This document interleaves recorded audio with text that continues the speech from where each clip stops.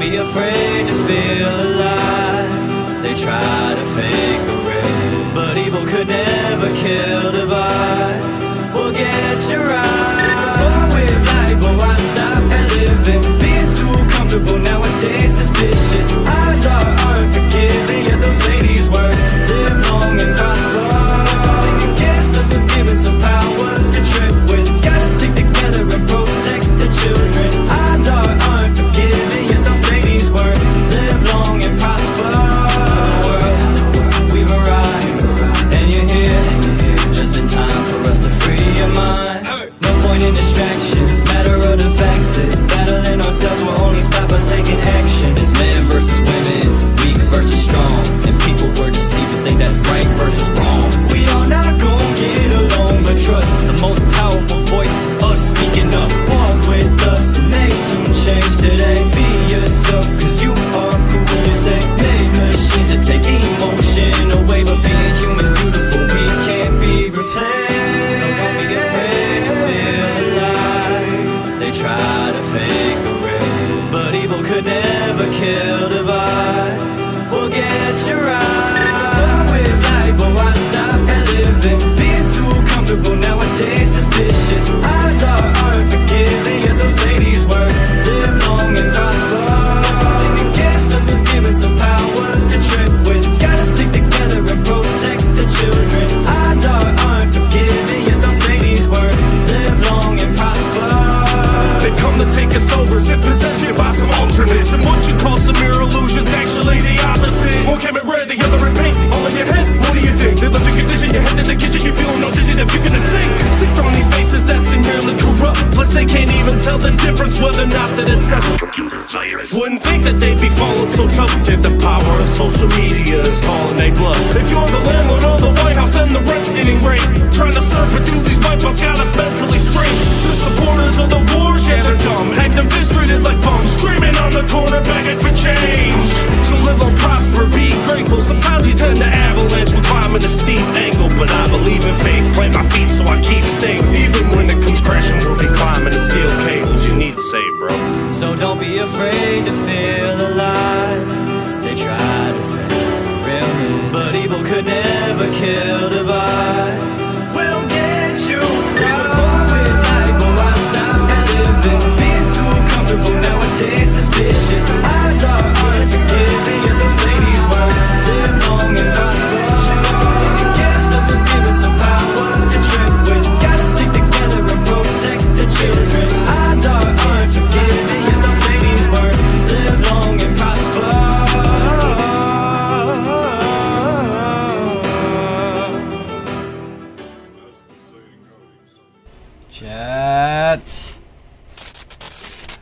Chat, we're here, we're back.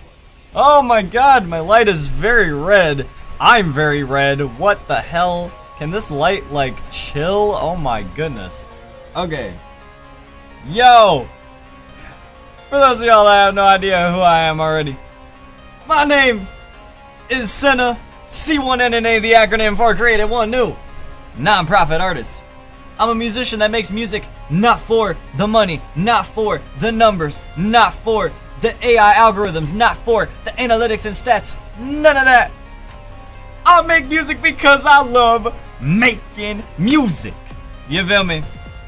What's good, Zalia? Hey man, welcome to the chat. Again, we're back. We are back. I'm finally back from the break. Thank God. I didn't mean to do freaking 2 Senna broadcast breaks in a row, but I had to just for the mental reset. Because as y'all can see, I got way more energy now. I had some good ass rest. I had a fat nap like today. Like, I don't remember. I woke up at like 9 today. What was it? Yeah, I woke up at 9, went over in like the rain to my dude's house. And I fell asleep probably at like 12-ish, I guess. So when that happened, I woke up at like 6. So I had a 6-hour nap on top of the 8 hours of sleep that I got after doing the Senna broadcast break.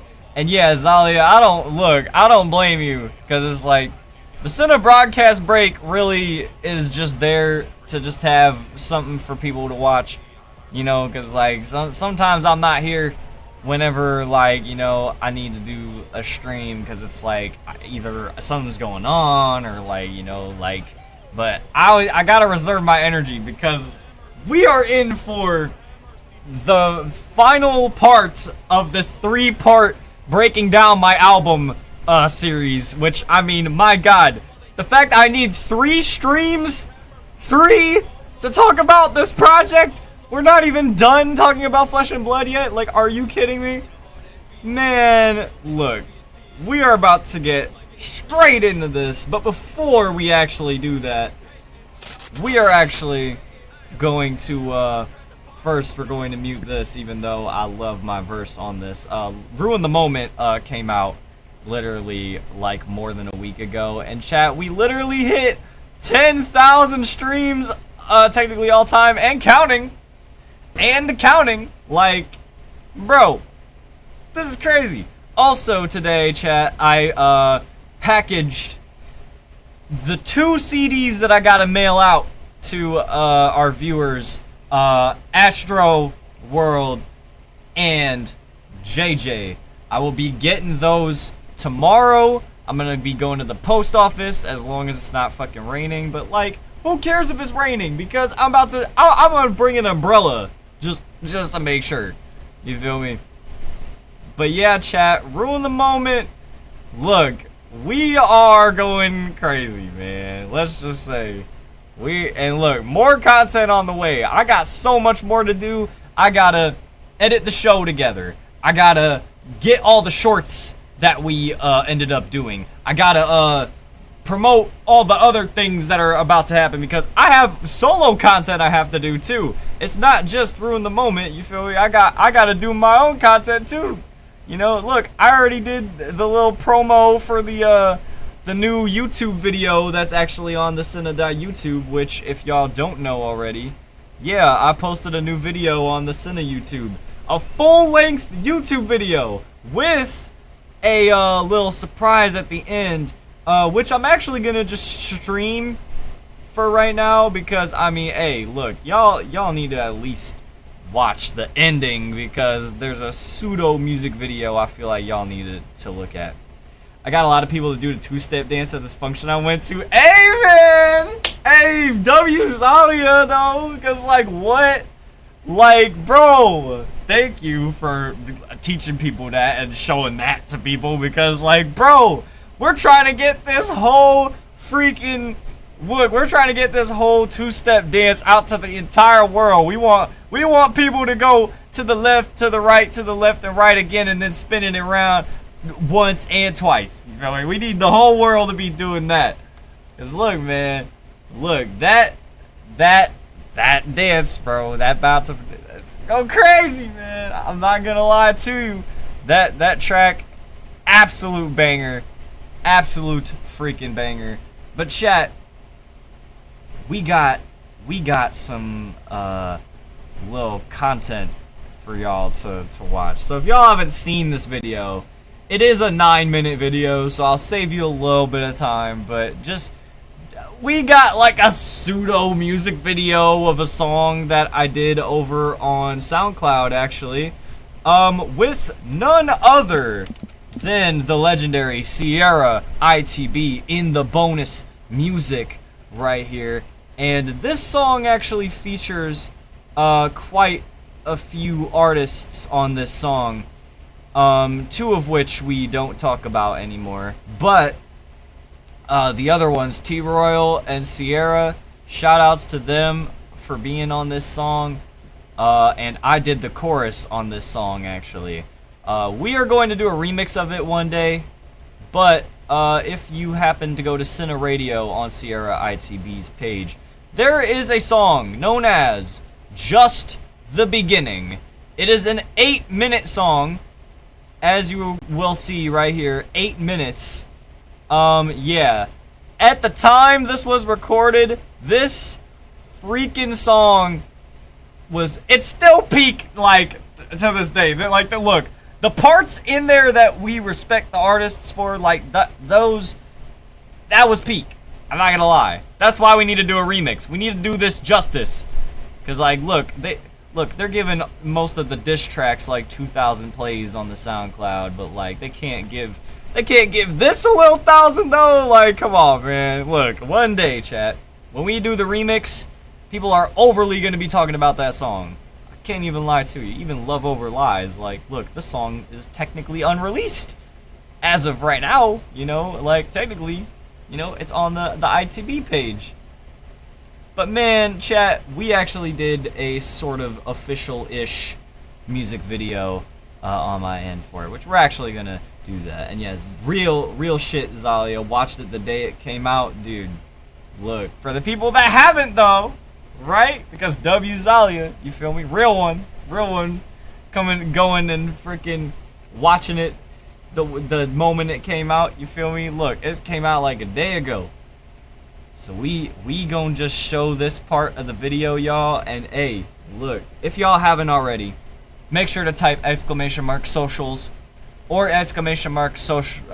Wow, I almost said the same one. !support to get to the allmylinks.com/C1NNA to be able to follow the movement, where you can follow all of the music pages right here, the socials, some little support tabs down here, which you can actually use to buy the Flesh and Blood album. Now, I am going to be updating this link because you are probably going to get a 1-year anniversary CD at some point, but you didn't hear that from me.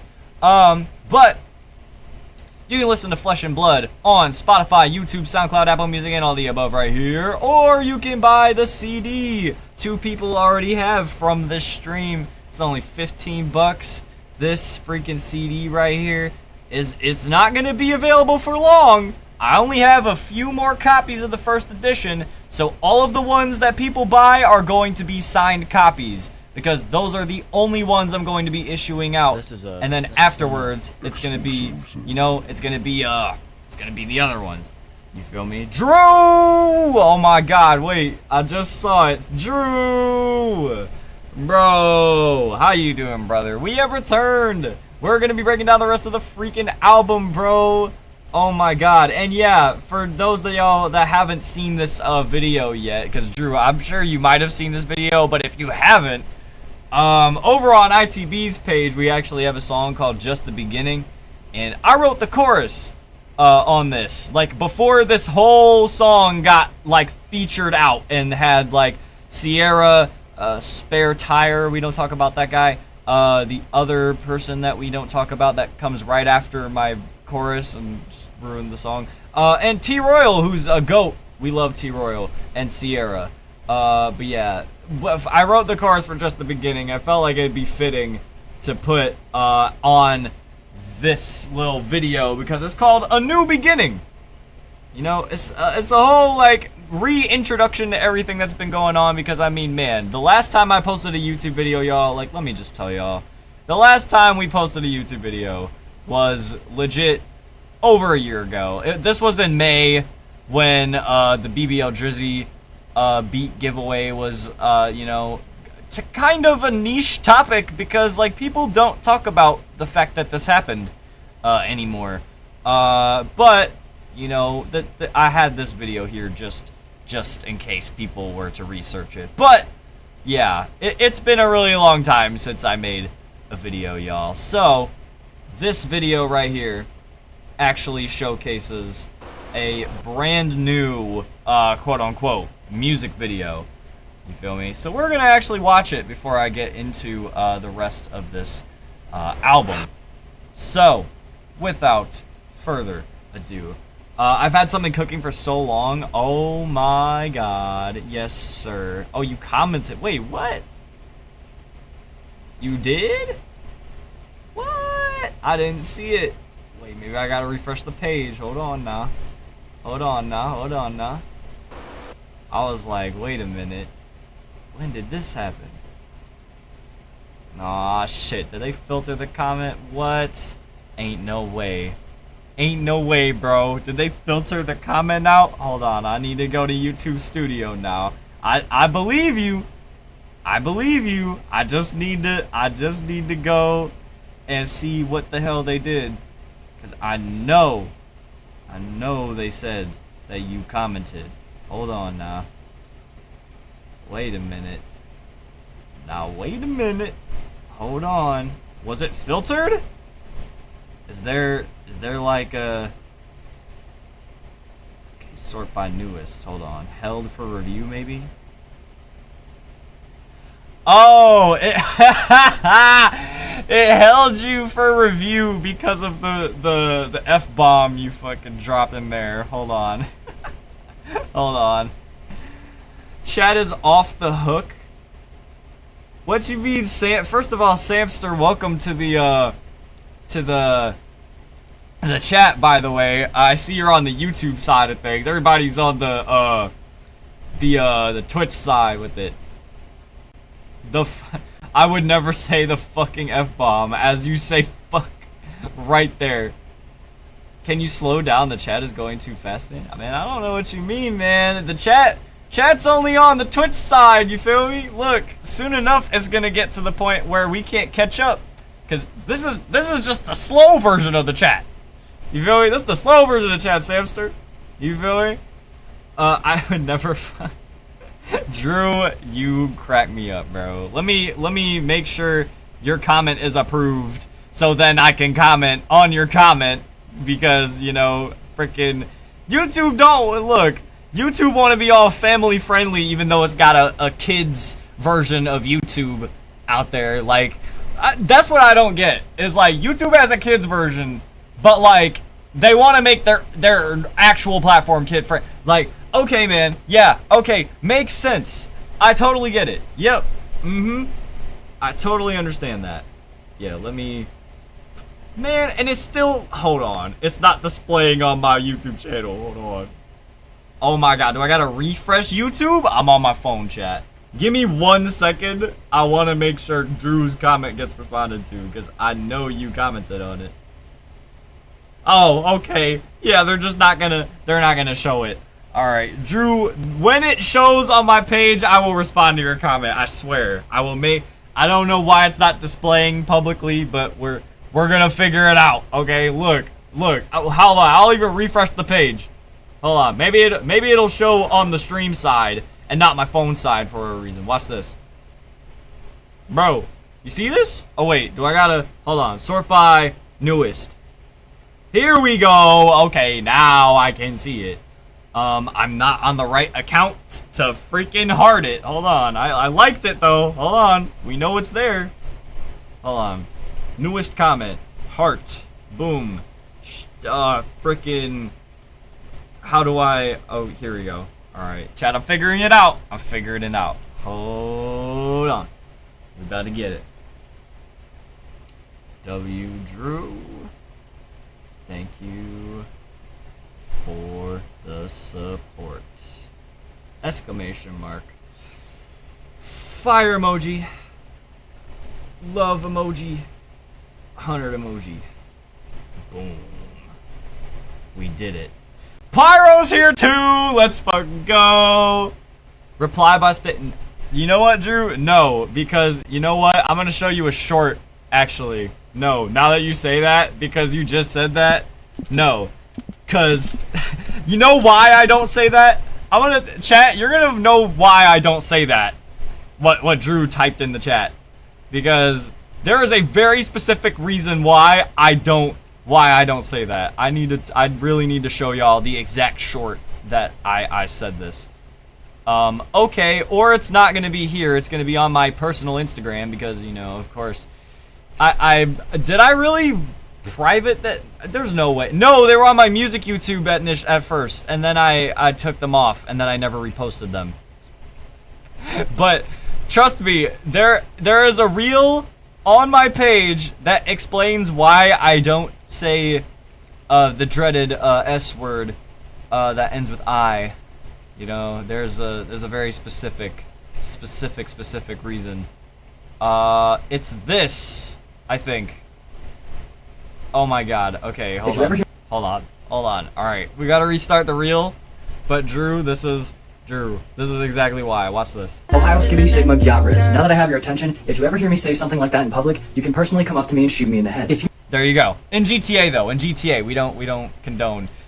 Yo, how many hashtags did I use? Oh my god. Wow, I was really content farming. Look, y'all know the method I tried to do? Listen, I was trying to do the method with it, you feel me? Hashtag rapper, hashtag rap music, hashtag rap artists, rappers, rap news, hip hop music, hip hop artists, hip hop news, new music, new artists, songs, artist on Instagram, artists, CapCut edit, YouTube, SoundCloud, TikTok, upcoming artists, upcoming rappers, underground hip hop, underground music, underground artists, underground rap. Oh my god, bro. That is way, like, listen, man. Back then, that's what I had to do. I had to do that many tags just to get any form of traction. I don't know how many views this actually, it got 26 likes and 2 comments. My engagement wasn't that great back then. Because obviously I wasn't, you know, as good at content as I was now. But yeah, let's just play this whole reel for, just to also celebrate the fact that All Nighter turns 2 years old. So let's hear this again. Ohio Skibbity Sigma Yacht Riz. Now that I have your attention, if you ever hear me say something like that in public, you can personally come up to me and shoot me in the head. If you got this while scrolling or you clicked on this, 2 things. 1, your music taste is immaculate. I'm actually releasing my very first album on YouTube and SoundCloud at 10 o'clock p.m. Eastern Standard Time. The album is called All Nighter. 2, I'd like to personally thank each and every one of you for supporting my music because the things you guys have done this year are incredible. Not only did you guys help me hit 100 subscribers on YouTube, last time I posted it was 44, but you guys hit 100 views on... Oh, that... I need to write down... That screenshot exists. 44 subscribers. I had a now we had 300,000. No, literally. We're gonna be freaking at that many very soon, yo. On a list. Trippin', Yap, Sprite, Dress Code, Invincible, Pop Smoke Remix, I Was, Terror, New Day, New Fam, and Turn My Tassel, which we hit today. Also Demon and the Zach Dre-type beat remix, which might have been hit last year. Lord. 200 views on Just a Shadow and All My Life, 300 views on Pre-Calculated, and then most shockingly, 27k on BBL Drizzy. Oh, it's even more now. It's even more than that. Chat, bro. It's so much more than that now. I think it's at 35k? Am I tripping? Hold on, I can see it on the homepage. Nope, it's at 34k. No. Don't play they're gonna copyright me. They're gonna copyright me. Okay, yeah. It's this. I swear to God, if I got copyright claimed just for playing those few seconds, I'm gonna lose my mind. But yeah, chat, yeah, BBL Drizzy got much more. We're gonna be at 67 million. Soon enough, bro. We're gonna hit, look, man, because look, they don't understand. Like, I might only be at the number that I am, but like, you know, look, they gotta stop sleeping on Cinna, man. I'm just saying. And still counting? I love you all. No Diddy, no Drizzy. Please have yourselves a... Did I really say that? Come on, Cinna. You know that's not, you didn't have to bring it up. Like, that, there's nothing wrong about that, old Cinna. Come on, man. This is how you know. This was a different Cinna back then, too, because I was using all these fucking tags. How many I might have hit the tag limit. I can't even lie. I think it was like 25 back then. That was Cinnabon talking there. Yo, Cinnabon is like dead, bro. Listen, y'all, hold on. Can I even like... Nah, wait, okay. Hold on a second, chat. I need to show y'all something. I'm not gonna play it. I will not play it, but Pyro, I'm just gonna like show something if that is alright. Because I mean, it's not gonna be, you're not gonna hear the verse. Bro, I don't need 2-step verification. I don't care about that. Where are my, can I have my videos that are like, where are my unlisted? Or, oh, I have to scroll on the pages. Okay, hold on. Wait, this is on the wrong channel too. Wait, can I, I can. Hold on. This is on my old YouTube channel, actually. Hold on, chat. Hold on. I know what he's pulling up. Yeah, bro. Look. The very first song that we did. Look, man. Y'all need to know, like, this. Okay, hold on. Okay, wait. Hold on. We're gonna just go to it. Nope. That also has a copyrighted beat, so if I do it, it's not gonna be on YouTube. It's gonna be on. It's a Twitch exclusive. When I hit 10,000 followers on Twitch, I will debut showing this. But chat, my verse was so. Listen, it was back then though. Look, and the mixing could have been better. All right, but. I just commented on your most recent YouTube video. Vet, Zalia. Yeah, I'm gonna respond to that comment as well. But yeah, this chat, ladies and gentlemen, would I like to introduce you to Pyrokami Drop Dead featuring. Wait, it doesn't say Cinnabon anymore? I thought I had it like that. Did I really change the name of it out of spite? Are you serious? Oh my god. Wait, hold on, chat. No. There's another track that has my old name. Unless I didn't change my name yet. No, I did, because you called. Yeah, I was called Cinnabon. Oh my god, did I really? Wait, okay, chat, hold on. You're not allowed to hear this. I need to switch audio properties, because I just need to hear if I said Cinnabon. Okay, I know you are saying I did, Pyro. I just need to hear it for myself. Hold on. Please tell me y'all didn't hear that. Hold on. I'm just gonna. Okay. Oh my god, my fucking mix sucked too. Wait.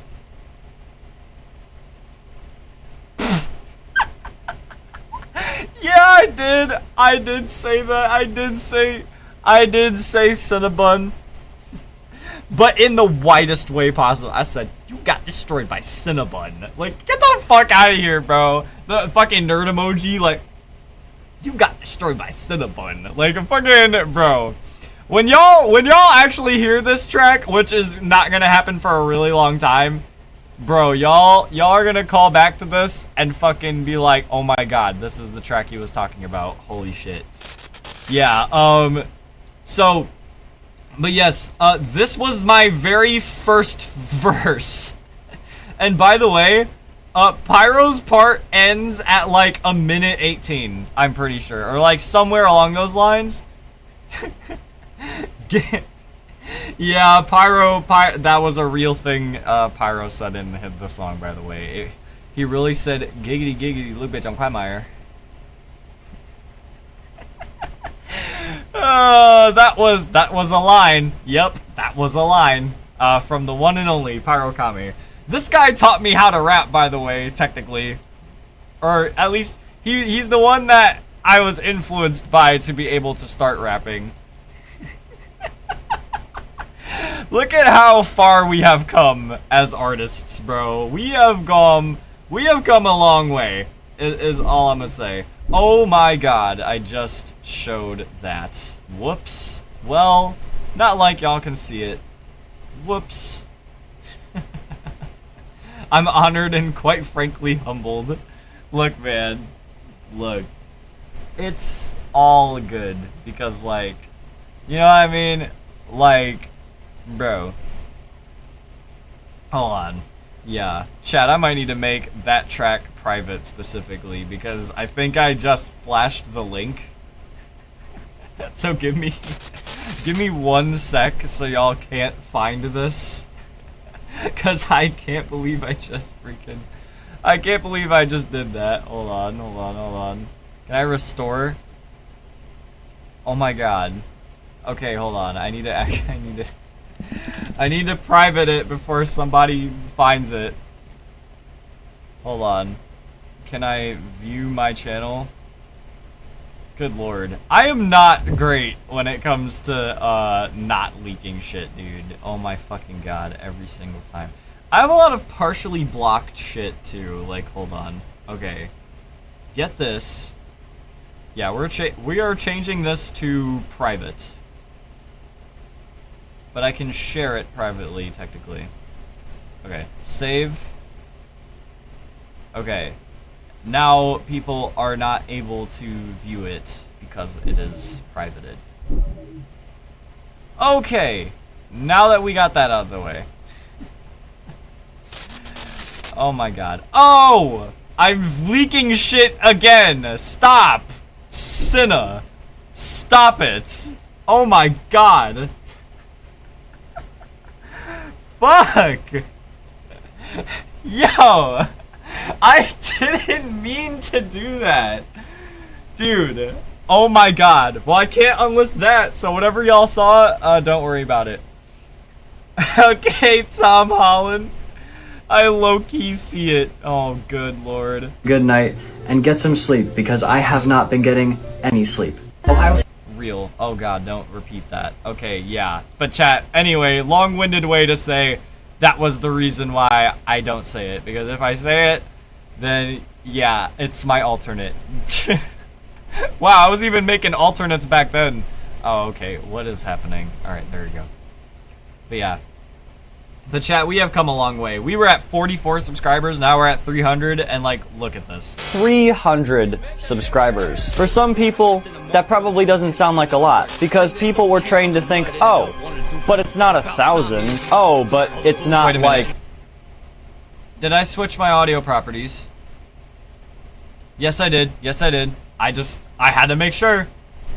You know, sometimes I don't. We're replaying the reel. 300 subscribers. For some people, that probably doesn't sound like a lot, because people were trained to think, oh, but it's not 1,000. Oh, but it's not like 1,000,000. It's only 300. How is 300 not a lot? Put yourself in a room with 300 people in it, and go talk to every single one of them, and get them to like what you do. That's not that easy.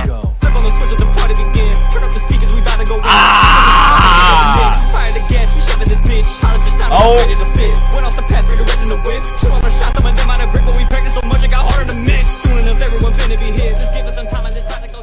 This motherfucker said there's a I almost said a number named after the movie. There's a movie named after that number. Yes, there sure is. Oh, there sure is. Absolutely, there is. Bro, yeah, thank you, Zalia. Yeah, freaking bro. I low-key kind of cooked when I did that. This is Cinna! And it's fucking, the difference just fucking starts playing. Instead of like the kick down the pit, it's like it's just the fucking, the horns playing in the background with it. Bro. Oh my god. Yeah, freaking Young Avatar even commented on this. Shoutouts to freaking Young Avatar, dude. Oh my god. I haven't heard from that man in so long. But also because I haven't been over at ITV for a minute. I've been kind of like solo. Like, but yeah. That would be crazy. Look, we got some more content coming out, bro. Look, we can even make it a fucking edit. Bro, the likes! Bro, like, our engagement's going up, bro. It is low-key going up. We are almost at 300 followers. And by that, I mean, we need 2 more followers to officially be there, because as soon as I hit 300 and I announce that I have 300 followers, someone's gonna unfollow. It always happens. It literally always happens, and that's why we are not gonna be there until that. My English, Pyro. No way you actually accidentally typed English. Oh my god, that's crazy. I can't believe it. Man, chat, listen, once again, if y'all aren't already following the movement, I mean, look, you can type !socials or !support to be able to go to the allmylinks.com/C1NNA to follow all these wonderful pages right here. And if you want to follow Zach the Terror, I mean, you can also I mean, you can type the allmylinks.com, but you can also, hold on, .com/Zach the Terror. And here it is. And he still needs to put Ruin the Moments Instagram on the freaking thing. Why has he not put, oh, but he could say Ruin the Moments available right now and to follow us at Ruin the Moment 216. But you don't have the link! Zach, please! I'm meeting up with this guy tomorrow to talk about some plans for Missouri's show. Oh yeah, what is Missouri's show, you ask? What am I referring to? Well, I'm so glad you asked, because Saturday, August 22nd, at the detonation stage in Mother Nature's Riverfront Retreat, and whatever this is. It's in Missouri. We are going to the Gathering of the Juggalos. Oh, and guess what? It gets even better, guys. The Gathering of the Juggalos. Listen, man. Y'all need to know. We are on the website. The website right here. This is a Cinna exclusive. You feel me, Zalia? Look at this. Ruin the Moment is on the Gathering's official freaking website, dude. We got Spin It Rounds video here. Banger music video, by the way. Edited by yours truly. Bro, we are going absolutely crazy right now, man. And it's all thanks to you guys. Thank y'all so much for just everything y'all have done. The support that y'all have been giving us. Cause man, look at how far we've come, man. Like this is absolutely insane. Like, you know. But yeah, I think it's about time now, chat. We get to the main event. We are going to be covering the rest of Flesh and Blood. Now, as for what I remember, we were on Honor. We finished Honor, and so we are now going to the second half. 6 tracks. You would think it would be a shorter stream because I have 6 tracks to cover, but no, it's not. These are long songs, alright? They're almost 5 minutes. You feel me? But, yeah, bro. Chat, we are about to get in to Flesh and Blood. Part 2 of breaking down this whole album, because, good lord, there's so much I need to explain and cover throughout this whole thing. So, without further ado, chat, let's get into this. All Grown Up, the song talking about my cousins, and for those that don't know who my cousins are, this right here is actually the picture. I should have been saying who everybody is in this picture as I was going, but this is my cousin Kyle right here, and then Anthony is like in the back with it right here. And you will remember those names because I say it in this song right here. So let's actually, oh, and also hold on, yeah, because there's another thing I gotta show. Where is it at? Flesh and Blood's instrumentals.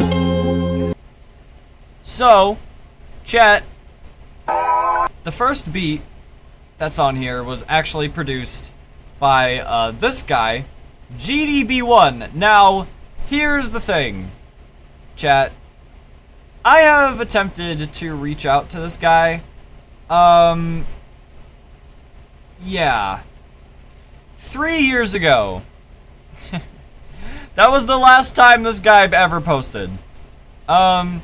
So, when I bought this beat, you feel me? RTK about to be 3 hours alone? No, literally, dude. Like, we're gonna be up talking about this. You feel me? Yeah, this producer that I got this beat from has not posted in 3 years. Obviously hasn't responded to the emails that I sent him either. And the thing is, chat, I was originally going to use a completely different beat. It was supposed to be an MF Doom beat, though. I wanted it to be like a boom bap kind of thing, and like for it to transition into the other really cool beat that I found from none other than Agrenius, who produced the second part. This beat right here. Same guy that produced the second beat of Honor, same guy that produced Just a Shadow. This man is a legendary part of the Cinna catalog. Oh, and he produced Not Myself. He produced Eyes Open. Yeah, bro. W catalog of frickin' production on my end, like, with him, because, like, dude, Agrenius has gone crazy. And yes, you can find the full VOD with Flesh and Blood's breakdown, part 1 on the other YouTube. Thank you, Pyro, for reminding me. Yes. We did break this down before this right here, so if y'all want to actually watch that, boom, here you go. Breaking down my album Flesh and Blood, and also the 300 the music YouTube subs special, where I broke down Flesh and Blood in this stream, specifically the promo. The promo was the one that I broke down here. This is me breaking down the track list. And yeah, as you can see by the length of these VODs, dude, like, come on, man. I think we're about to have another 6-hour stream on our hands, which is a W. Oh my god, we literally just passed 144 videos, and it, like, literally, I should have looked to see how many there were. We, like, just passed it, so, like, I didn't have a chance to even see it turn 144. But yeah, chat, we got some stuff to talk about with All Grown Up, because that's kind of the one that some people were like, oh, what the hell is happening? So, you're gonna get a lot of context on this song. A fuck ton of context, if you will. So, let's go, chat. Let's turn this up and start playing this, man. Oh, okay, or don't start playing it, because where's the audio? Oh, it's because it's up here. I was like, come on, man. Okay, now, All Grown Up.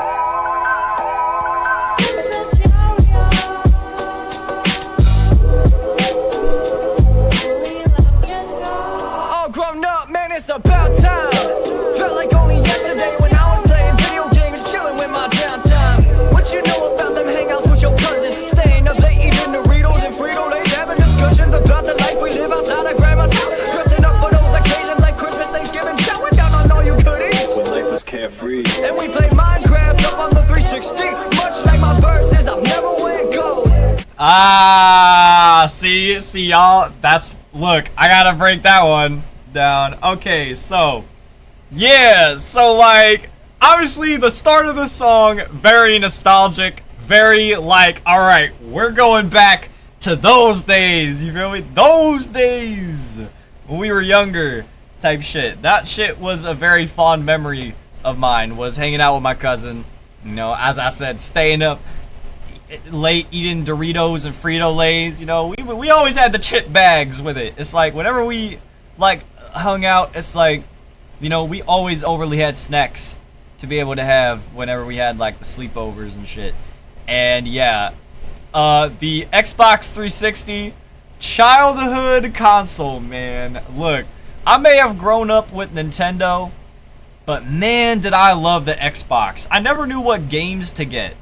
Like, cause I was very much like a Mario like kind of guy. Like I liked the Nintendo games a lot, but yo, the Xbox, bro, I was playing Minecraft. Oh, that was my introduction to Minecraft right there, man.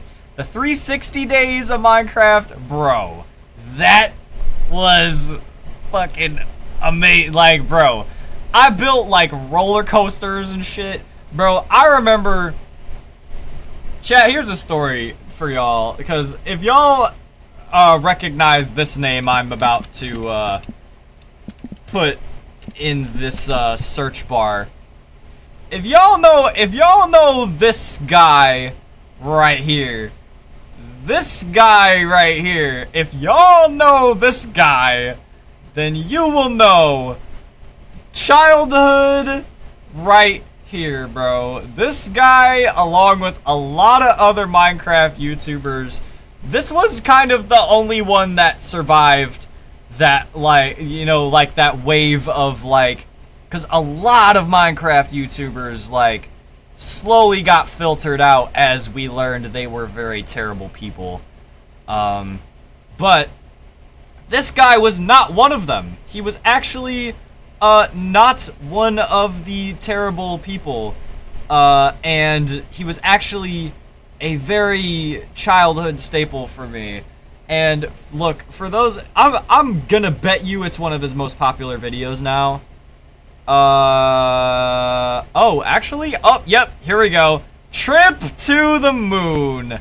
Wow, chat, let's talk about this video right here. Now, I'm gonna just play a little bit of it for nostalgia's sake, but bro, I'm about to be 13 years ago, bro. You know how old I was? I'm 21 right now. That means I literally was like, oh my god, how freaking old was I? So if it was, dude, oh my god. So Pyro was 13. Damn. How old was I? What the fuck? Oh my god. Wait, was I 8 when this came out? For real? I was 8 years old, bro.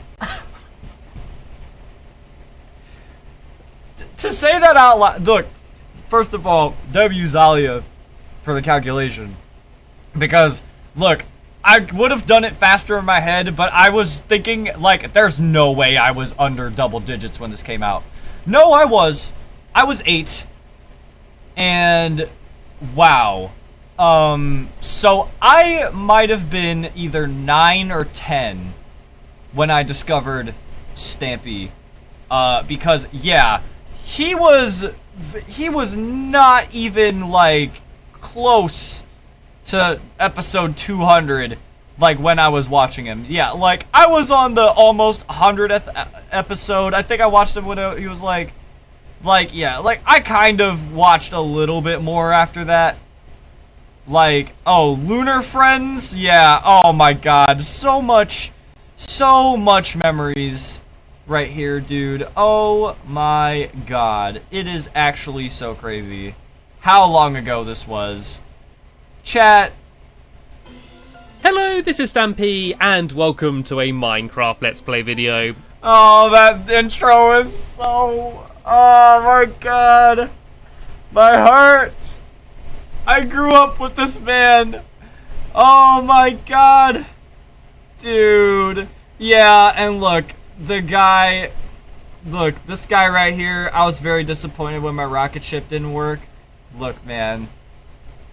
I remember when this guy was building his rocket ship. Now, this is what I saw, chat. Are you ready for this? You're about to see what I saw, because I genuinely believed you could go to the moon in Minecraft once I saw this. Listen, I have to play this for y'all just to tell y'all, bro, you have to understand. This was this deep.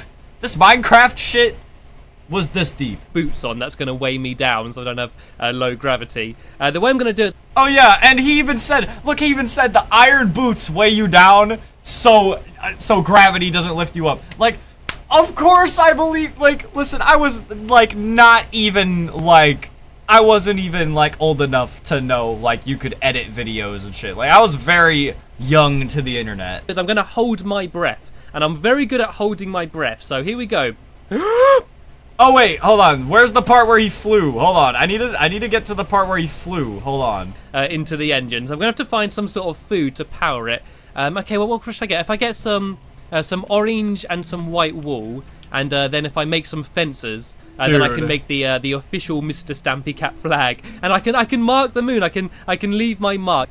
Look, you see what's outside? Hold on, where is the part where he was in front of the window? And that should power the thrusters, and then hopefully I'll take off. So shall we do this again? Shall we go and try and have another takeoff? Right, here we go, attempt number 2. We will launch in 5, 4... Watch this. 3... Watch this, chat. 2... 1. Okay, here we go. I can hear the engine starting. There's the thrusters, and we've taken off. Like, we you have see launched. that? Goodbye, lovely world. I'll see you soon. Bro. Mr. Stampy Cat is finally going for a trip to the moon. I am here riding through space on the world's first ever cake powered rocket ship. I feel very honoured right now. And this is amazing. Look how beautiful it is with all the twinkling stars ahead of me. And we're going to descend. We're just about to land on the moon. And we have landed. I'm on the moon. Look. I'm actually on the moon. I'm the first cat on the moon. What? Like, bro, that was peak when I saw that back then, chat. Bro, that shit fucking... Yeah, okay, man. Like, that's fucking great. One of them was exposed. Yeah, I remember that, man. I remember when, Lee... It was L for Lee. Yeah, bro. Dude, I was mind blown. Bro, yeah. Fucking... Dude... When I initially saw this video, chat, I don't think you understand. I literally went back into his older videos to recreate the rocket ship block by fucking block. I, like, analyzed this video. Like, so, like, listen. I put so much attention to detail, bro. I'm talking about the unfortunately named. Wait. Which? Oh, wait. Hold on. Oh! The Minecraft YouTubers I grew up with were the original gang in Rooster Teeth. Oh. Oh, okay. Yeah. Yeah, you're talking about the other one. Yeah. Yeah. Crazy. Yeah. Yeah. That's crazy that he was even named that, bro. It's okay that you were 8, so now I wasn't even born. Yeah, but like, dude, listen. This shit was deep for me. And I was at my grandmother's. I brought the Xbox over. I was with my cousin, Anthony. We were young.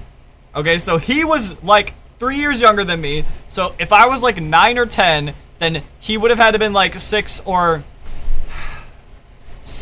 7 years old. Yeah. Fuck that Ryan. The Ryan on this screen is awesome though. This Ryan right here, the RTK, this Ryan is awesome. But yeah, bro. Freaking I recreated this fucking rocket ship block by block, right? And when I flipped the lever, I was like, yo, why does it not work? I did everything he said. I did the cake power. I put the cake. This man said it was cake powered. I did the right fuel. I promise you, I did the right freaking fuel to be able to do this. Bro. When I say I was very upset because I was like, why is it not working? What? Because then I showed my cousin Kyle. So Kyle, in this album cover right here, this man's older than me. Because I was showing him, like, dude, my rocket ship isn't working. What do I do? And he's like, oh, well, show me everything that you did. And I'm like, yeah, I, like, recreated it. I did the thing. And I flipped the lever, it's not working. And he was like, well, how did you get the idea to build the rocket ship? And how do you know it works? I was like, because I watched this video, right? And then I showed my cousin this video. And I don't know if he noticed or not, if it was edited, but he might have not. He might have genuinely not known it was edited either, because he was like, what? Like, his reaction sounded genuine, like, to me. You know, maybe it was, like, exaggerated at the time, I don't know. But he was like, yo, what? Like, how is it working in that video, but it's not working on your end? And so I was like, I don't know. And then I then came to the conclusion. Well, actually, no, because did he film this in which was the, yes, this was the Xbox 360 edition. So it wasn't like this was like modded, right? Like, you know, but I was like convinced because I knew like there were mods and everything, right? So I was like, wait a minute. Did he like mod his Xbox 360? And I swear to God, I was like looking online to see like Xbox 360 mods, and like none of this came up, obviously. They might have had like the world seed for like Stampy's World. And when I think I actually did that. I found the seed for his world and I typed it in, and I'm like, Chat, this is how young I was. I swear to God, I thought if you typed the seed to the world, it would have everything he already built in there. Like, look, you can't blame me for thinking like this. Because I was young, okay? I wanted the magic to be alive. I thought that possibly if I got the world seed to this guy's world, Stampy, bro, I would have found a way to, like, get to the moon. And I'm like, because this is not the end dimension. You can see, like, this is too big to be the end dimension. There is no pillars. There's no, like, out of bounds that you can see. Like, this was a custom map. I definitely feel like this was a custom map right here. So, it's so weird to me. Because then I'm also thinking, well, wait a minute. Because here's my thing. Here was my thinking. Because I'm like, did this guy, like, build this rocket ship twice? Or did he use, like, world edit? Like, because I don't know how this would be I don't know how this works. Like, this is a genuine thing, like, now. Because I'm thinking, so he built this entire rocket ship in his actual world. And I'm like, was he really dedicated enough? Like, I would think he is, because, look, it's Stampy. Stampy loves making, like, he will do anything to keep the magic alive, man. Like, he really convinced us back then as children that, like, this stuff actually worked, that he did. And so, I literally, like, was like, hold on now. Sorry. Astro! By the way, W Astro, #1. #2, Astro, tomorrow, as long as it's not freaking raining, I mean, whatever happens, though, I will be mailing over the CDs. I will be getting it to you. I have it packaged. Finally, I have all the stuff to be able to do it and mail it out. So it's coming your way, brother. I got the packages for it. So now I just got to go to the post office and get it there. But yeah, I was just breaking down the fact that I said in All Grown Up, I had those days when I was with my cousin playing Minecraft on the Xbox 360. And I was talking about how on the Xbox 360, first of all, when I consumed Minecraft content, right, this was my guy right here, Stampy Longhead. Like, bro, there was chat in school. This is so head ass. I actually, like, got very good at doing an impression of him to the point where I swear to God, I think as a joke, I tried to convince people that, like, I was actually, like, the voice of Stampy Longhead. But obviously, people were smart, and obviously this guy's face is on the internet, so that didn't obviously work out. But, like, bro, Mixie in the chat too. What up, Mixie? Yo, oh my God. Yo, we're going on some nostalgia trip right now while I'm breaking down this album. Because, like, bro, this was my childhood. And it's the fact he's still going. Like, he is still, to this day, making content. And it's actually, like, obviously he's not getting, like, millions of views like he used to. But, like, I mean, hey, look, the thanks for watching, like, video, like, people, look, because they didn't have this then, and then it's like, people were like, oh no, wait, final episode of The Lovely World, what? Ain't no way. And, yeah, there's a map download, too. Like, dude, at some point, I'm wondering, would this actually, is this map, like, for PC and shit? Because, like, he had to have, like, relocated this on there, too.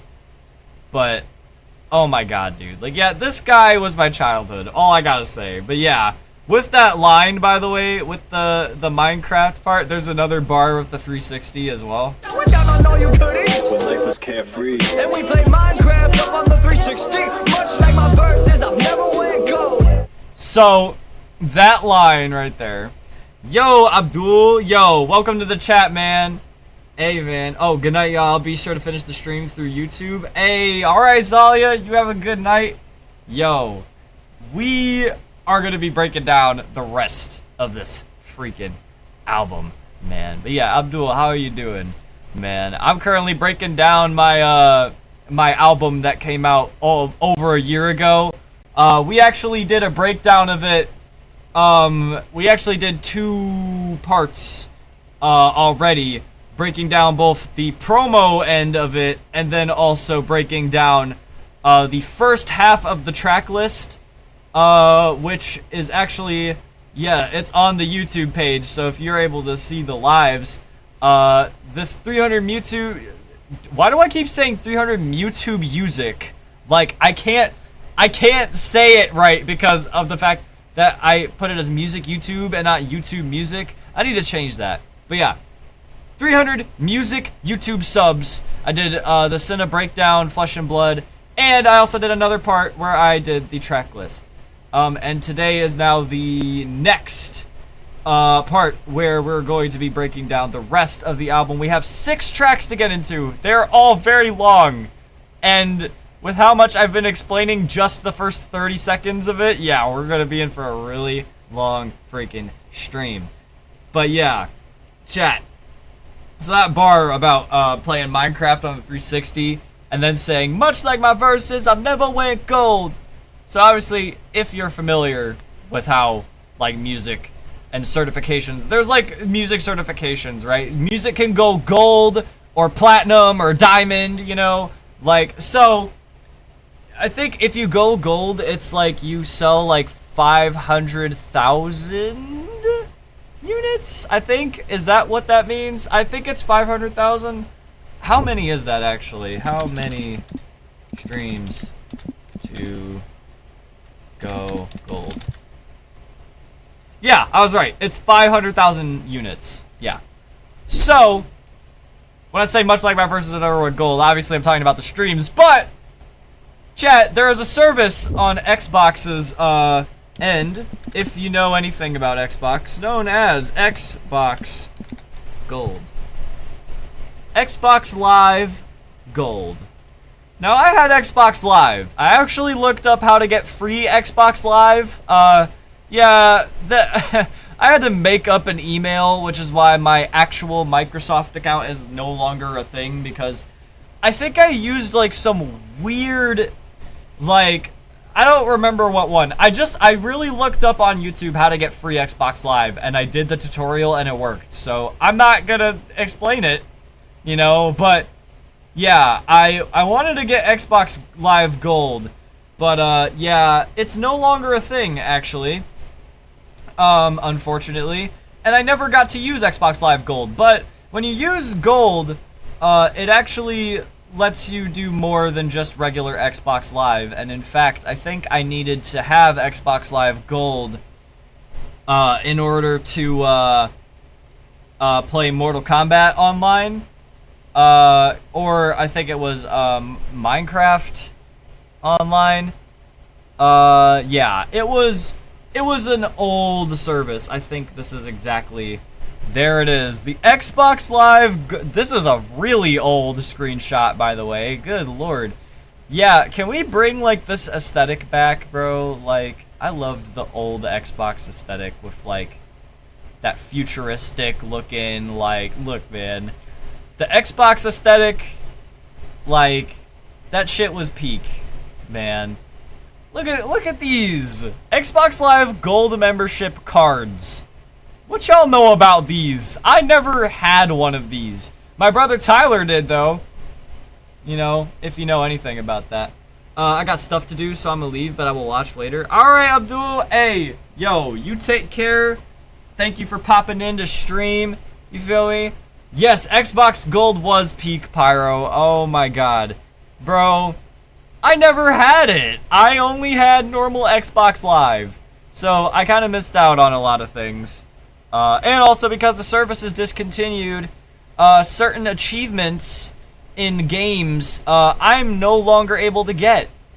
Which is really sad, because it's like, that means I'm locked out of 100%ing a lot of games on the Xbox, specifically because they had online achievements. Like, that's so dumb. Like, I feel like they should have at least, like, taken out that, you know? Free game per month is really peak. I wish I did that. I got to play Dishonored and Just Cause 3 with gold. Dude. Oh my god, man. Yeah. Well, much like my Versus Spyro, I never went gold, unfortunately. Which, you know, it's crazy. Because it's like, bro, the 360's so peak, and I will honestly I will need to find a game to stream. I will be playing you know, I should stream Mortal Kombat 9 on the 360. That would be really peak. Now, obviously, I couldn't play it online with anybody, but I could at least stream me trying to do Expert Ladder. That would be funny. I feel like that would be really hilarious. And then y'all can see what character I play in Mortal Kombat 9. Because that game is peak. That game is peak, bro. Maybe even Minecraft, the Xbox 360 edition. If Nintendo did what Gold did, I would willingly pay $60. No, facts. If we got a free... Look, they're using the excuse, though, that the other games that they're giving us, right, with Nintendo GameCube and Nintendo DS... Well, DS didn't come out yet, but... the Nintendo, like, all the other older games, like, that's their excuse for it.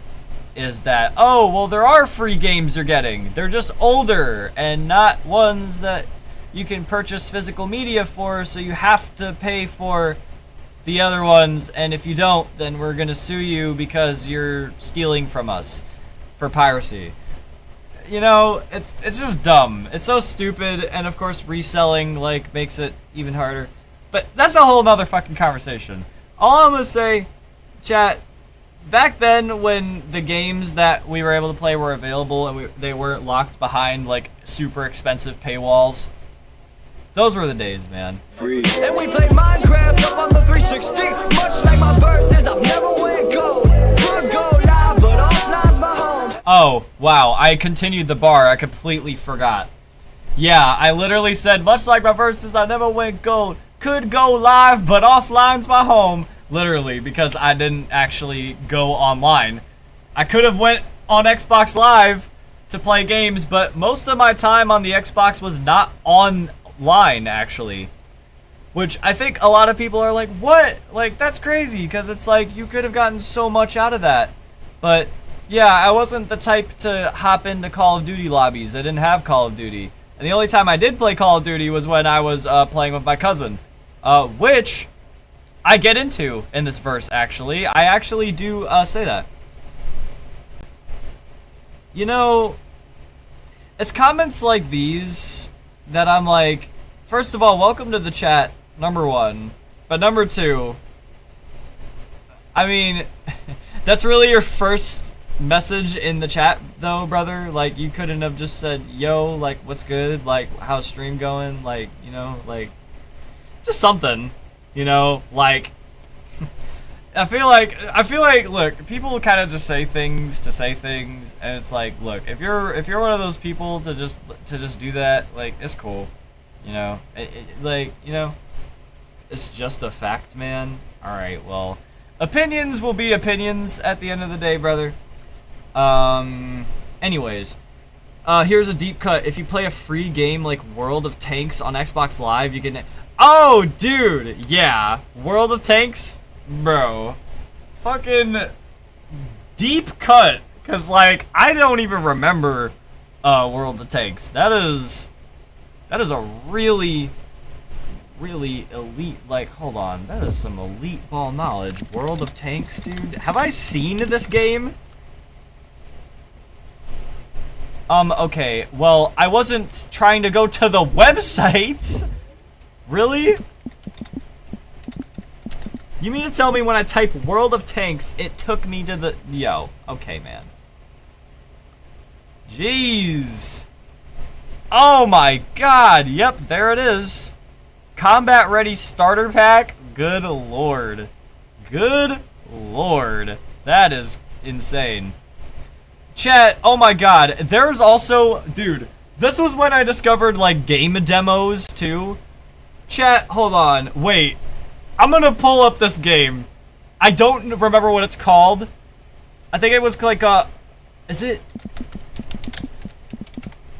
Oh my fucking god.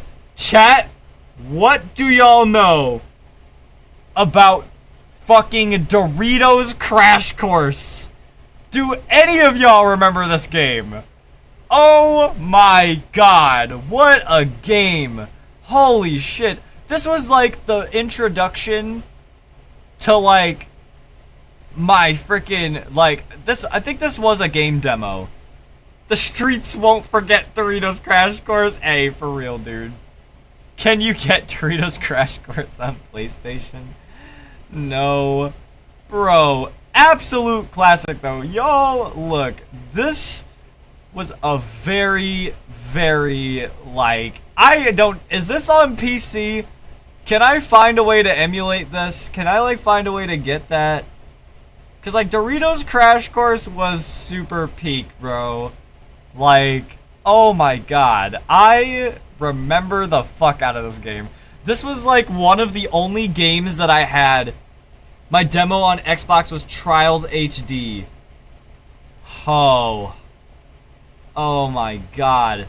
Oh my lord. Brother. Trials HD, bro. Oh my god. Now that is some elite ball knowledge, man. Good lord. Yeah, chat, the one time, yeah, fun fact, that's how I discovered Minecraft, by the way. Minecraft Xbox 360 edition, I discovered what Minecraft was through the 360. That's how I learned what Minecraft was. And that's how I also learned people made videos on it. Or no, I think I discovered it through videos first. And then when I realized it was on the 360, I'm like, wait, I can play Minecraft too. Oh my god, I can play the game with my favorite YouTubers. Little did I know, they were completely different versions. Like, I learned about it through, unfortunately, Sky Does Minecraft with all of the mods that he did. Dan TDM was a good one, though. Dan TDM, I love the Diamond Minecart.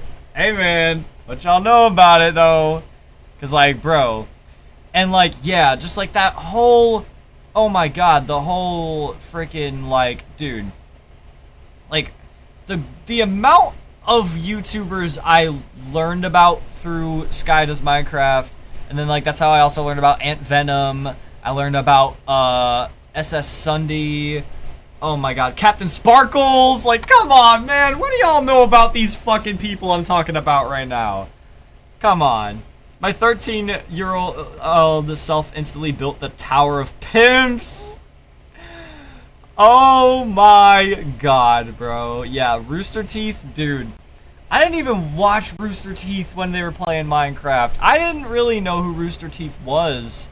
I don't remember what I watched from them. It might have been a gaming...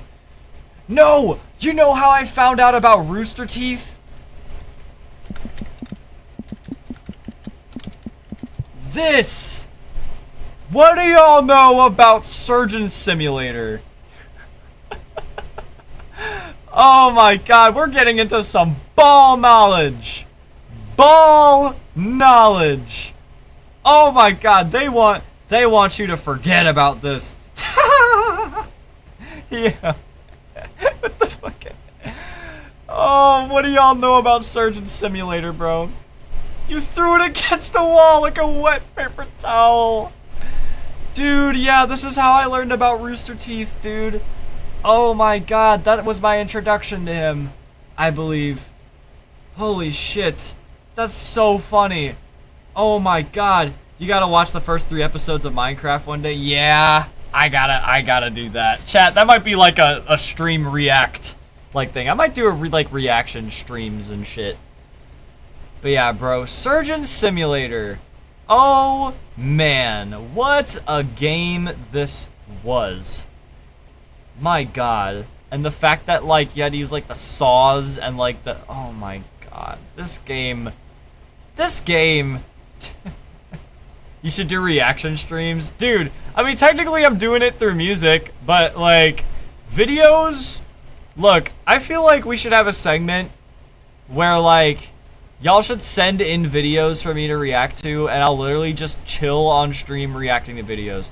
I think that's when I'll get the Discord set up, because once the Discord's set up, that'll be way easier for y'all, so then y'all don't have to post links in the chat. But, yeah, bro, oh my god, and then the one with the teeth, bro, good lord. Shh, I dentist now, and optician too, good freaking lord. Yeah, the eye surgery, bro. Oh my god. I didn't even know they did Surgeon Simulator 2. Like, oh, I remember the space one. Oh my god. Chat. Surgeon Simulator. Alien mode. Oh my god. What do y'all know about this? Dude, ball knowledge. Do y'all remember? This was a big deal. Oh my god, the alien one. Yeah, and the Let's Play. Oh my god. Dude. Let's Play. Bro. Oh my god. Yeah, oh frickin' PewDiePie played it? Yeah, you know. You already know that was a thing. Oh my goodness gracious, dude. Like, bro. This is some ball knowledge, bro. If y'all know... This is a Cinna exclusive. Like, what the frick, dude? Oh my god. That's so... The fact there's an Alien Surgery Simulator 3D app on Amazon, bro. Okay, man. Cause, like... Can we have, like, the fucking... The red circle, like, meme? Like, who is this? Who... Do we know you? Who is this? I have never seen this before. Chat. Listen, man, the good old days. PewDiePie was always a Minecraft YouTuber. Yeah. Yeah, man. PewDiePie, bro. Man, that is some... Listen, man, the trifecta of YouTube when it was PewDiePie, Markiplier, and Jacksepticeye, and then, like, all of the other... Like, YouTube was so peak back then, man. Oh my god. Can we bring back YouTube before it was like AI centric and like the algorithm was like worse and like anybody could like just make YouTube videos? Like, come on, man. Imagine we were in the era when YouTube was good. If we were in that era right now doing the stuff we're doing, bro, oh my god. Like, could you imagine? Bro. Oh my god. That is a crazy pull. Uber Haxernova. Wow, I haven't heard that name in so long. Oh my god. Jesus, I forgot about that name. What are they doing now? What the hell? Dude, that name is so old for me. What is their most popular? Dude! Oh my god! And the animated ones? Bro. Holy shit. I forgot about Uber Haxanova. Brother. Oh my god, that is a name I haven't heard. Holy shit. And he still posts. You broke the wool. Dude. Holy fucking shit, man. Wow. This is so... Wow, man. Chat, we would be here for hours if we kept fucking talking about these old YouTubers that we used to watch. But like, man, just listen, man. This is, look, one day we're gonna be the channel that people talk about where they say the exact same shit. Where they're like, dude, do you remember when Cinna was doing those fucking like album breakdown videos? And like, do you remember when he fucking like clipped this guy like fucking being an idiot on stream. Like, bro, we're gonna get to that point one day, chat. This is just the beginning. Like, and this video being like the one everyone's like, bro, this is the one that people are gonna talk about. Holy shit. Oh my god. Look, chat, we gotta keep going. Like, I'm gonna be here. Yeah, bro, I'm gonna be like, you know, fucking ball that day. Yes, dude. Bro, for real, when they start saying, bro, remember when Senna fucking did this shit? Like, and they say that, like, years down the line? Like, bro. Oh my god. Just wait. Chat, it's gonna happen. We're just not living in the reality of it right now, but trust me, in a timeline that happened, it already happened. But let's fucking keep going, chat. We gotta keep breaking this down. Go live, but offline's my home. There's things that like that hit so different when you're with your pro. Facts. Me and Anthony was picking up those controls. The greatest person, Shaq and Kobe. Hey! Sweet life, Shaq and Kobe. Hey! That's a blue box, macaroni. Hey! In the driveway, like a Tony Hawk Pro Skater with them kick flips. Biggest. Bro, oh my god, bro. Oh my fucking god. Yeah. So, yeah, I'm referring to Anthony in that case, because when I say the greatest pairs of Shaq and Kobe, yeah. Bro, me and Anthony, bro, listen, I don't know if he watches the streams or if he, like, but listen, shout-outs to my cousin, man, because, like, that was my homeboy, man, my day one, before any of this shit even happened, and we saw every era of our personalities, bro. Every era. We know, like, the ball knowledge like that shit is to us, bro. Oh my god. It was so crazy, bro. Yeah, and living that sweet life, Zach and Cody. I mean, listen, if you don't know what that bar is, I mean, come on. Come on, man. The sweet life of Zach and Cody. Listen, I didn't watch this entire show, but, like, I knew about it, and I definitely turned it on Disney Channel at some point when these were the fucking, the sitcom Disney Channel shows. Bro, Sweet Life of Zach and Cody, man. Oh my god. You know there's a DS game for this? Hold on. I actually watched a brief video on it. Yeah, there's a Sweet Life of Zach and Cody. Wait, are there two? Oh my god, there are two? Wow. Oh, there's a Game Boy Advanced one? Wow, man. They really made games off of this. Circle of Spies. Wow. The fact there are games of this freaking... What is this? What are those? What are these? Why do they look like that? Oh my god, what the fuck? This was the Game Boy Advanced game? No shot, dude. What the fuck? Or is this the DS game? Dude, I don't know, but what was that art? What is that? Jesse is so peak? Yeah, you're right. GBA? Yeah. They made it for the Game Boy Advanced, bro. I didn't even know that. What the actual fuck, dude? Wow. Loki gonna turn Jesse on my TV now? Oh, dude, for real. Like, I don't think I've watched Jesse that much either, but that was, from what I know, it's pretty peak. It is pretty peak. What is this art? Who is this? Is this fucking the guy from Mulan? Who the fuck? Who is this? Can I open this in a new tab? How do I do that? Dude, can I open image in new tab? Who is bro? Why does he low-key look like he's about to fucking defeat the Huns? Like, hold on. What the fuck? What is that guy's name?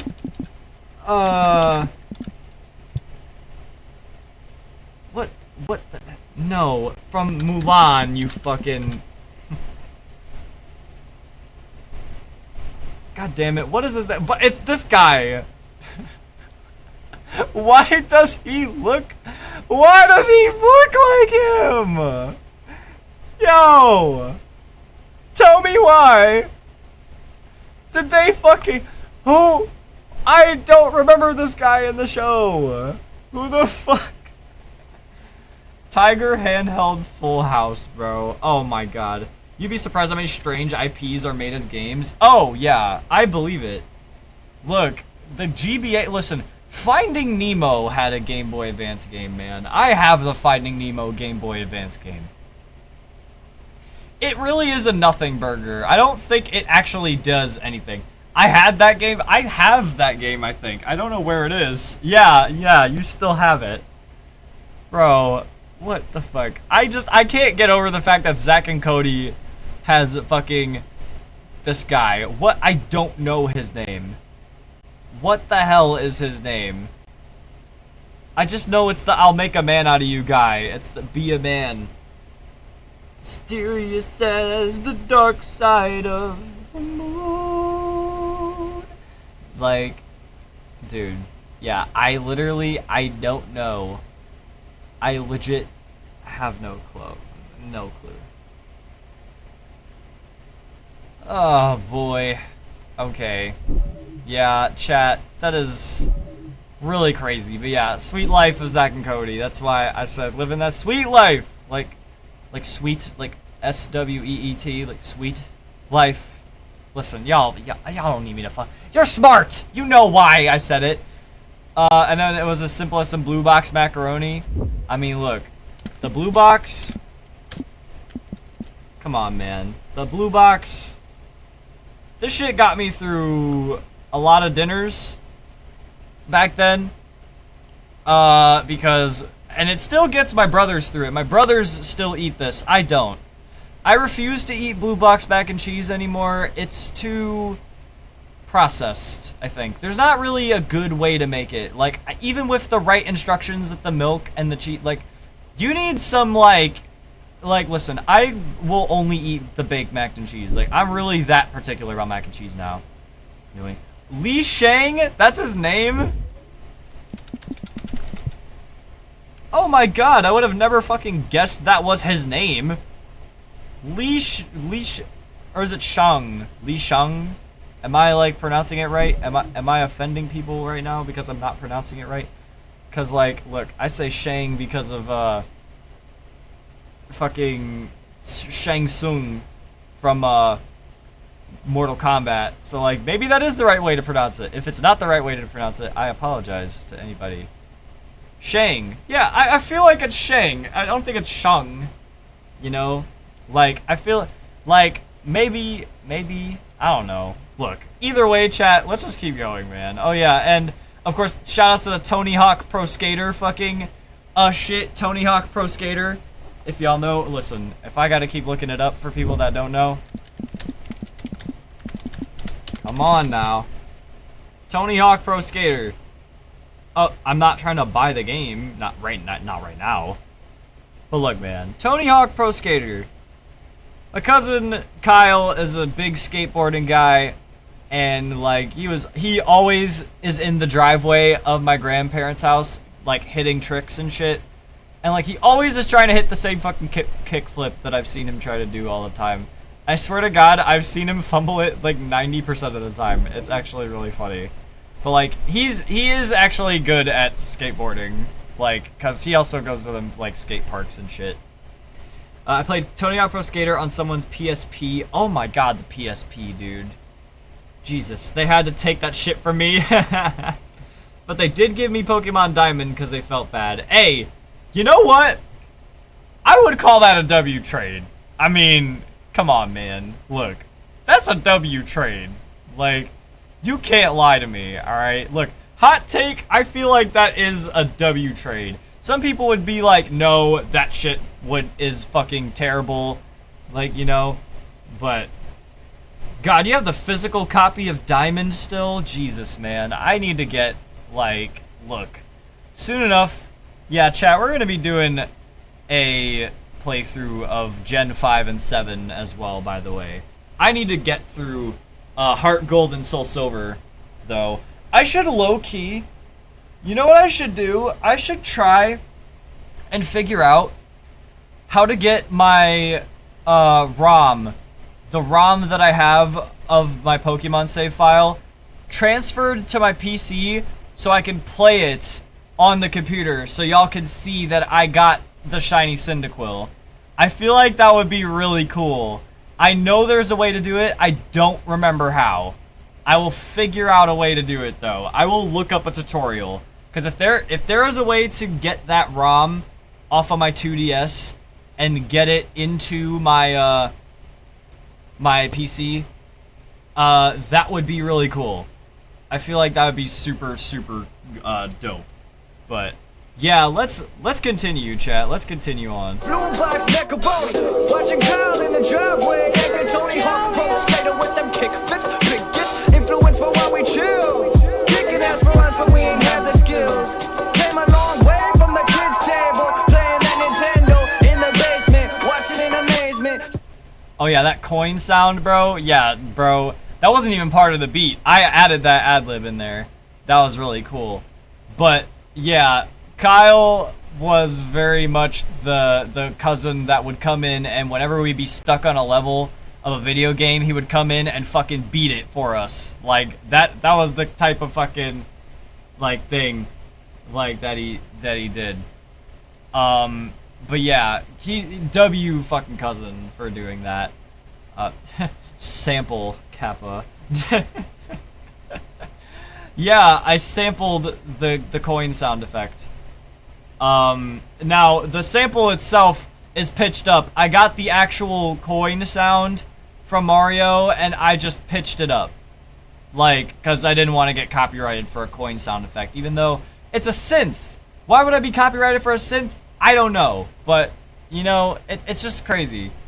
But yeah, he fucking did that. Oh, also, yeah, this is another mention of the table in this, by the way, because Welcome to the Function mentions the fact that we're sitting at the table, right? And then it's like, at Honor, I mentioned that if we played at the dinner table, that if we played Honor at the dinner table, he would come to make an appearance, because obviously he has passed at the very old, like, he lived a very long life. Rest in peace, great grandpa Leo. But this is the third time I mention a table, but it's actually the kids' table, because I also mention it in Welcome to the Function, because I mention the part where I say, brother sitting where the kids sit. You know, when I say the part where my brothers sit, yeah, my brothers used to sit at the kids' table. in their almost 30s. Yes, they still had to sit at the kids' table. I think they still do. To this day, like, that's a thing. We sit at... The way my grandmother's house is laid out, chat, is...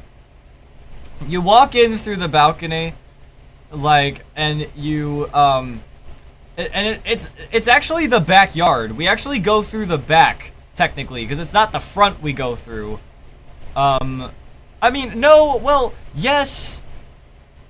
It's a really weirdly laid out house, because the way that it is that the front isn't actually... The front of the house, when you look at it from the front, it looks like that's the front door, but it's not. It's the side door.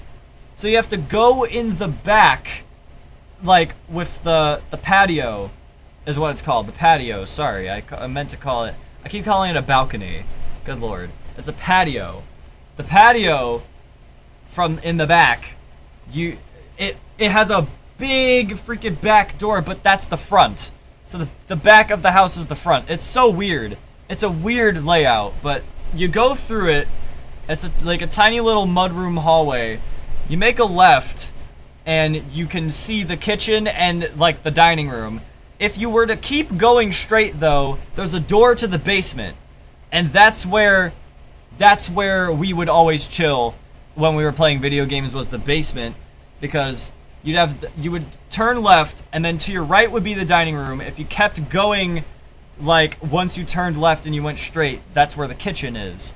And then if you looked to your left in the kitchen, that's where the kids' table would be. So it's like the tables were pretty relatively close to each other, where it's like you could hear conversations from the other table while like the kids' table would be like there, you know. So it was a small like square table with like 4 chairs. There used to be like a high chair there, which is actually a stool. It was like a padded, like blue plaid stool with like white legs on it. And like I loved that seat. Like I think that was the seat that I always got whenever I was a little tiny child. Now obviously I don't sit in that chair. I sit in the actual chairs because I grew up. Obviously I'm all grown up, man. It's about time. You know, like fucking like that's the whole point, you know, of the song, is that like that's what we did back then though. And so fucking, oh my god, what was the line? So it was, kick it ass roast, we didn't have the skills, came a long way from the kids' table, playing Nintendo in the basement. Well, hold on, can I go back and how did I deliver that? What did I say? Kicking ass for us, but we ain't have the skills. Came a long way from the kids' table, playing that Nintendo in the basement. There we go. Watching in amazement, seeing our bigger cousin playing that Call of Duty, past the controller like D-ball. I was never good at shooting. Ah, there we go. There it is. Yep. We played Call of Duty. My cousin, that was my introduction to Call of Duty. My cousin is the reason why I even knew what the game was. I never bought it. And also, I don't think my parents wanted me to have it. Specifically, my mom. Because she's like, oh, that game is so violent. Oh, like, violent video games. Like, she wasn't like that parent that was like, violent video games are like the devil or nothing like that. That was a real conversation back then, chat. It's like that violent video games, if they were M for mature and they showed blood, it's like you would convert to like hailing Satan or some shit. Like it was a really like funny time in history when people genuinely thought like that shit correlated to that. And like in a way kind of, but like it's so rare. Like, dude, it's not even like, Zach, you're fucking here. Not at 5 in the morning. Holy shit. Yes, sir. Wow. Pyro, I didn't even know you typed that. Where did you? That shit wasn't even on my end. What the fuck? Wait, what? Oh, wow, there it is. When I grow up, you know what I want to be? Take a seat. Let me tell you my ridiculous dreams. I want to rap. Yeah, I know it's hard to believe, and I can lie though. But I'm okay with it. I admit the lyrics are weak. I can lie though. But yeah, bro, chat, listen. Huh? YouTube? I didn't tell you to do that. Nightbot. What the fuck? You're tweaking, Nightbot. The fuck? Yeah. Yes! Yes! Oh my god. Really? Bruh. Hold on. No. Fucking really? Why do I have these? Nightbot, you suck, bro. Oh my god. Really? Fuck you, Nightbot. I just got told what to do because I used all caps. Okay, I think you can use all caps now. I think you're good now, Zach. I turned the moderation off. Fucking Nightbot, get your shit together, dude. I did not tell Nightbot to do that on purpose. I promise. Okay. Yeah. Yeah. NF, bro. Chat, would you believe me if I said originally I was influenced by NF early on in my career? My god. Whoop, whoop, whoop, whoop, whoop, in all caps. Yes. Yes. I feel like you can type in all caps now. I feel like there's not a reason for it to not do it. But, yeah. Chat. Listen, my influences back then, I'm not gonna go too long on a tangent, chat. I do that all the time, I know, and I'm sorry for people that are like, just get to the fucking album. But like, I just really need to tell y'all, like, bro, back then, yeah, listen. Oh my god, we don't talk about this song. Yeah, if you heard shit like Demon, or, oh my god. Terror's still public on my SoundCloud, so if you really wanted to, you could probably fucking hear it in that. Yap is private now, so you can't hear. Oh, I was definitely an NF beat, I believe. Yeah, chat, I was very much influenced by NF at a point in time. And, now I'm not. And, you know, it's more so just like I discovered more artists that were not NF that I was just kind of like, oh, I could do more with this, you know? Can we perhaps hear venting on the Cine radio? Chat. So, Zach, elite ball knowledge, and the thing is, venting is deleted. That song is completely gone. That song does not exist. I don't even know if there is proof that it exists anymore.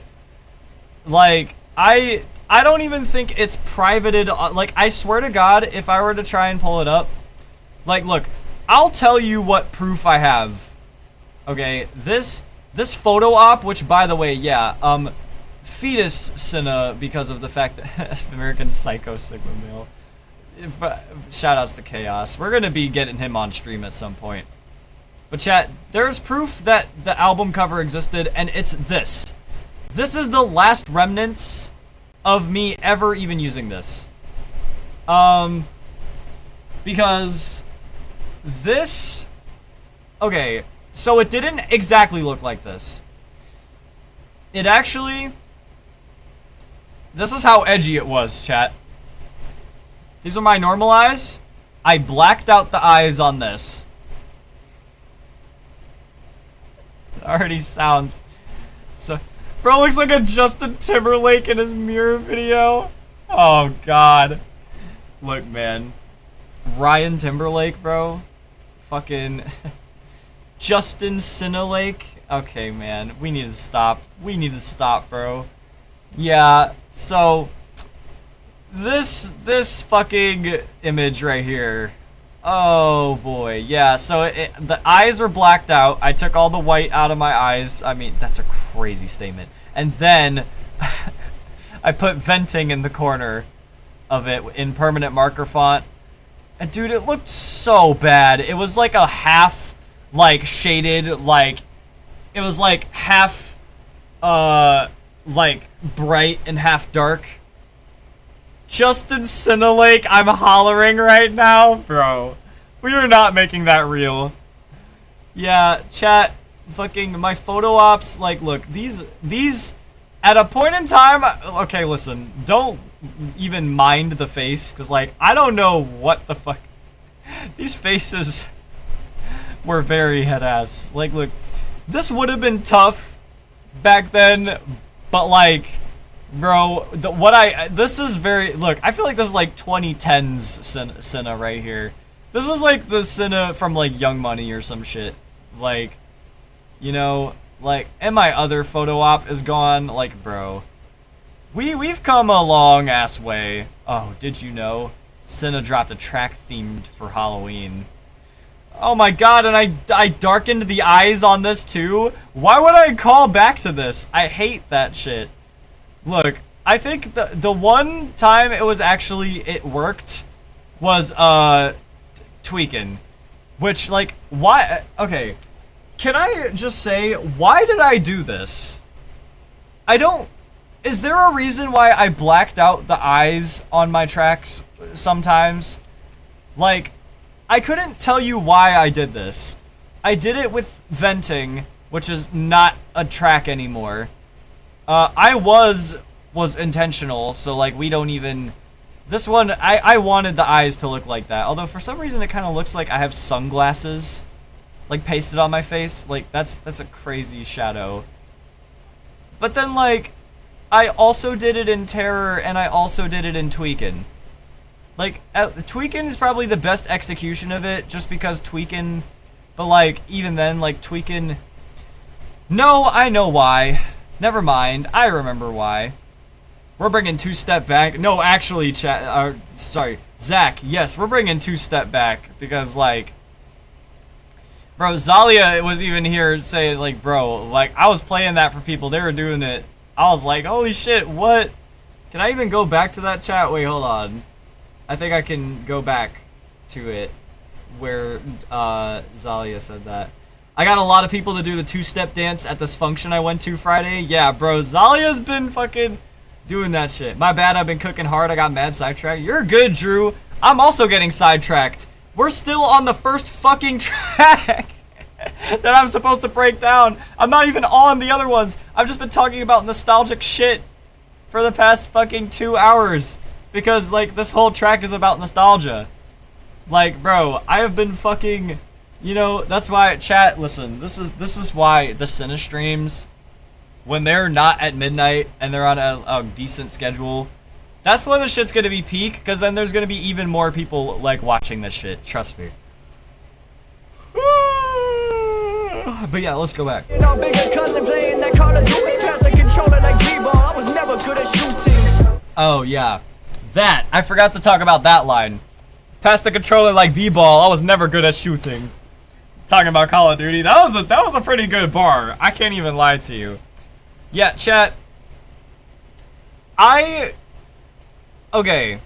Here's how I work when I play basketball, right? I'm very good on defense. I can't really make a shot for shit. I can kind of do it, but like I'm way better when I'm like doing like a 2v2 or a 1v1. I'm very good at defense. Like that is my fucking bag. I can lock people down specifically because I don't play basketball. Fun fact, chat, if you're not good at 1v1s in basketball, you don't fall for all of the moves that people do in basketball, which is why I'm able to lock people down. You know what I mean? Did you mention our 7-week stack? Yes, I did. Zach is bringing up the fact that we hit 10,000 total streams, by the way. Just as a reminder for people that weren't here earlier. Ruin the Moment, which is our recent album with me and Zach the Terror, right here. We hit over 10,000 streams, and yes, we actually hit it across all of them. So, like, these are the numbers across all of the platforms. And they're only going up. Like, SoundCloud definitely got way more after this, especially because Fly on the Wall just also hit 1,000 streams. It's crazy. So, yeah, this number isn't even accurate now because it's going up, you know? And obviously, with how the YouTube works, it's like these were counting the music video and everything, so I put the star here. But, yeah, chat, we hit 10,000 total streams on Ruin the Moment. I mean, dude, we are going absolutely crazy right now. And, like, dude, I mean, look, you see this crowd? Bro, fucking Pittsburgh went crazy, Cleveland went crazy. Bro, look at this fucking image, dog. This shit is meme material. This looks like almost like the Spider-Man pointing meme. Like, that shit is great. And this image right here, bro, iconic. Iconic, bro. Like, the fact that this image worked out so well that if you couldn't tell we weren't opening up for Insane Clown Posse, there's literally a bag in the background from somebody that we got in the shot that says Insane Clown Posse. How perfect is that? How fucking perfect is that? 92 monthly listeners on Spotify, by the way. Yes. Yes, dude. Yeah, the Spider-Man pointing meme. Dude, we fucking... Look, man. This screenshot is so iconic, bro.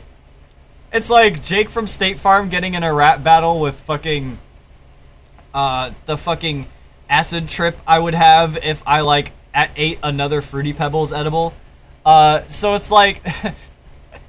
So it's like in GTA. Yeah. But yeah, fucking 92 monthly listeners, bro. We are almost at 100 monthly listeners. Are you kidding? They call him Luca. Don't do shit. Yo. Yeah, bro. Me on defense, bro. I lock people down. You tell me to shoot the ball, it's not happening. I would either get blocked so fucking fast, or I would miss. I would airball before I would make a shot, bro. I've done it so many times. I so badly want to show you these because I know how to continue this. I want to know how to continue this second beat. I mean, Drew, next stream that I do, or actually no, the stream after that, because I'm going to be doing a gaming stream. But, Taboo from Smash Bros. Brawl. No, chat, because you need to know what he's talking about. Hold on.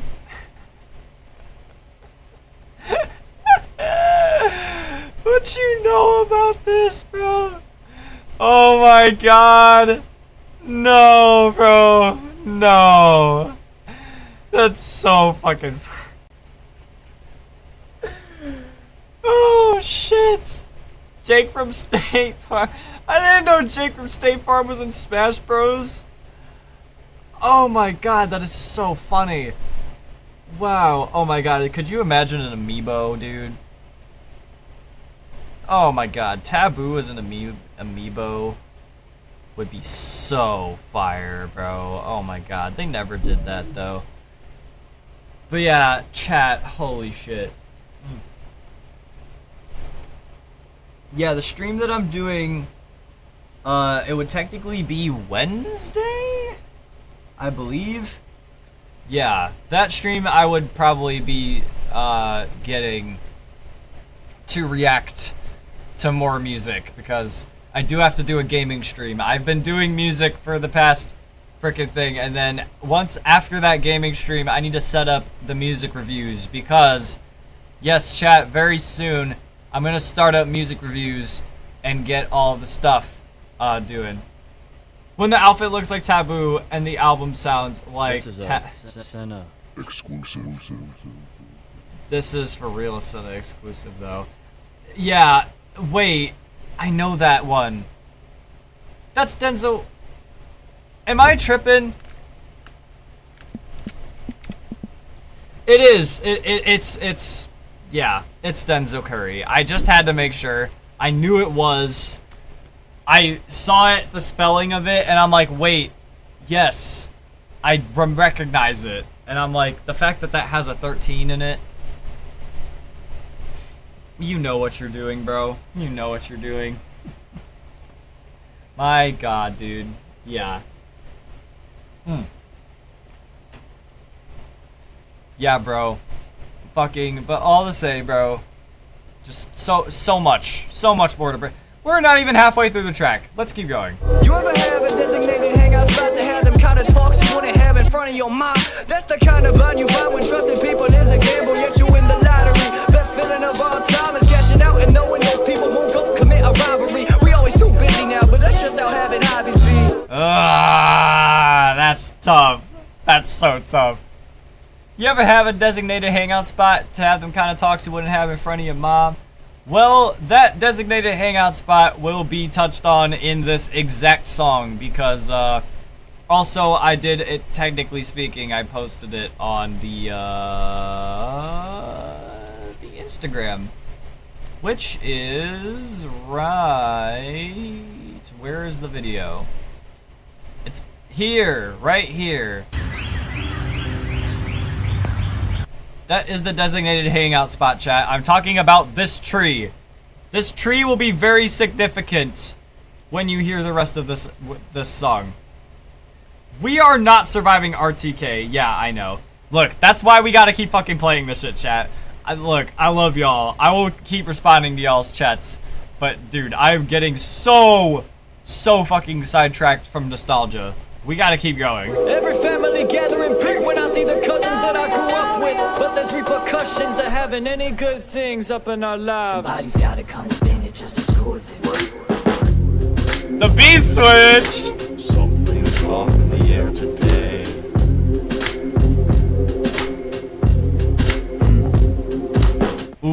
Yeah, chat. If you listen very closely, like, I'm talking like, you will barely be able to hear it.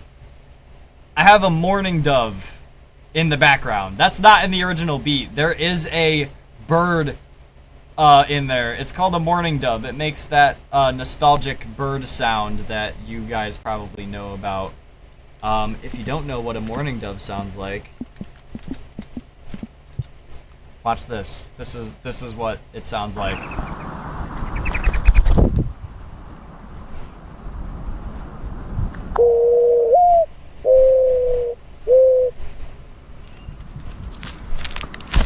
There it is. That is the most iconic bird in the world, chat. I am calling it right now. It is the most iconic bird in the world. Because, I mean, like, look, everybody's heard that sound. Everybody knows what fucking bird that is if you live over here. You know.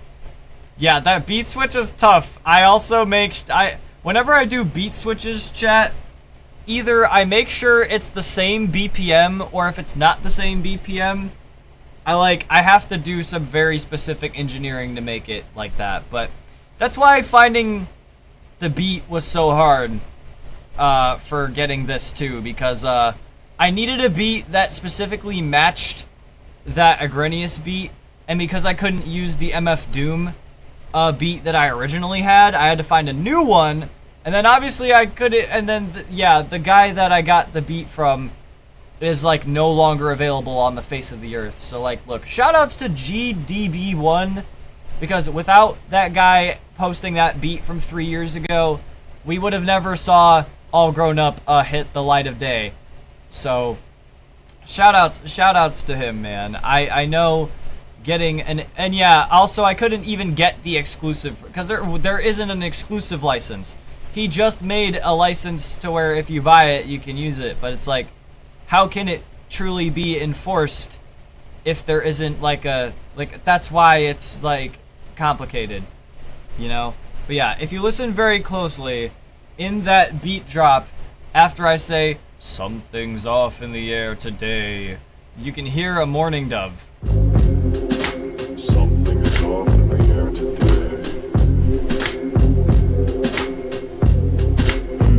It's like more on the right side of the headphones, but it's like very faint.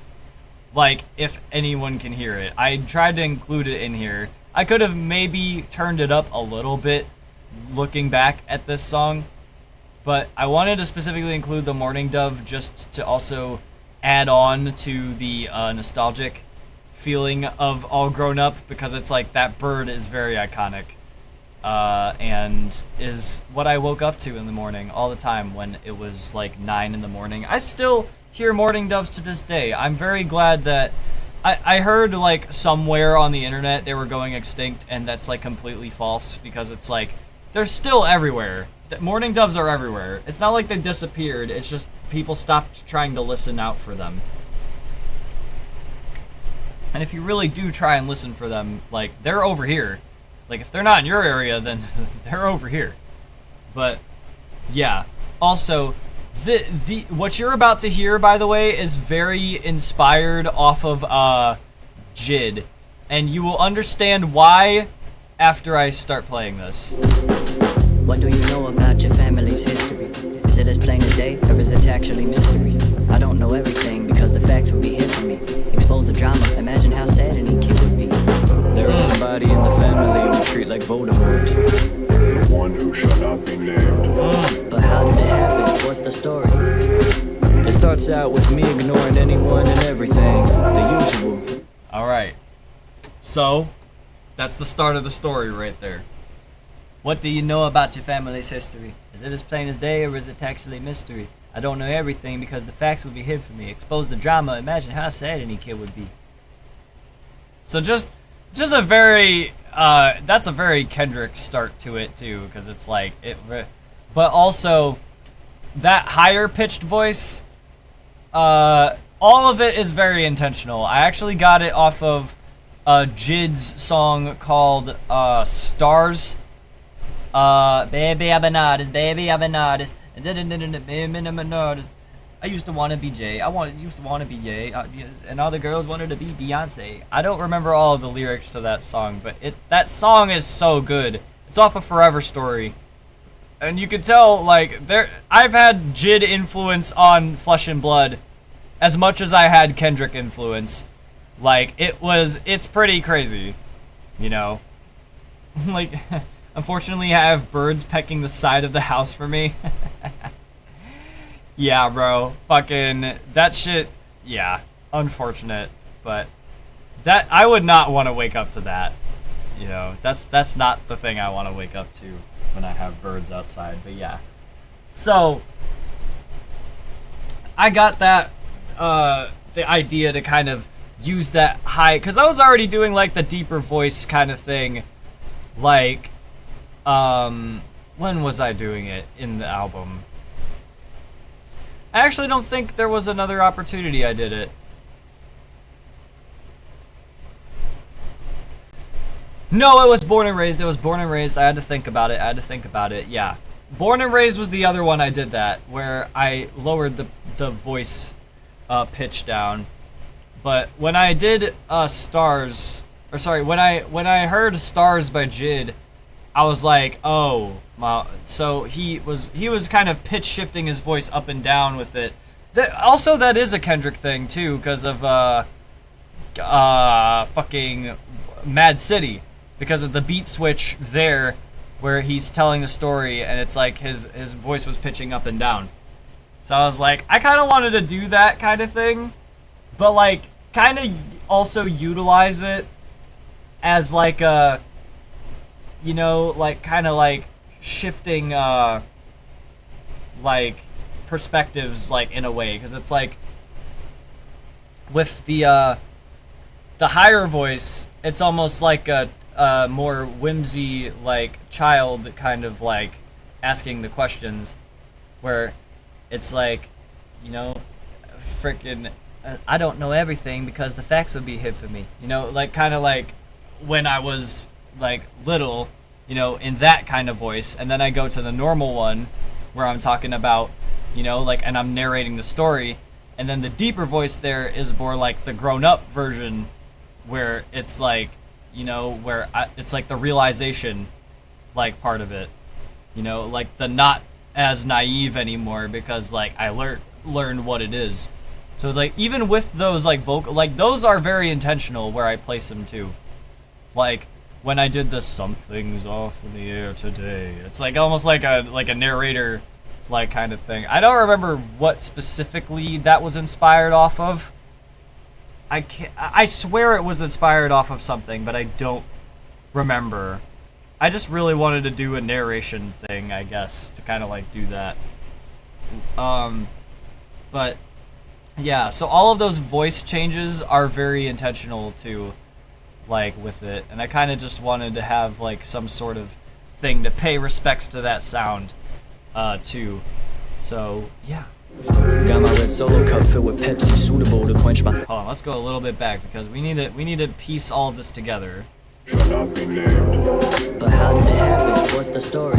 Oh yeah, there's somebody in the family we treat like Voldemort, the one who shall not be named. If you're familiar with Harry Potter, you know Voldemort is the man known as the man who shall not be named, you know, or known as the one who shall not be named.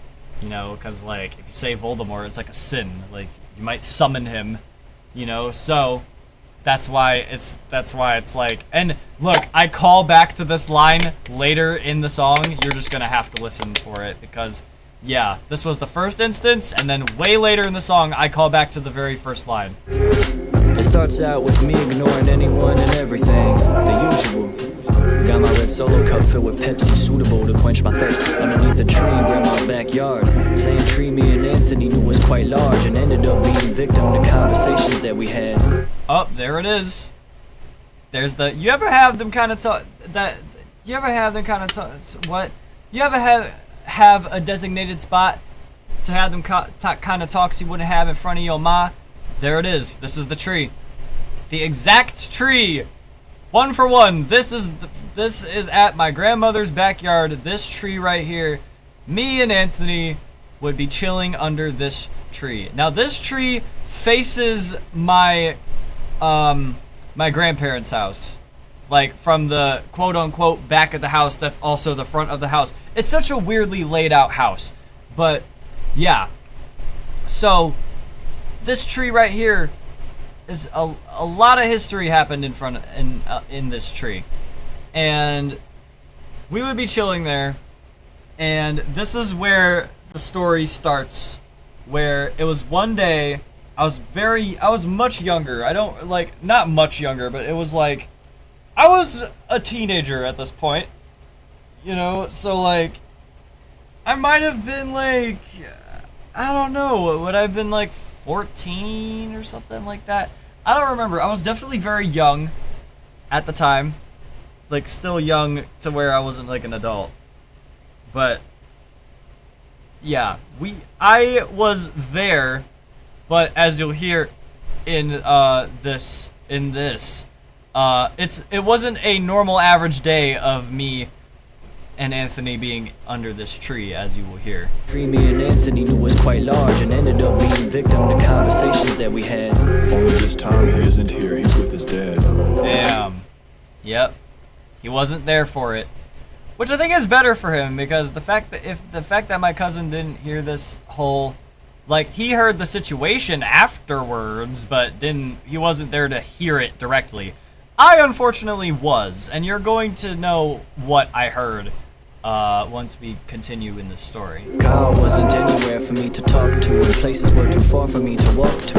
I wasn't lazy, I just didn't have the two essentials. Money and a reason. Environmental sounds like birds and cars were everywhere. Sky's blue, grass green, sounds like normal things. But I was not prepared to hear some screaming. Okay, before we get to that part, because I was trying to pause it, and then it kept going, and I'm like, oh my god, it's explaining more, but then I'm like, fuck. Yeah, so, the thing is, chat, when I say things were, like, places were too far for me to walk to, especially because I didn't have, like, any money and a reason, obviously. But the gas station, in context, it's not that long of a walk, but I wasn't able to actually walk by myself to places for a really long time until I became an adult, because you can thank my mother for that. She was very protective of me, as she should be. W mom. But yeah, like, because across the street from my grandparents' house was an Aldi, you know, and then if you went, like, just a little, like, if you just walked, like, straight for, like, maybe, like, 3 minutes, like, you would be able to get to a gas station and then walk all the way back.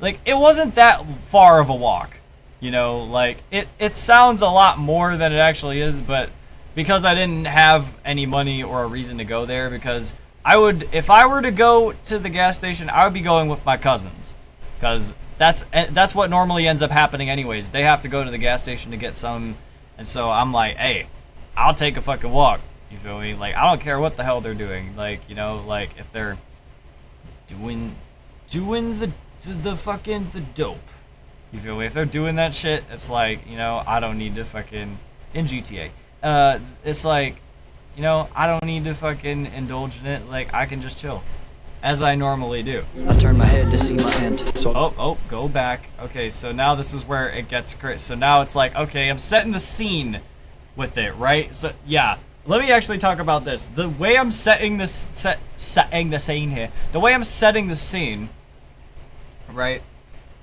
is obviously the first part of the song, talking about all the nostalgic shit, just like, oh yeah, fucking life is so fucking great with my cousins, yeah, everything is great. And then we get to the part in the song where it's like, oh, I'm not with my cousins now. Oh, what the fuck? And then it's like, oh, we're introducing a new person into this. Okay, and they're someone we don't talk to. Oh, what? How? What? Tell me more. What do you mean? I thought you... What? So it's like, that's when I explain. I set the scene. You know, it's like, this is where I am. This is where I normally would be. This is what I'm supposed to be doing. And it's like, this is what a normal day pretty much looks like. Is me being at my grandmother's house for just whatever occasion it was. And I would normally be under the tree with my cousin. But this time I wasn't with him, so I was under the tree by myself. And then all of a sudden, I witnessed something happen, which we're gonna get into right here. Everywhere, skies blue, grass green. Sounds like normal things. But I was not prepared to hear some screaming. I turned my head to see my aunt. Saw that things were heating up between her and her daughter pretty fast. Covered my ears, the argument at full blast. It got so bad that Kyle came to me while they were having words exchanged. I couldn't translate through all the anger. Yeah, so you hear those ad-libs in the back too? I wish I had like the raw I wish I had the raw audio files for those, because you can barely understand what the hell I'm saying. Like, but like, my thing was, I just like, listen, I was trying to find a way to make it sound like an argument, like, between them, but like, I didn't know exactly what words they said. So instead, I like, I had to like make shit up, like, and then pitch my voice like super high so it like sounded like what they would have sounded like when they were arguing. And it was like, it was so much worse. They were screaming at each other. The way my ad-libs sound, it almost sounds like a Charlie Brown like phone call, like, in a way. But I swear, I think it like went along the lines of saying, man, like, I don't even know why the fuck I'm like here, you know, like, you know what, like, you never even like took care of me and shit, like, I don't know, like, I don't even fucking, you know, like, just saying shit like that. Like, I was doing that for maybe like 20 seconds and got like a snippet of it, and then I did it twice to like kind of make it respond to what the hell I said before, and to make it sound like an argument, and I just like panned them, like, and you would think there was actual words there that you could like translate. It's like, really, don't waste your time translating it, because it's probably a bunch of nonsense, but it's meant to be words to sound like an argument. That's why I just did it like that. So like, yeah, it'll sound almost like that phone call sound effect that when you hear it like through the phone, like it's like the fucking, like the voice going like a fucking like an Animal Crossing character almost, like through the phone. Like, y'all know what fucking sound effect I'm talking about. I can't actually tell you what it is, but like, that's kind of what the ad-libs sound like. But no, it's real words, but just don't waste your time trying to fucking decipher them, because it's really just argumentative words. It's just like shit, like, you know, that I just panned all the way in the back, so that way it added to the effect of me telling the story and having like all of it picture like in your head as I'm saying it. Like, that's a good way to make your stories like pop too. It's like, if you're telling a story through the lyrics, having like sound effects or like ad-libs that like add on to the story, like as you're telling it, like to like paint that picture in people's head, like that really does like help when you have like audio visualizers like that, you know, like sound effects. Sound effects are really good for that. We're heating up between her and her daughter pretty fast. Covered my ears, the argument at full blast. It got so bad that Kyle came to me while they were having words exchanged. I couldn't translate through all the anger. He said he sympathizes with me and my good behavior. Hours later we drove home and I learned some information about this other cousin showing why we hate her. Okay, hate's a strong word, but not for some of us. In fact, my mama views her as a selfish person. You do. Chad, if you don't know why I paused paused it there, first of all, y'all should know there are points in time where I pause a line on purpose in certain songs because you know what it rhymes with. So okay, hate's a strong word, but not for some of us. In fact, my mama views her as a selfish person. I did that pause on purpose because if you rhyme the word, it's a word that I didn't want to say in a song. Zach has said the word in a song, specifically curtain. You feel me? yeah, like fucking nonsense, right? That's the shit you would fucking hear like in the back. Yeah, but the word that rhymed with us now, and all of the fucking rhyme snobs are gonna like come in and be like, that doesn't rhyme with that word, cause it doesn't end with S. It's not a real rhyme. It's an almost rhyme. Fucking words like, if the idea of the rhyme is there, like I feel like I get so annoyed sometimes, like, not to go on another fucking tangent, my god, but like, it's the fact that like there are words that I rhyme sometimes that it's like people will look at they'll hear the lyrics and be like, oh, but those words don't all the way rhyme though. Like, he's not actually rhyming words. He's just like putting words together that sound like they're there, but they're not. And it's like, but you hear the idea of the rhyme. Like, that's the power of almost rhymes. That's my thing. That's my thing that I do. Like, other people do it too, but like, that's why fucking, if you hear me and Zach's International Players Anthem, there is a word that completely doesn't rhyme with the other one, but it's because I made the idea of it rhyme, that you filter that out. You don't focus on that. You don't focus on like, oh, he didn't rhyme that word. Oh, that means this entire fucking song sucks now. I fucking hate that shit. Do you know how much I fucking hate that shit? Like, listen, I really need people to just know, like, if you're the type of person to look at like the shit that either I do or like whoever else like in rap does, and you're like, oh, that one line where he said those words, like, they don't even fucking rhyme. Like, and I get there are songs out there where the words don't rhyme. Yes, and they're very obvious, and those are terrible. I guarantee you that's lazy. That's not like a good writing style to just ignore the rhyme scheme, you know? Like, it's just stupid. You know, I've seen a song that Zach actually showed me where the guy intentionally doesn't rhyme anything at the end, and I'm just like, dude, what the fuck is this shit? I don't remember what it was, but dude, oh my god. And it's the fact that like, yes, the word doesn't all the way rhyme at the end. That's why there are different kinds of rhyming.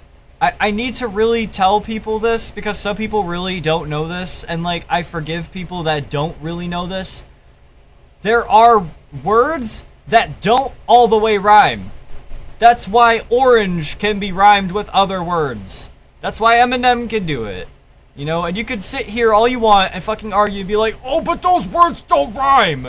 That means he's not a good rapper. He can't rhyme orange with syringe and porridge. No, you can't do that. Like, as if they're like writing the laws of fucking physics on the words we speak. It's like, yes, not everything has to fucking rhyme like cat and hat and pat and fucking, you know, like, it's that's what the technical skill. If we limited all of our word choices to be exact rhymes, a lot of songs in hip hop and rap would not fucking exist. I just want to let people know that. For people that are stressing on the fact that perfect rhymes have to be perfectly rhyming or else it's not a good line, fucking shut up, please. Like, oh my god, respectfully as possible, stop it. Open your mind. I just have to really stress this because it's like, I've had that comment made about a lot of times I've shown people music, it's like, oh, but those words don't all the way rhyme. It's like, you fucking do it then. You make a fucking good song where every single word perfectly rhymes. Okay? And then, after that, make 18 more. And make a whole album about it. In fact, make a whole discography of perfectly rhyming every single one of your words. You're going to be limited by vocabulary. I promise. I promise if you limit your vocabulary to just that when you're writing songs, you're not going to be able to finish the song. Respectfully. Okay, rant's over. I really have to just just put that out there to people. Yeah, fucking enunciation exists. Yes, thank you, bro.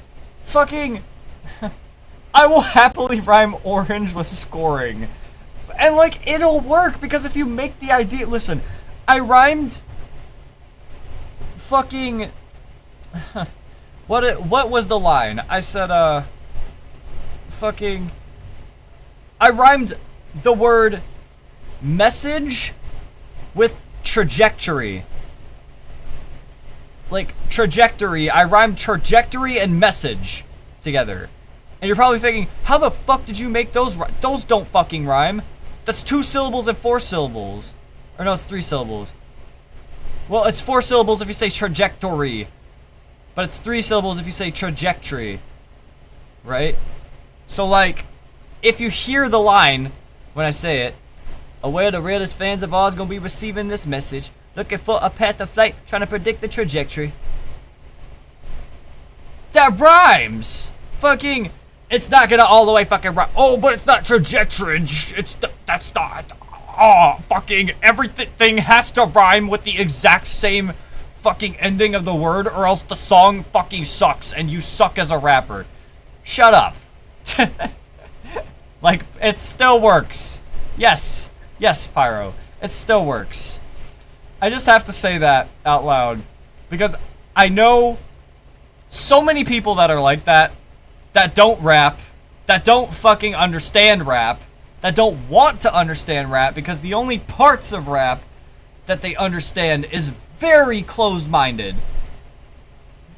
And it's like, the fact that you have to sit here and be like, oh, but like, it's not, it doesn't rhyme though. It doesn't, you can make it sound like it all at once, but you know in your head it doesn't rhyme. Dude, stop it.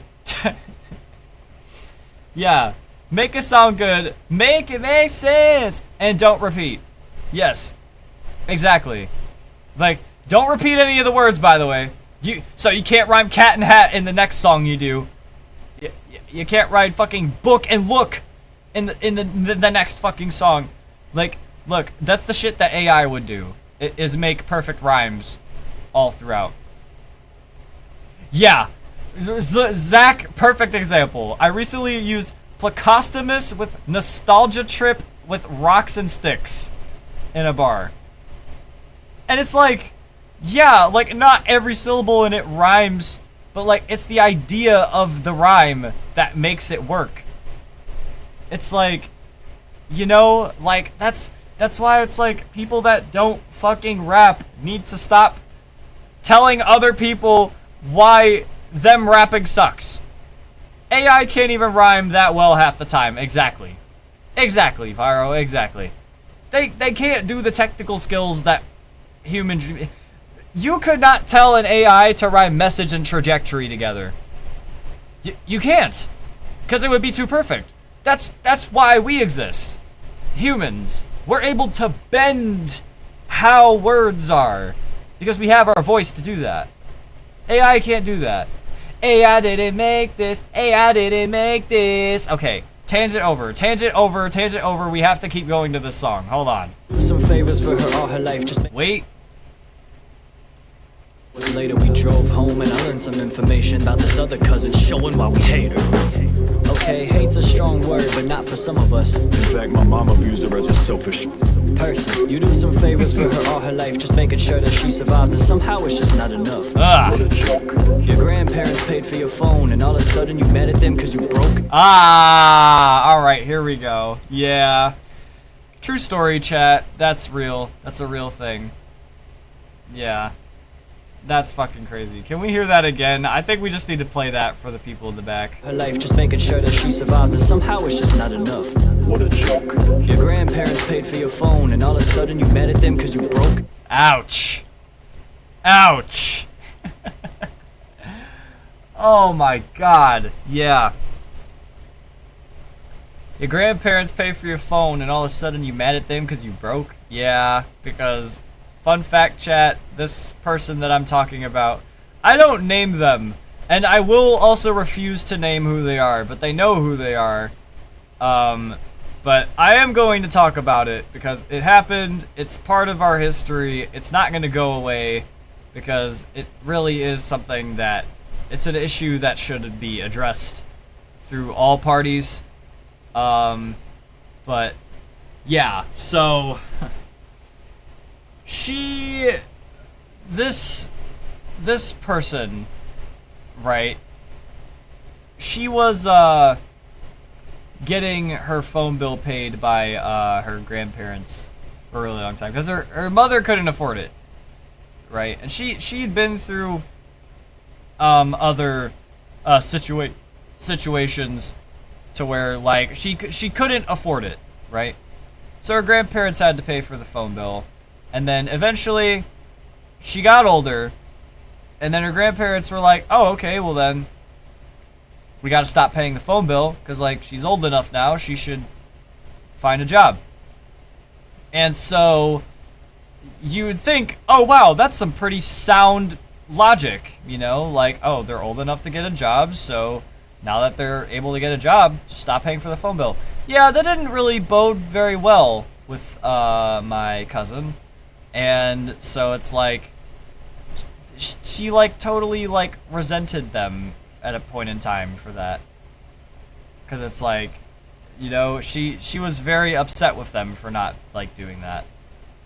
This is my favorite breakdown of the song, the little what oh yeah, and the beat, dude.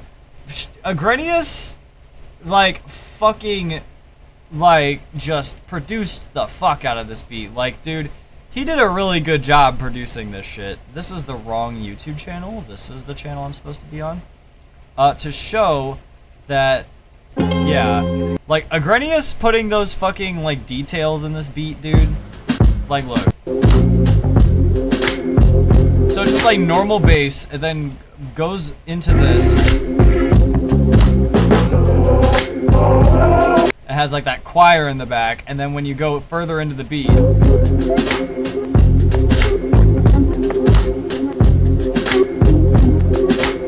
like that shit is so fucking cool. I love like this is why I fuck with his production.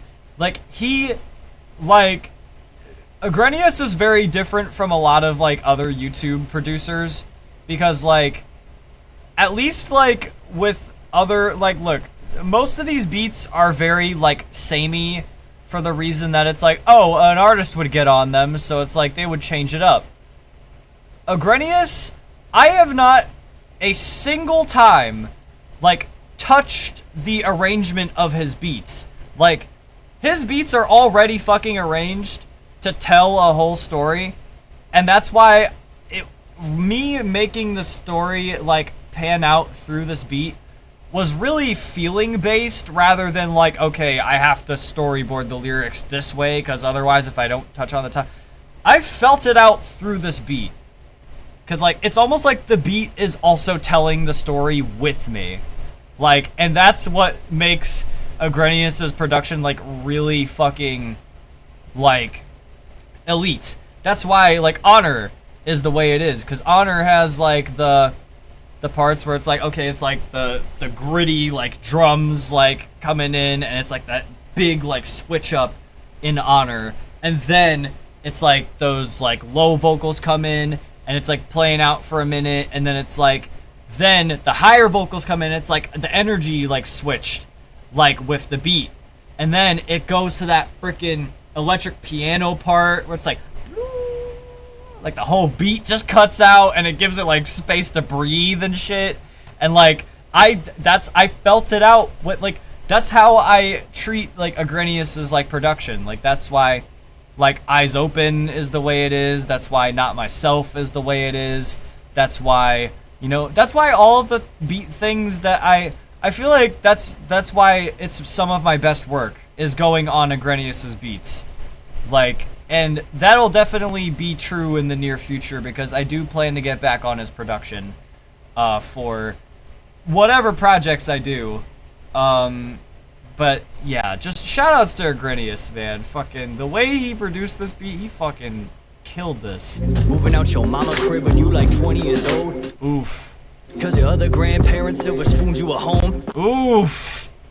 Oof. Wait, can we hear that whole thing back? Hold on. Your grandparents paid for your phone and all of a sudden you mad at them cause you broke. Moving out your mama crib when you like 20 years old. Cause your other grandparents silver spooned you a home. Ah, Senna, you didn't have to say that.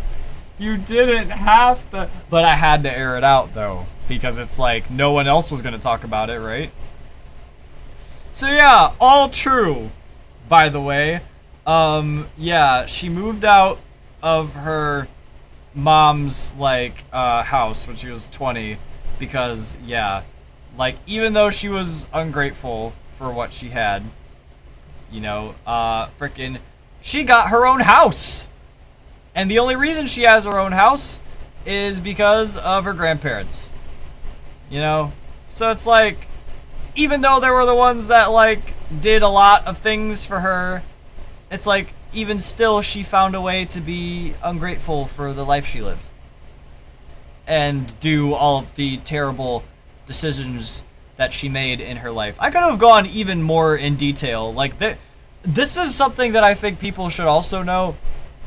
I reserved a lot of stuff on here too, because I could have been even more personal on here, and I just didn't go there, because I was like, you know, I'm like, listen, I feel like this is more like the message I want to deliver, because if she ever hears this song, like, much like how Born and Raised is, it's like, I want them to hear the song and realize, like, wow, that's really what I made, like, my either little brother or like little cousin like think of me because of the actions that I did. Like, wow, like maybe I need to really look at myself and like, you know, like fucking change something, because like I wouldn't want to go like in my life knowing that my family, parts of my family, like, you know, they feel that way about me, you know, like I would want to like make it right, you know. And I mean, look, so far, like, chat, I mean, we have not heard from them since, you know. I know, like, they're in, like, rehab and everything, so, I mean, look, maybe that's going well. I'm not sure how they're doing, but, yeah, it's just, it's a whole thing that it's like, you know, my hope is that if they do ever hear this song, they would just look at this and just be like, damn, like, okay, I fucked up, I did what I did, and, you know, going forward, I'm gonna do better, because the fact I even did that, like, to affect parts of my family like that, it's like, that's messed up, and, you know, it's that accountability, you know, the accountability, for real, that I hope is gained through this. But as we've seen with some other individuals I've mentioned on this song, you know, it's gonna take a lot more than this album, but, you know, I feel like having this out in the world will just at least show, you know, just like, because I could have just made this album very much like, oh, everything's great, I love my family so much, family forever. I could have just made it that for 13 tracks, but I wanted to be a lot more intentional with the fact that it's like, families have those dramas, like, in them, where it's like certain members of the family, like, something happens where it's like, oh, this one's doing that, like, and it's fucked up, and it's like, you know, it's like, if we don't air out those situations and we don't, like, call attention to those problems that we have, it's like, they're never really going to get solved, are they? You know, it's like, if we're not acknowledging them and we're just kind of brushing them to the side, it's like, are we ever going to address the issue? You know, and that's why I think having these songs in the world, you know, might even, like, for other families that hear it, just like, damn, like, this shit fucking happened, and it's like, he's not afraid to fucking air this shit out, like, on this album, and, like, for fucking thousands, if not eventually millions of people to hear. It's like, damn, like, You know, maybe I gotta change, like, what the fuck is going on, you know, for real. You know, that's really the hope, you know, is to inspire. Like, that's what this album really aims to do at the end of the day, is to inspire people to be better and appreciate what they have before it's gone. And that's a very interesting point to bring up, because it's like, in this case, they aren't appreciating the things they had. So it's like almost the complete opposite of the message that I'm sending with Flesh and Blood, where it's like, if you don't appreciate what you have before it's gone, it would be too late, and you would never be able to solve those, like, untreated wounds, you know? Cause you broke, moving out your mama crib when you like 20 years old. Cause your other grandparents silver spooned you a home. I know it sounded like I'm mad, but really I'm confused. Stop coming to the function over political views. What a great excuse. Seriously, if that's the truth, you got some bigger problems in life like all of us do. So that line, okay, that needs context.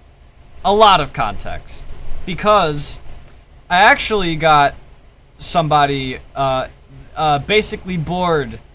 I think their actual name's RJ, if I'm not mistaken. Shoutouts to them, by the way. They were also part of the Flesh and Blood album reaction. And not only that, they made their own video reacting to this album before we actually did the ITB reaction listening party. And in that video, one of the people that were part of it, I forgot his name. I apologize for forgetting, but they were on that line, and they were like, huh, that's a very interesting point, because they were like, well, political views, I feel like, do, like, separate families. I don't think that's, like, an excuse, but the context that I have to provide for this is that that's not why they distanced themselves from our family. 'Cause that was just a bullshit excuse. That's not me saying, oh, it's actually because of that, and I think that's not a good excuse, because I feel like it is valid if you have certain, like, ideologies, right? Because I'm not political, all right? I'm not somebody that talks about politics, especially because I'm more so, if you were to ask Senna right now in 2026 which side he was on, left or right, I would tell you middle. I just want us to be alive. That's really all I want, you know? I don't want it to be like a division thing, and like, it's a division thing because it's like people have their own sides on how to, like, run shit, you know? Like, debates on how to run the world. I feel we may be tripping, because it's like, yes, it is like a thing where people, like, but people agree to disagree, you know? But like, in present day, politics, for me, kind of just sound like middle school arguments, and I'm not gonna lie, I don't want to be part of that. You know? Like, I feel like pointing out the issues in the world right now, like, on my end, are not like a left and right thing, because it's like, it's just what I see, it's what I observe. It's not because I side with one thing or the other. It's because, you know, George Washington was right.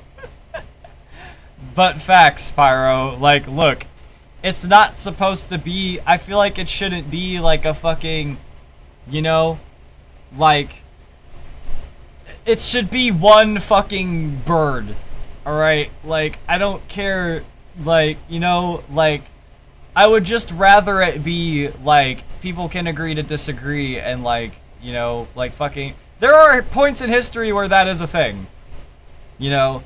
And that's why, it's like, now that politics are the way they are right now, it's like, now I'm like, it makes sense for people to distance themselves from other people.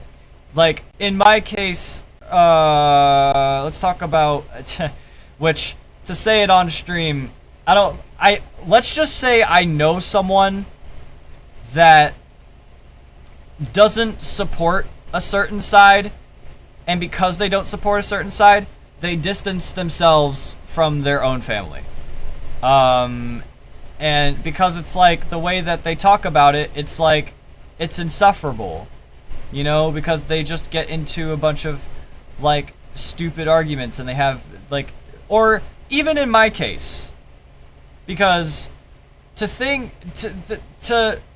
my thing is because I don't have a side, that because all of the rest of my family have a very specific side, which I'm not saying what side it is, but not only do I disagree with it, but also it's not because they're on that side that I disagree with it. It's more so just like they're making it seem like everybody else is wrong for not agreeing with their side, and that, you know, they're terrible people. And that's dumb, you know? To think he was the only president that actually understood that we could become our worst enemy. Yes! Right. Like, you know, and that's why it's like, dude, like, I've been asked this question before with, like, politics, and it's like, look, even with Ruin the Moment, like, touching on the issues that we're touching on, it's not an issue of whose side are you on, like, with this political party and this political party. It's just the state of the world we're in right now, because, like, we're living in the present, and it's not an issue of that. It's just, like, I wish, like, you know, it was ran, like, you know,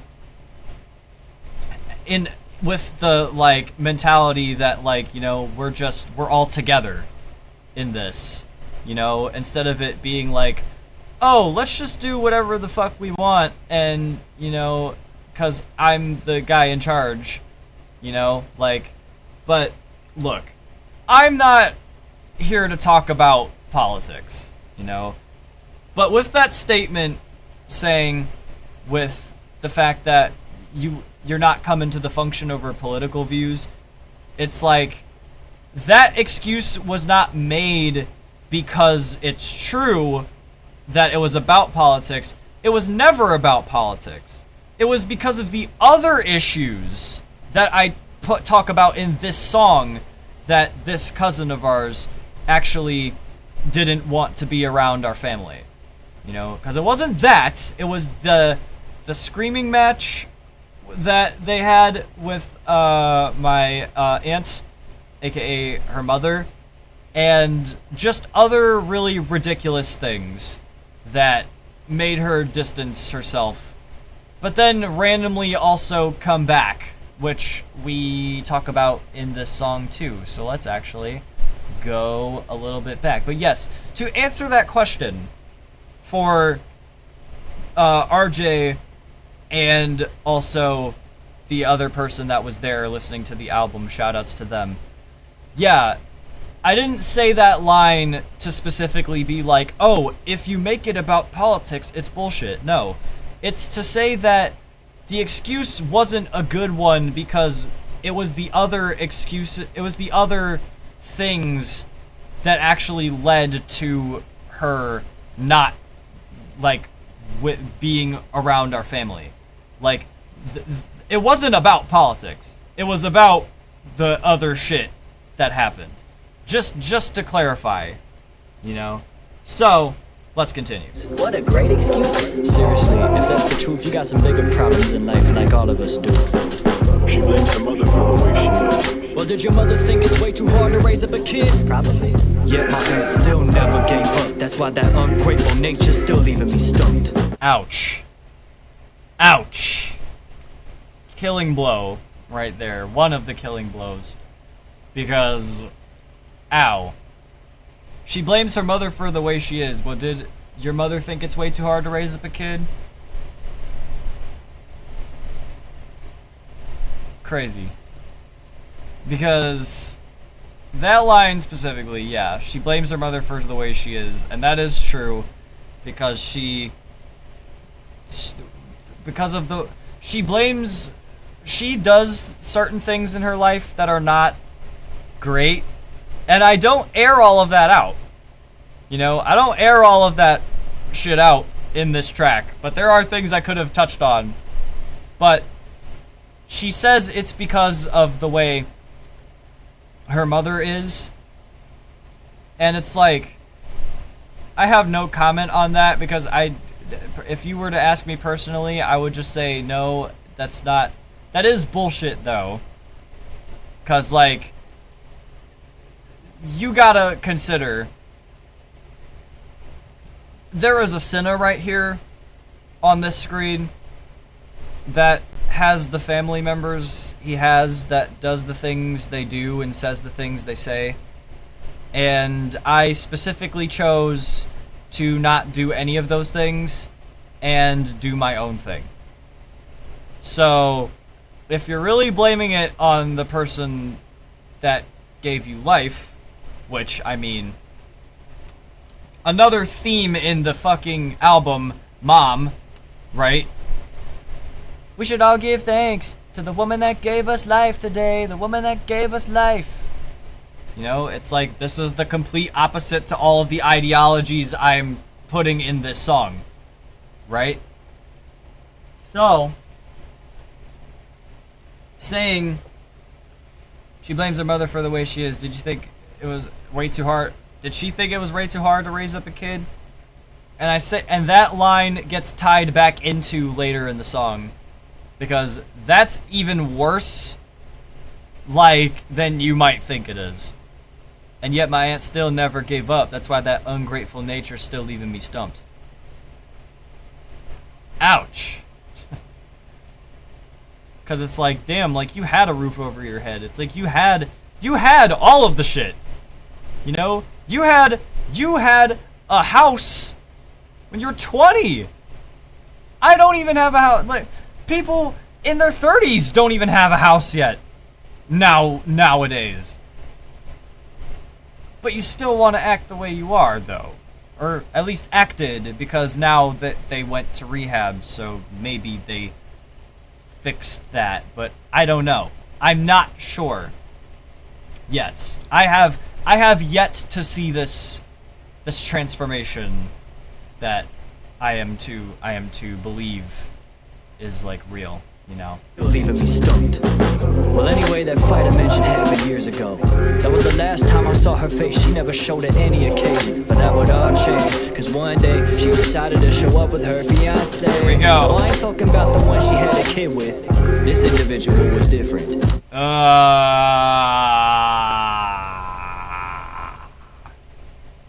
Yeah. So, another thing that ties into that, because the first thing I said was, did your mother think it's way too hard to raise up a kid? Because she blames her mother for the way she is. So it's like, well, was your mother the one that thought it was way too hard to raise a kid? And then I call back to that line by saying, because first of all, yeah, after the fight happened, which, yeah, that whole verse just explained that situation. Like, that was a masterful way for me to tell the story, was to set the scene initially, go into that, then explain who she really was, right? And then, with all of the problems that had to be aired out for why this person is like the one who shall not be named, right? Then it goes back to, well, anyways, that happened years ago. So like that twist comes in the song and you're like, oh shit, that was like a while ago then. Okay, I get it. Now we know the time frame. I intentionally didn't make the time frame like the first thing that I said. I made it go way later into the song. So it would be like the twist to then go into the next part, which was the most recent time. I think it was the very last time I saw her. And that was when she brought over her fiance, which her fiance Yeah. And I said, I'm not talking about the person she had a kid with. Cause yeah, so then you can kind of piece together why I said, did your mother think it was way too hard to raise up a kid? And it's like, oh, I'm not talking about the fiance she had a kid with. This person was not that person. This is a different person that she now claims she wanted to marry. I don't know if that's still happening. I don't know if that... I don't have that context, though, because, again, I haven't talked to her since that point in time. Nobody really has, for real. Some people, like, kind of, but like my brother, because, of course, he still finds a way to get into drama. But, yeah. So, yeah. They both pulled up to Grandma's house while me and Anthony were under that tree that I mentioned. So now that's where the scene shifts. Because, so that's when that stuff happened, and it's like, oh, I didn't see her face until she then pulled up years later to grandmother's house, and she called my name. I'll actually play the whole part right here. You were under that tree that I mentioned. She called my name, surprised she remembered. Yeah, so me and Anthony were now under the tree this time. Yeah, I need to clarify, years ago, it was just me. But she pulled up to Grandma's house and saw that we were under the tree, and that's when I was like, oh, she's here. That's very interesting. I wasn't aware she was coming. I don't think frickin' my cousin was either. And so we were like, oh. And so she called my name. And, well, y'all know what happened if you've heard this album. I took a good look at her. Was at a loss for words. All I'ma say is that Voldemort comment was not too far off. She looked like death. There it is. There it is. The whole setup started in the beginning of the second part of the fucking song. It all led to that. I literally set that up in the very beginning of that part, right around here. Underneath the tree, Grandma. Hold on. There is somebody in the family we treat like Voldemort. The one who shall not be named. And it 2 minutes later into the song, it doesn't feel like 2 minutes because I told the story very well to where people were interested. But bro, was at a loss for words. All I'ma say is that Voldemort comment was not too far off. She looked like death. What a fucking setup, bro. What a fucking setup to that line. That is like, dude. This is why, like, this is one of my Born and Raised was a great storytelling track.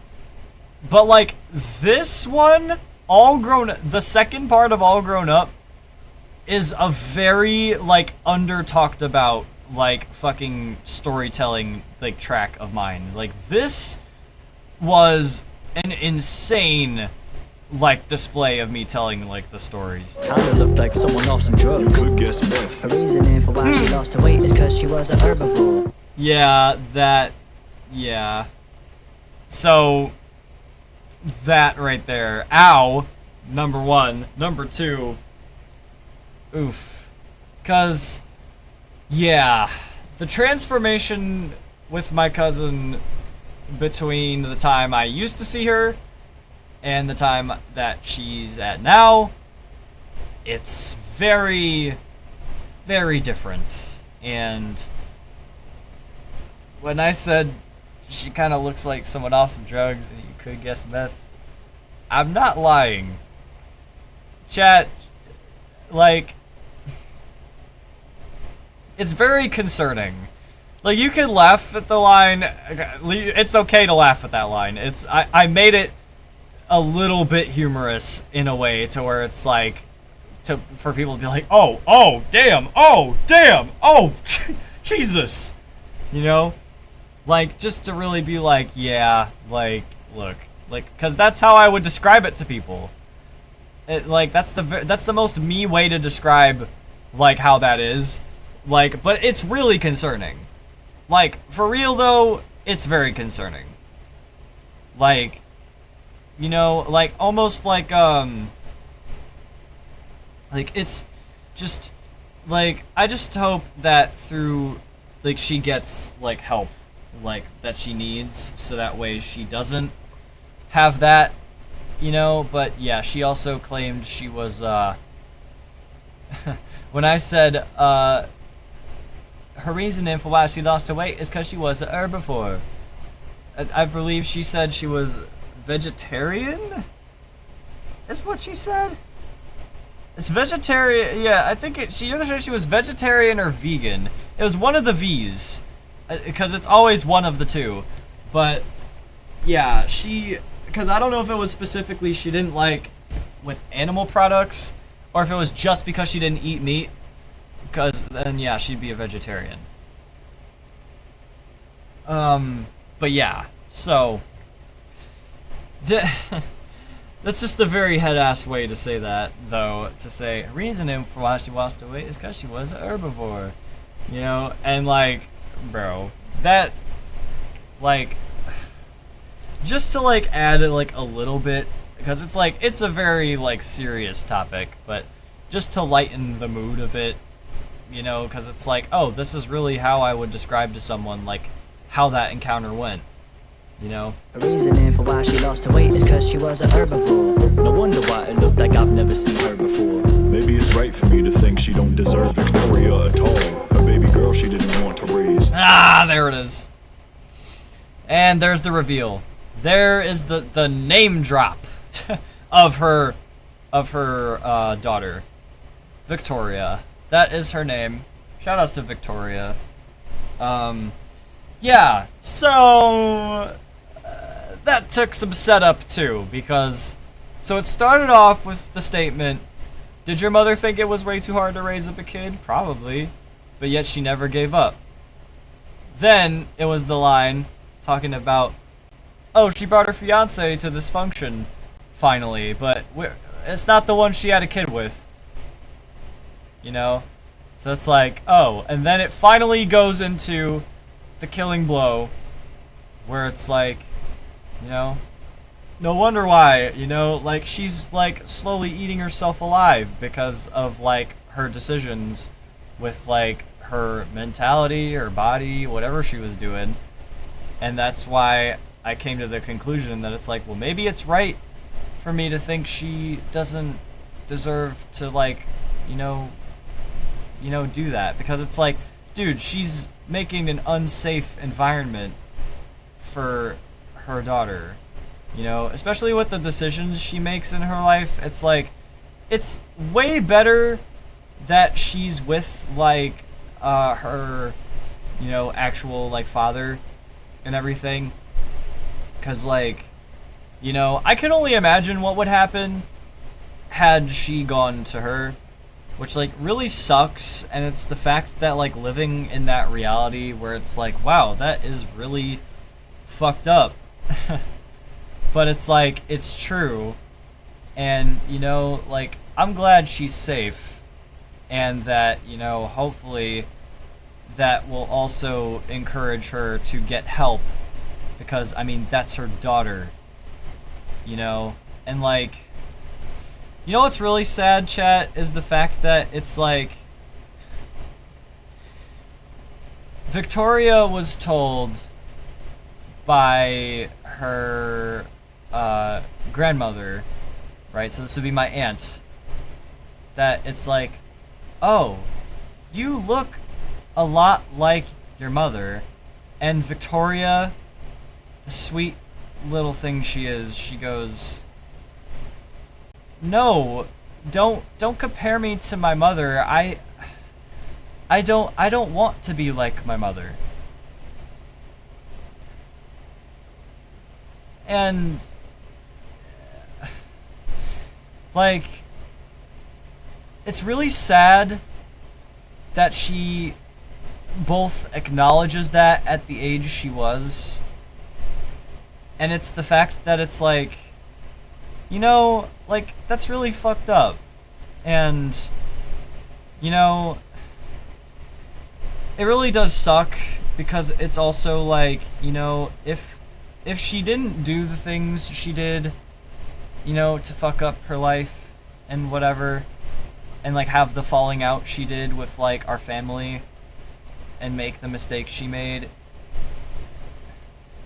we wouldn't be having this conversation. This song would not be a thing. This conversation would not be aired out like with this whole song. But of course, because we are living in the reality we're living in, that is the case. And the fact that has to be said is really sad.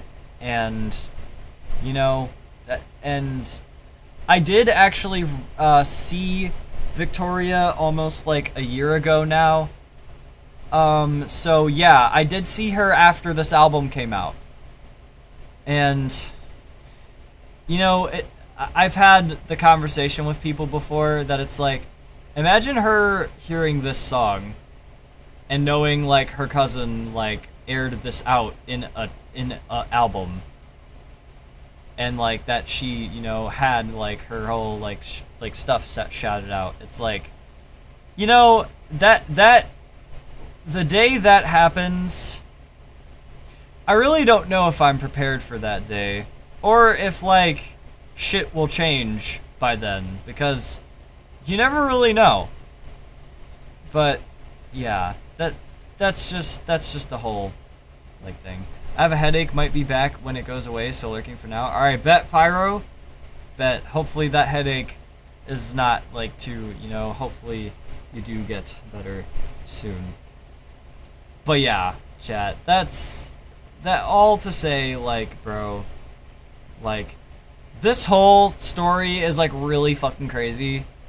And like, you know, like, we're gonna look back on this, and like, people still look back on this song and they're just like, damn, like, wow. Even my cousin Kyle really does love this song. Like, he loves that like I called that shit out, because it's like no one else would. Like, who would call this shit out like publicly in like a fucking album?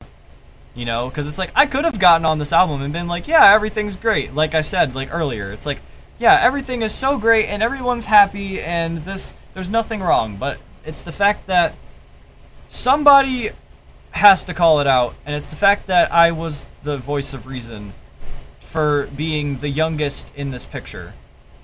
You know, minus Victoria, obviously, and now our new addition to our family, Luca. Shoutouts to Luca. Our new baby cousin. But yeah, let's continue. You think she don't deserve Victoria at all? A baby girl she didn't want to raise. I haven't seen her in a while, and who's to blame? My relation to her all torn up. Because our views on family change when we're all grown up. Ouch. Give Santa Claus a hug. Brian. Okay, you can give Brian a hug too. Aw, you're such a good girl.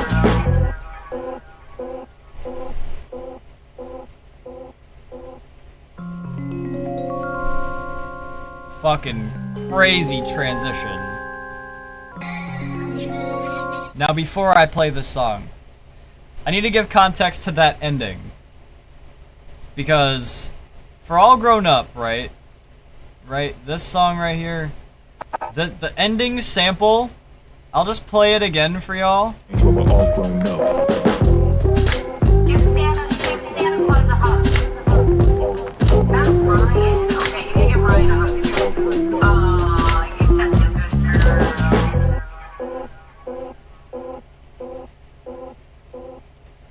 So that, chat, is my very wonderful mother, right here. That was her voice talking at the very end, because that is actually a clip of when my mother and me and Victoria were chilling at my grandmother's house in the living room. She couldn't have been any older than like 2 or 3. Like, she was just an adorable little baby. at that point, and I was still like kind of like in my teenage-ish like years, and it might have been around Christmas, I think, when I was spending time with her, and like I don't know, I don't think she remembers too much of when she was a little baby, and like how could you blame her? I mean, like it was, you know, very much like a different time. But yeah, I used to spend time with her when she would be over at grandmother's house, and that was my mother. There is a video that I still have in my gallery, and we had a Santa Claus statue in the house, and she was just like, my mom decided to take a video and was like, you know, just like, oh, you're so cute. Give Santa Claus a hug. And then she went over. She went over to give me a hug instead, which was very cute. And that's why my mom was like, not Ryan. Okay, you know what? No, you can give Ryan a hug too. And that's when my mom was like, oh, you're such a good girl. And that's when you can like faintly hear her laugh at the end as a little tiny baby. Like that was her voice, like at the very end. That was Victoria, for context, chat. So, yeah, now, and RJ and the other dude were very confused at that part because they were like, what? Why are they, what? Who the fuck said that? It's like, it was my mother. It was my mother saying that to Victoria, and that was the whole context. Yeah, so I included a clip of Victoria's voice. You know, the one that, the girl that the cousin didn't exactly want to, they just kind of gave up, you know? And that's why the other one is raising her now, you know? So, yeah, very deep, personal track, just airing out some family issues, you know, definitely a very serious ended track, but definitely one of the better storytelling aspect tracks of mine that just like, you know, it was very ruthless till the very end, like at that point at least, because the first part was just very nostalgic. I was like, oh yeah, there's the good side of like all of this shit, and then it's like it goes to the more serious side on purpose because it's like, you know, it's like, oh, the views change when we're all grown up, and it's like the switch happened like very fast. Like that's why the serious part is more longer than the good, like the happy, like cheerful sounding, like fucking, like, you know, like positive part. You know, it's like shit changed like so fast that it's like you wouldn't expect the switch up in the beat, and then like the rest of the song just goes on and it's like super like fucking like oh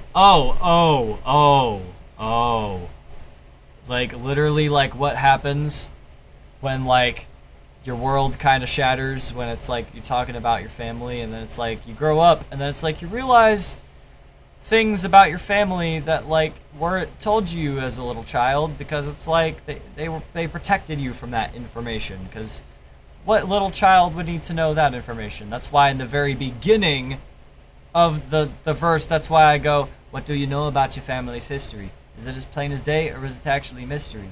I don't know everything because the facts would be hid from me. Expose the drama, imagine how sad any kid would be. And that's why it's like, you know, if I was exposed to it at a very young...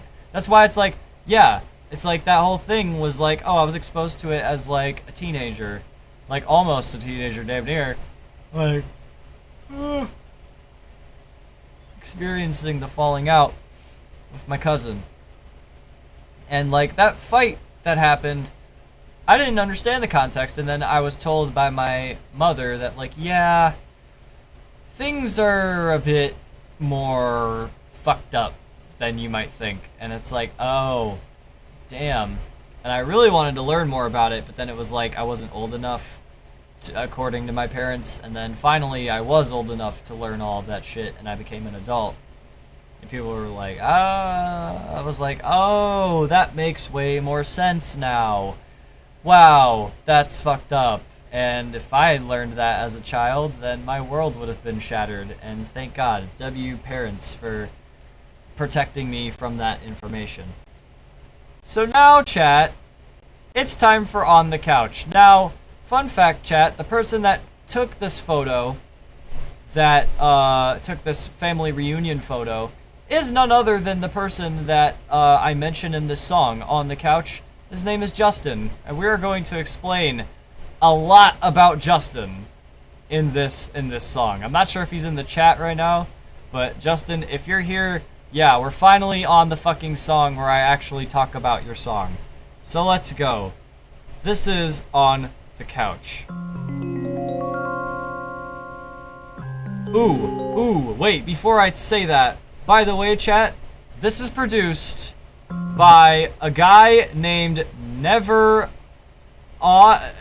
it's pronounced Never Odie, but it says Never Odd, but yeah, it's Never Odie. So this guy has a very specific credential that I just want to point out, because if you see what this is, Weakest Link, if you paid a little bit of attention during the time where Drake and Kendrick had their like hip-hop beef, there was another beef going on at the time between weirdly enough, because I don't know the context of this, I need to actually go back and figure out why this happened, but it was Quavo and Chris Brown, of all people.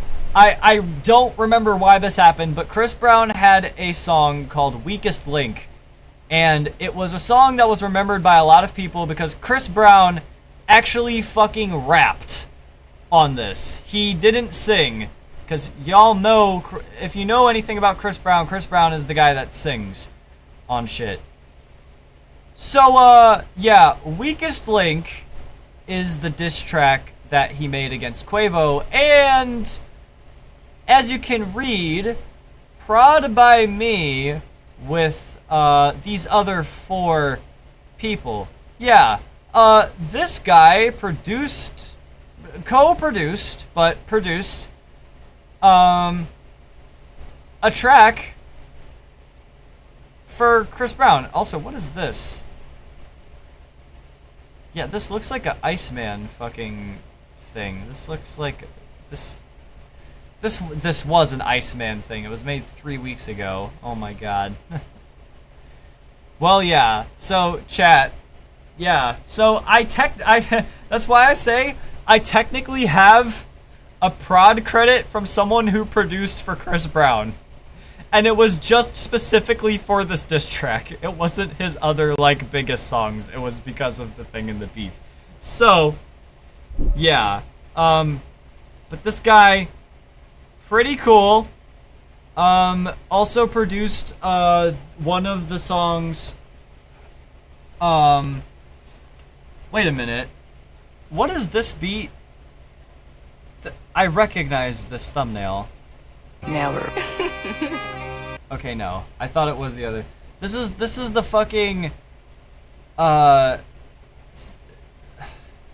okay, chat, hold on. If you know who Jev is, I need to just really quickly tell y'all who Jev is. It's not this guy. It's lowercase. Yep, here we go. I've never seen this music video, actually. Yeah. Jev. This guy. I've found him on Instagram. And a lot of people were really fucking with his tracks, such as, Confetti? Where is Confetti? Oh, where's the confetti? Yeah. This song right here, people were talking about from Jev for a long minute. The Samurai's Monologue. What else? I mean, and of course, his new album, When Angels Cry and The Color Gray. And then he's been releasing some more stuff that I should actually do. I should do a genuine artist deep dive on Jev. To be honest, because, like, I really do fuck with what he's doing. With what he's, like, you know, because he's doing his own thing, and I absolutely respect it. And also, I have a song of his playlisted called Hood Musical, which is a collaboration between him and a guy named Stoic.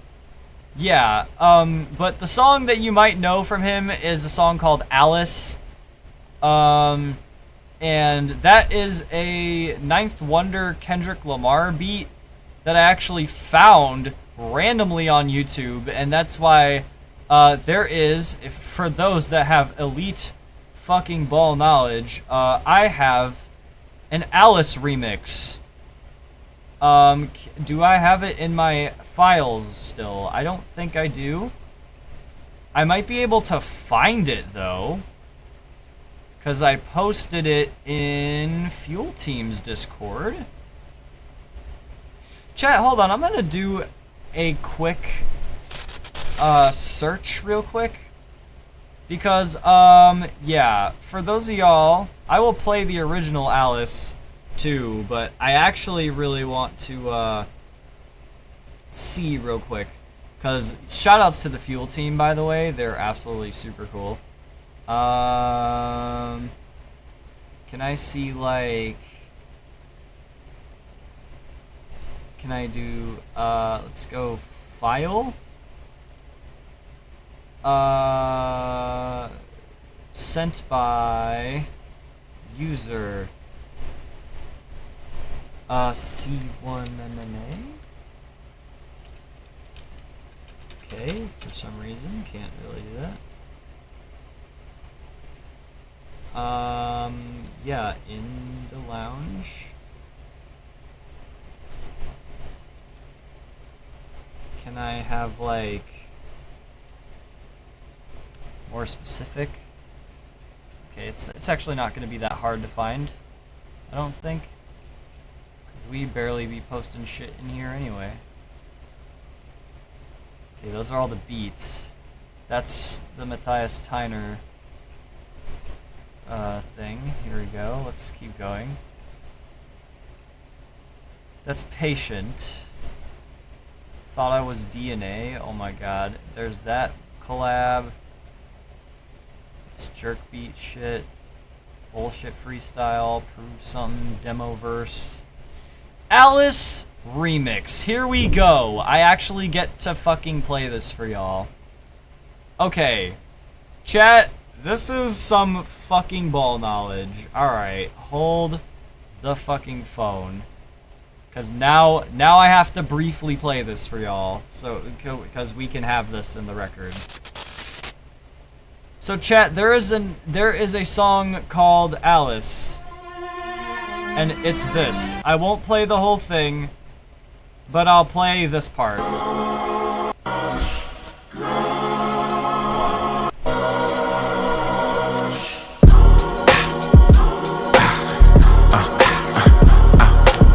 But not least, last but still lethal. Last to hold the crown, cause no nigga was equal. My villain origins is the reason for my performances. Remember all the pain, and I put it in all my choruses. Was my getaway, my right rabbit, my man had I ain't never been no wonderland. Still fucked Alice in a different parallel. I parallel the bands, I'm staking that competition. Walking the studios with gold chains and rolling arms. Do we rob him a landmine, the entourage? Had the lemon brought to you by my villain, they smashed state. They learn the way to burn your trace day. So that song right there, that's Jev, for people that aren't familiar. Now, I did a remix, and I actually might come back to it at some point, because I really do want to actually reach out to Jev and figure out if I have permission to, like, either if I don't have permission, or I would rather just, like, tag him and just be like, yo, I got on this beat because, like, I really fuck with your style and I wanted to, like, pay tribute to what you were saying on here. So yeah, chat, This is my Alice remix.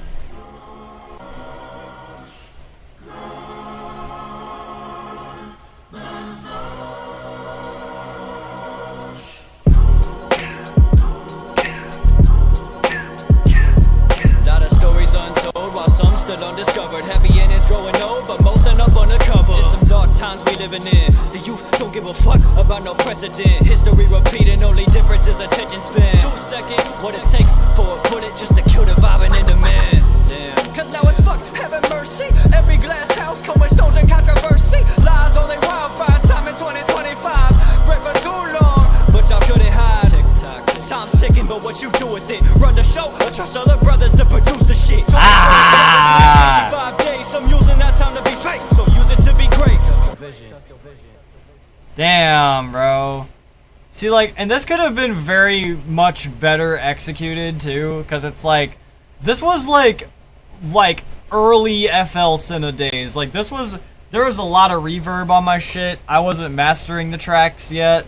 Like, I don't think this was mastered at all, because I was like, I'm gonna come back to this and fucking, like, do more with it. But I never did. So, like, now, and those lines are very crazy, because it's like, bruh, that is insane.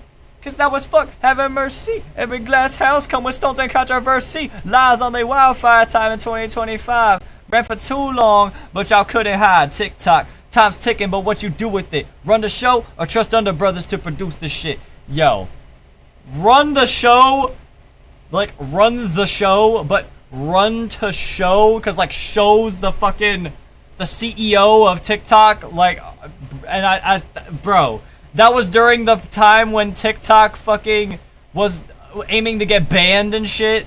Like, they were talking about that shit and it was like becoming a real thing. So this is actually like a time capsule for real. Cause I think this was actually made before that happened. Either before that happened or like during when that happened. Like, and look, that, like, I could definitely do that like way better now. Like, that was just me experimenting for real. But yeah, fucking lot of stories untold, but some still undercover. Happy endings growing old, but most end up undercover. It's some dark times we living in. Ain't nobody give a fuck about the president. Like, bro, that shit, I could definitely do that way better now, especially with the knowledge I have, bro.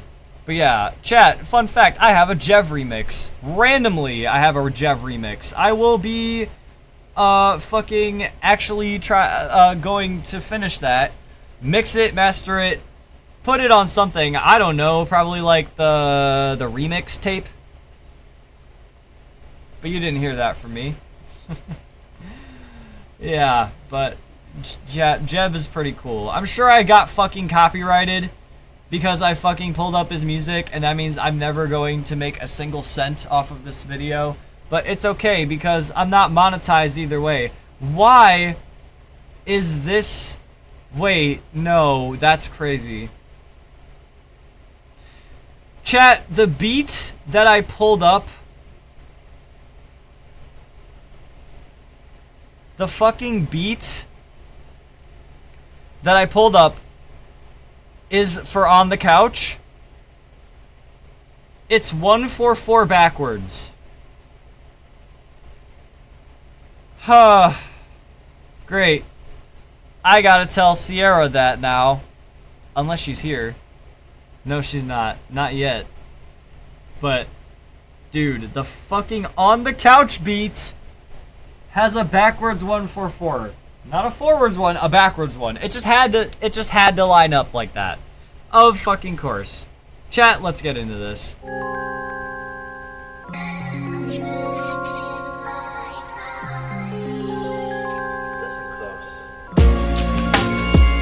Ooh.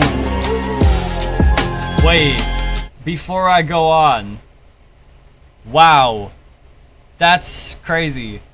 Yeah, this song might be the last time I used that, well, it's one of the last times I used the listen close tag, because this is elite ball knowledge, by the way. If you know anything about my old music, my old tag used to be listen close.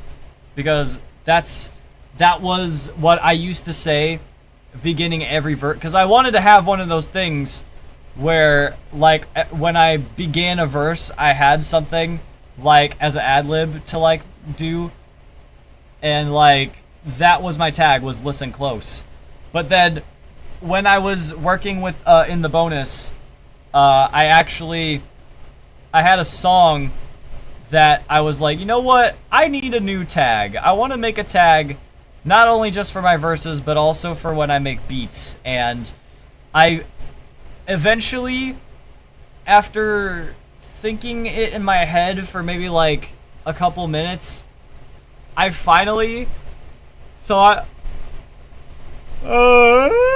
of the tag, which was Cinna Made It Happen. And as soon as I said it on beat, I was like, oh, yeah, this is what I'm going to say at the beginning of every verse now instead of listen close. Because listen close was, like, cool for the era, but I think because I was going into, like, a new era of Cinna, I didn't want to, like, have listen close as my tag anymore. Because, like, it wasn't even really, like, you know, oh, the next song actually does say listen close. But, yeah, listen close as a tag was something I kind of adorned because, like, I wanted people to, like, listen to the shit that I said in my music. Because I was like, oh, guys, you have to listen. Like, I say real shit, but you have to listen close to hear it. And realizing now, like, from back then, I was like, wow, that was some shit I came up with when I was, like, 19. You know, and then I'm like, well, that's not a thing that I want to really say anymore, because, like, I feel like it would come off kind of like, oh, like, you wouldn't understand this. You have to listen close to understand, like, what I'm saying. It's like, that's dumb. So, my thing that I was more so pushing as my brand is that for somebody that stresses out all the time and, like, doesn't have a team, like, really, but minus, like, Zach and Andrew, like, I make a lot of shit happen. It's like, no matter what, like, I find a way. When there's a will, there's a way, and when there isn't a way, I make one, and that's why the tag Cinna Made It Happen makes a lot of sense. Sorry, Chad, I'm tired. And that's why, going forward, I was like, yeah, Cinna made it happen, and now I say it on everything. So yeah, but listen close. That is like the time capsule now. Flesh and Blood is the time capsule where this is one of the last times I say listen close.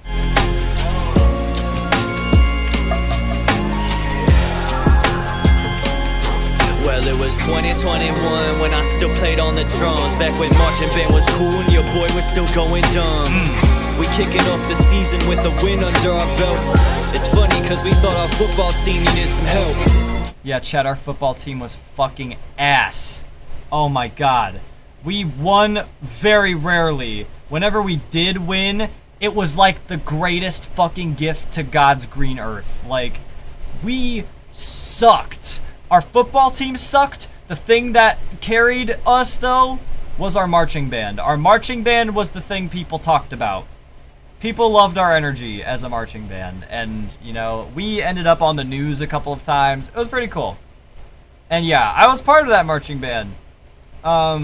Was picked on, not just from people outside, but people inside of the marching band for being in it, but whatever, you know, that's not the thing that I'm talking about. Although it is kind of mentioned in here, but I'm talking about Justin. Let's keep going. Season with a win under our belts. It's funny cause we thought our football team needed some help. I noticed someone in our group I've never seen before. People picking on him, curiosity and being bored. The perfect combination for a conversation. I walked up to him and learned a lot about his situation. So yeah, the thing I kind of forgot to clarify too is I started the story out by saying it was 2021, I was still playing on the drums. Yeah, in 2021, that was like, we didn't like win our first game like in a really long time. Like our stat, like, trust me, When I say we were shit at football, we fucking sucked. We sucked. So bad. It was a miracle if we beat the other two, like, big schools, which were Parma and Forge. Because those were the other schools we fought. Any other ones were just, like, small fries, and they still fried our shit. But, yeah, we kicked off the season with a win, and during that point when we did that, that was when I met Justin. And, you know, so then I explain and I elaborate, like, a lot further into that, and I will just let the song speak for it. But yeah, this, just to give context, yeah, our football team won after a really long fucking time, and at that point in time, that was when we were playing in marching band, and I noticed he was just kind of like, you know, fucking, he was with like two other dudes, like, I think they were like making fun of him or whatever, and I was like, oh, okay, let me go over and indulge on what the hell's happening, because, like, chat, I don't judge people. Like, people are people. Human beings are human beings. That's why I don't judge any of you, no matter what you are, whether it's your preference or your gender or race or whatever it is, you know, I don't judge anyone because you're a human being, just like me. I should treat all human beings like human beings, you know? The only way I would treat anyone that not like a human being is if they do the same for me, you know, because it's like, you know, or you do something inhuman that like, you know, like, that would just be, you know, but just don't do fucked up shit and we're cool. Boom. That's all I really have to say, you know? But yeah, so Conversation. I walked up to him and learned a lot about his situation. Turns out that he's the son of a father that knew my mother closely. Okay, so that's a lot right there, just in that sentence. He's the son of a father that knew my mother closely. So, my mom is friends with that guy's dad, Justin. They've been friends for over, like, 20 years. And it's crazy because they didn't talk for a really long time. And then we, like, reunited because turns out Justin was in the same marching band that I went into. And had I not joined marching band, I almost didn't join marching band for my school. That almost didn't happen, and then I was like, you know what? I'm gonna try it. I'm gonna try it because I already play piano. My teacher told me to expand out my reach in music, and I'm like, you know what? Why not? I'm gonna learn the drums. The drums were probably my most, like, they were the most similar to kind of what I wanted to do, and it was a process, but it was a process that I learned very quickly, and I started getting really good. And so good to the point where I could teach other people how to play it. Crazy. It's almost like I built the credentials to be able to be as good as I am. So, with that being said, it's like, you know, had that not happened, I would have never met Justin. And because of that, it's crazy because, you know, because my mom and his dad didn't talk for a really long time, we almost never met. But because that happened, it's like we found each other randomly, and then we interacted with each other like, wait a minute, your parent knows my parent. And then ever since then, we started hanging out. Crazy. Crazy fucking small world we live in, chat.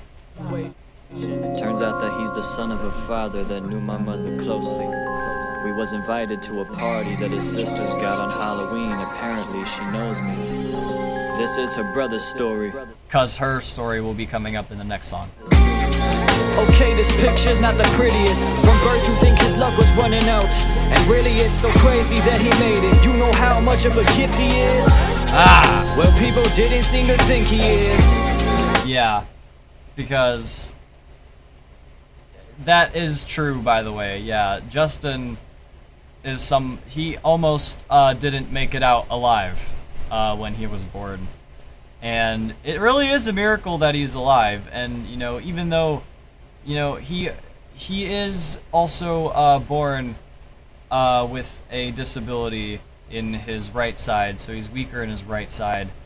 So, like, he kind of, you know, limps, you know, which, like, is normal. Like, it's cool, you know? And also with, just what other mental ones that are there? I couldn't specifically name you which ones they are, but you know, he was, you know, it's crazy that he's alive, and it's very much like a miracle that he is, and it's like I cherish the fact that he is alive, because it's like, you know, like, because it really is a miracle. Like, I'm grateful for his life, you know. It's really cool. Life tries to fucking take shit away, but then like you get miracles like that. Fast forward 2022, got a leadership position for the drumline at my school. Told my peers and the director that we need to change the rules. Told him straight up that he's not someone we should ever exclude. Cause yes, he was a drummer, but they put silencers on him unless he was at practice for the summer. Yep. So, in school, as the new leader of the drumline, because that was a year later, yeah, because it was 2021, then it went to 2022, so I skipped a year. So, yes, in a whole year, I went from being just the person that didn't know what the hell, like, I was doing, you know, into 2022, where I then got my, you know, credentials to be a leader.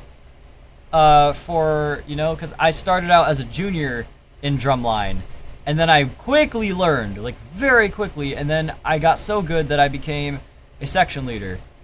And I was doing all of my research too. Like, I was really like, okay, I am now seeing what it is. It's like there is a lot of improvement to be made. We have a lot of work to do. And the improvement that we needed to improve on was including people. I mean, wow, crazy that we have to make an argument that, oh, wow, it's like, they really tried to, like, segregate marching band, like, for people, because it's like, oh, well, if you have X, Y, and Z wrong with you, then you can't perform with us. It's like, that's fucked up. You know, I feel like you should find a way to make it work anyway, but the way that they tried to find a way to make it work was very insulting.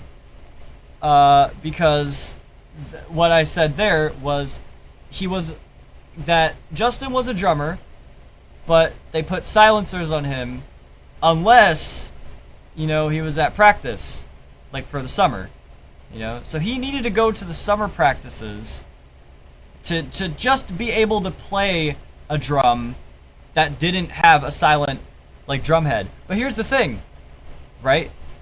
That was the only time he didn't get a silent drum head. Because it wasn't like that was the credential he needed to play one that wasn't silenced. It's the fact that the only gateway to him getting proper sound out of his drum was doing that. And it's like, I get, like, you know, oh, we have to be as, like, perfect as possible as a marching band. But here's the thing, right? Because execution-wise, we were great. And the other thing is, Justin, you know, as he is, he was able to keep up with, like, the people in his grade and was doing better than the people that, you know, they were saying, like, he was worse than. Like, they were saying, like, you know, like, he was keeping up with the people that were, like, not even sure what the hell to play, and they were goofing off. Like, he was actually, like, taking the shit serious and, like, doing the shit he needed to do to, like, get to the point where he needed to go. And when people were impatient with him and were like, oh, well, because they didn't understand how to teach him. They didn't understand how to teach him because they were not patient themselves. They didn't want to be taught, like, either. So when they tried to explain it to him, he couldn't get it. So then I came in, I'm like, watch this. And I explained it to him, he got it. Crazy. Fucking crazy. And, you know, it's the fact that me defending him gave people a reason to also pick on me. Defending somebody with a disability. What was a reason for people to pick on me? You know, like, it really just shows, like, the character of a lot of people, and just like how fucked up it is in high school, to the point where like it's so much of a popularity contest that if you're not even in the wave of people and like you're trying to make your own wave, like you will get made fun of for painting your own wave.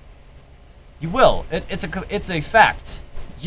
You trying to be yourself and not be like everyone else will get you made fun of, and you just have to sit there and not give a fuck. Right? 'Cause I did give a fuck. I gave a fuck so much that I almost wasn't, I almost didn't end up doing what I do now. Let's just say. Just in the most PR friendly way. I wouldn't be here sitting in this chair right now if I wasn't saved by Justin's sister. Which also wouldn't have happened if I didn't meet Justin.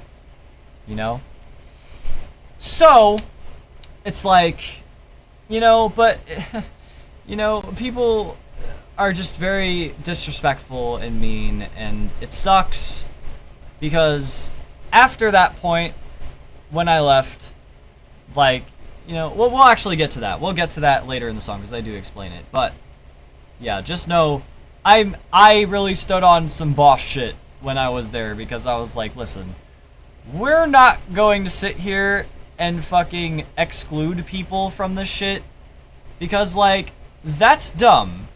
Okay, and the fact you have to sit here and think that's okay to exclude anybody from any of that shit, like, to crush their dreams, like, and it's not like he was physically incapable. Like, he could do it. Could he do it as smoothly as other people? No, because he had the disability where he's weaker in his right side, so he wouldn't walk as normally as other people. But, like, it's the effort he made to still, like, try. And, like, the fact that you have to phrase it as, like, oh, well, like, we don't want him to be, like, you do want him to do, like, be excluded, though, because it's, like, like, you're doing all of this preventative measures to like, like, at least you could have worked a way around it, but instead you had to do the worst thing possible and make it to where nobody can hear, like, his hard work, like, of him playing on the drums, That's fucked up. It's still fucked up to this day, and it was fucked up when it still happened even after I left, but we're gonna get to that. He was the only one that got that sort of treatment. They blamed it on his mental state and said it's not indecent. Well, his family had disagreements, and I was on their side. Yep. Us versus the world that tried to say that they was justified. Yep. I had to take some bullying for him, my eyes were dry. But I refused to let people pick on him, and that's why to him, I'm like the brother that he never got. Ooh. I gotta explain that one. Because that line means a lot more than people think. When I say, to him, I'm like the brother that he never got, I reference the fact that he technically does have another brother. But he was unfortunately not able to survive past a very long point in life, and so it was very devastating. Like very, like super, like all, like not even past like 1, I believe. Like, so it was very traumatic for their family, and it would have been even worse if Justin was not alive to tell the tale, but he is, and it's absolutely a miracle. But yeah, he would have had a brother if not for that very unfortunate passing. So that's why it means way more when I say to him I'm like the brother he never got, because it's like he does acknowledge to this day I am really like his other brother, you know, and I continue to be that because it's like, you know, his only other sibling is like his sister. You know, and obviously with the sibling dynamic, it's like, you know, it's like he doesn't have another brother to really talk about, like, the boy stuff. You know, if you know, you know. It's like, you know, it's like, that's why, like, a sister having a sister is, like, great, because they can confide in each other because they have their own same kind of emotional clock, much like how brothers do. And when they spend time with each other, they have their own same interests at heart. And it's like, technically, yes, sibling-wise, they have the same interests at heart, but, like, they're completely different human beings. Like, they have completely different lives, and they have completely different, like, things they do, and yet they're still siblings. And it's like, they don't really see each other that often, because one of them, like, works almost 24 hours, you know, and has, like, a boyfriend. And the other one is, like, kind of just helping out with his grandparents, you know, kind of by himself. And, you know, he's very independent, and, you know, it's like, as he has said, I'm like the one friends, like, he still kind of has, you know, and so I do as much as I can for him, because it's like, he means the world to me. You know, had I not met him, like, a lot of things wouldn't happen. You know, and I wouldn't have also realized, like, just how fucked up people are, you know, and to know that people, like, for no reason, by the way, it's not like this guy was, like, it's not like Justin was ever intentionally an asshole to people, and he only became that way, like, you know, towards people because they gave him that treatment. And so, like, he had no choice but to respond with resentment. You know, because it's like, what else was he gonna do? He didn't have the kind of fortitude mentally to really be like, well, people are gonna treat me like shit, but all I gotta do is, like, kill them with kindness. You know? It's like, he has kindness for his family, don't get me wrong. He's a very helpful person. Whenever he has the chance to help out in any given situation, he will find a way to do it. Like, no questions asked. You know? And that's why it sucks, because people really looked at him and looked at his disability and thought it was funny, and they got a whole group of people to think it was so funny that, like, you know, like, it made him, like, quit pursuing his dreams. Like, that's really fucked up. And, you know, that's why I gotta come on here and, like, really, like tell people, like, dude, Justin is an absolute fucking G. Like, and the fact there are people out there that genuinely feel it's okay to, like, you know, because it's like, listen, in his circle, like, there are times where, like, jokes are fine, you know, because it's like, you wouldn't be able to get away with those jokes because unless you, like, really know him. Because if you don't, then it will read as very disrespectful. And that's why me and, like, his sister have to come on to, like, make sure, like, people don't go too far. Because to enable that kind of behavior means other people will think it's okay to have that behavior around him too, and therefore say some fucked up shit towards him that might actually end up hurting his feelings. And, you know, that's just fucked up. That's really fucked up that that's, like, a thing. And, dude, you know what? It actually got so bad, and I don't mean to fucking, like, air it out, but I will say the comments made on him were so distasteful when we were making the music video for Lord Have Mercy. He's in that video. Justin is in that video. Cool, fucking calm, collected, awesome dude. He's in the cowboy hat, actually. He's fucking great. Like, you know? And I don't specifically remember the exact comment they made about him, but it was really fucked up. And he found out about it, and his sister and we were pissed when we found out somebody said some shit like that. Because we found out, like, after the fact, like, way after the fact.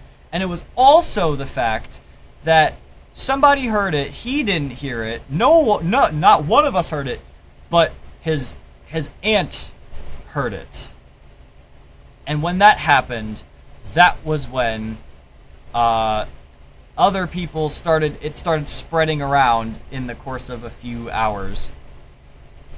And that's when I think his mom found out.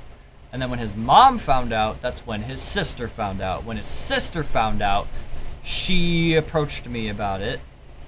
And I was like, no fucking way someone actually said some shit.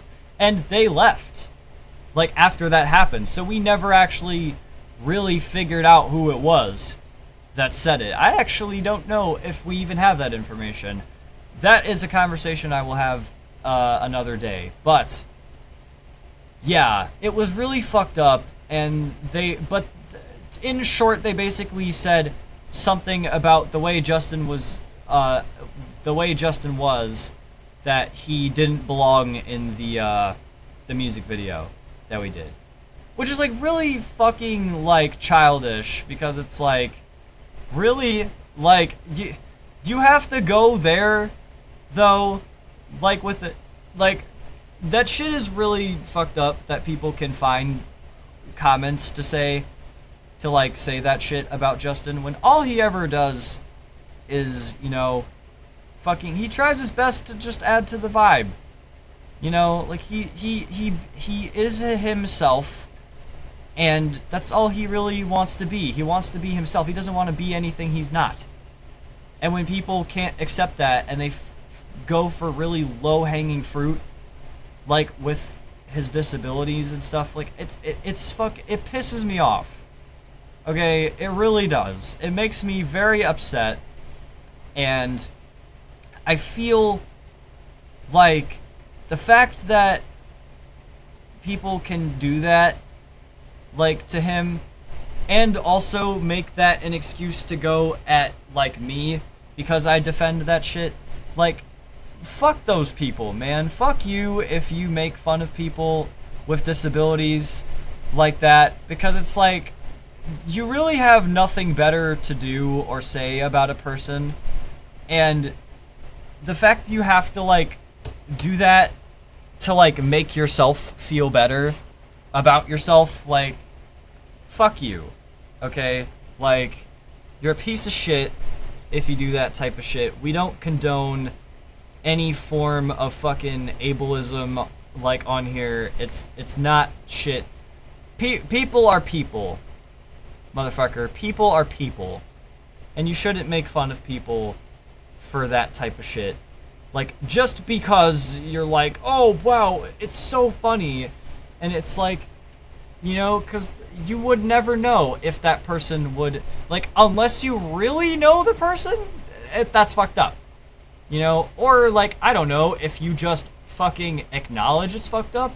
But even then, some people don't acknowledge it's fucked up, and they think it's okay. Especially in other spaces.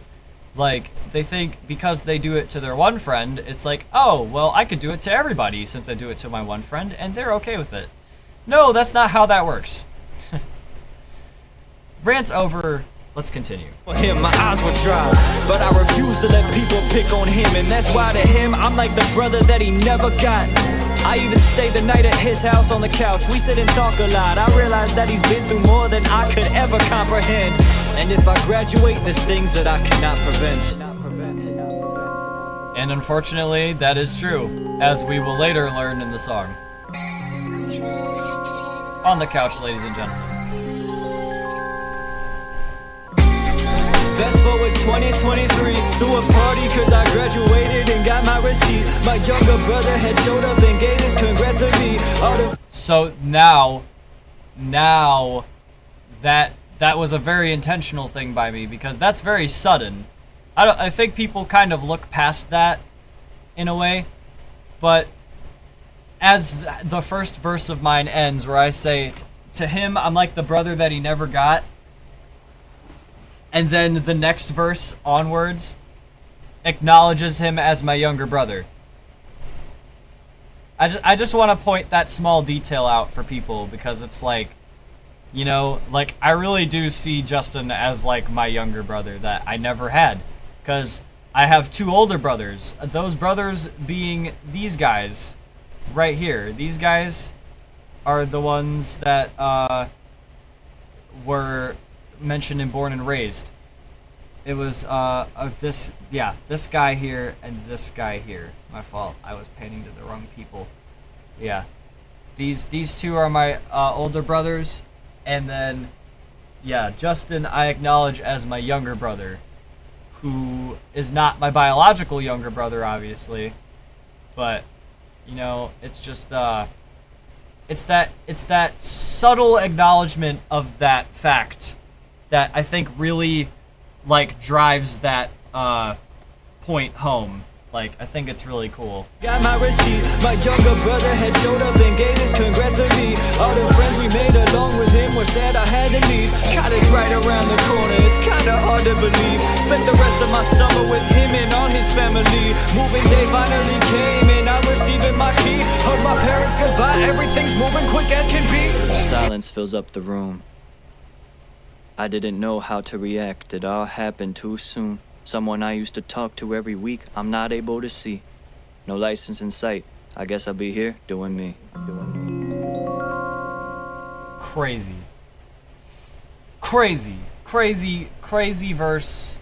And yeah, obviously I think y'all can put together very intentional writing from me, to where all of the key events that were happening were summing up in one line each was because I was quickly pacing it, because it was like, oh, I graduated, everybody's sad that I have to leave, and it's like, oh wow, college is here, oh wow, well, I guess I spent the rest of my summer with his family, oh, move-in day's here, great, I got my key, I'm hugging my parents goodbye, oh shit, wait, I'm already fucking here, and then it's like, the silence fills up the room.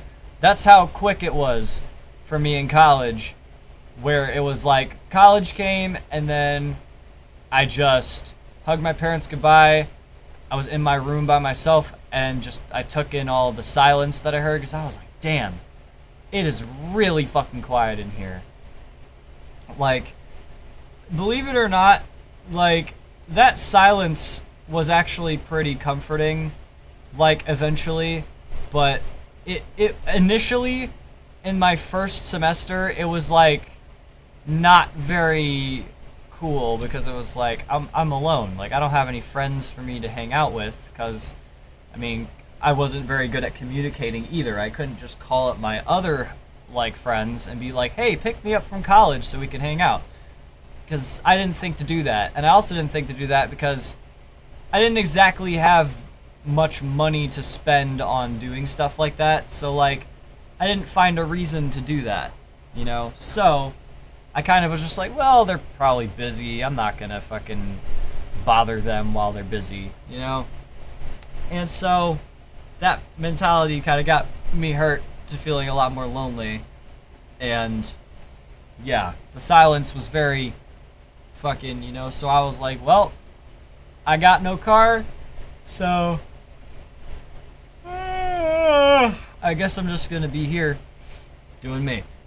You know, and then that's when, and yeah, so then it went from 2021 to 2022 to 2023, so I'm guessing y'all can gauge what the next year is going to be that I'm talking about, because we've got a common pattern right here going on, so let's keep going.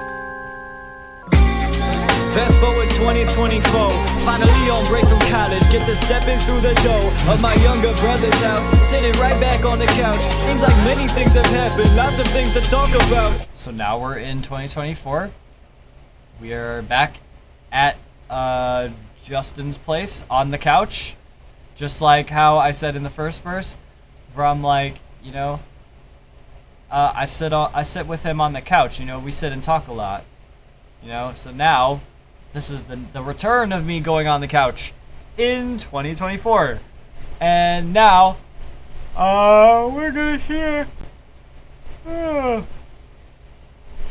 hear Justin's account, which is intentionally a deeper sounding voice, so that way it creates the illusion of this is a different character.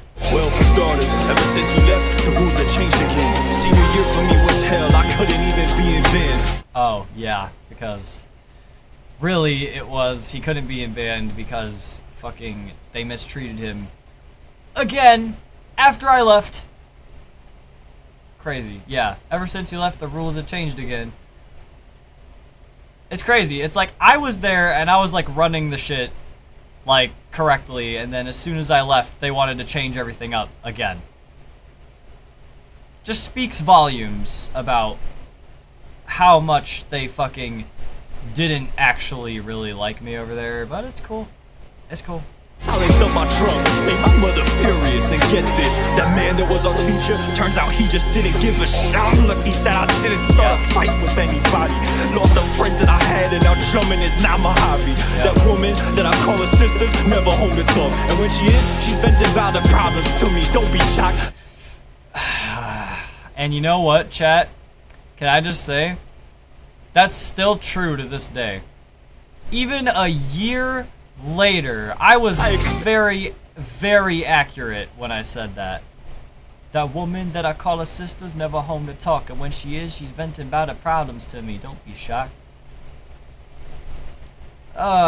It's really disappointing that that's still true to this day. But, you know, it's cool. To me, don't be shocked. I expect the worst to happen. I feel bad, I really do. But helping other people is hard when I can't help myself too. Yeah. Ouch. In fact, I'm wondering what I'ma do with my life. I'm hopeless. Yeah. That's probably one of the most pivotal lines in this entire song. Is the point where he says,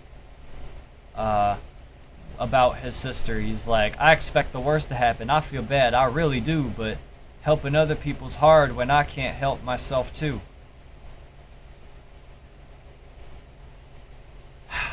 That line. Fuck, dude. Like, you know, that line just, ouch.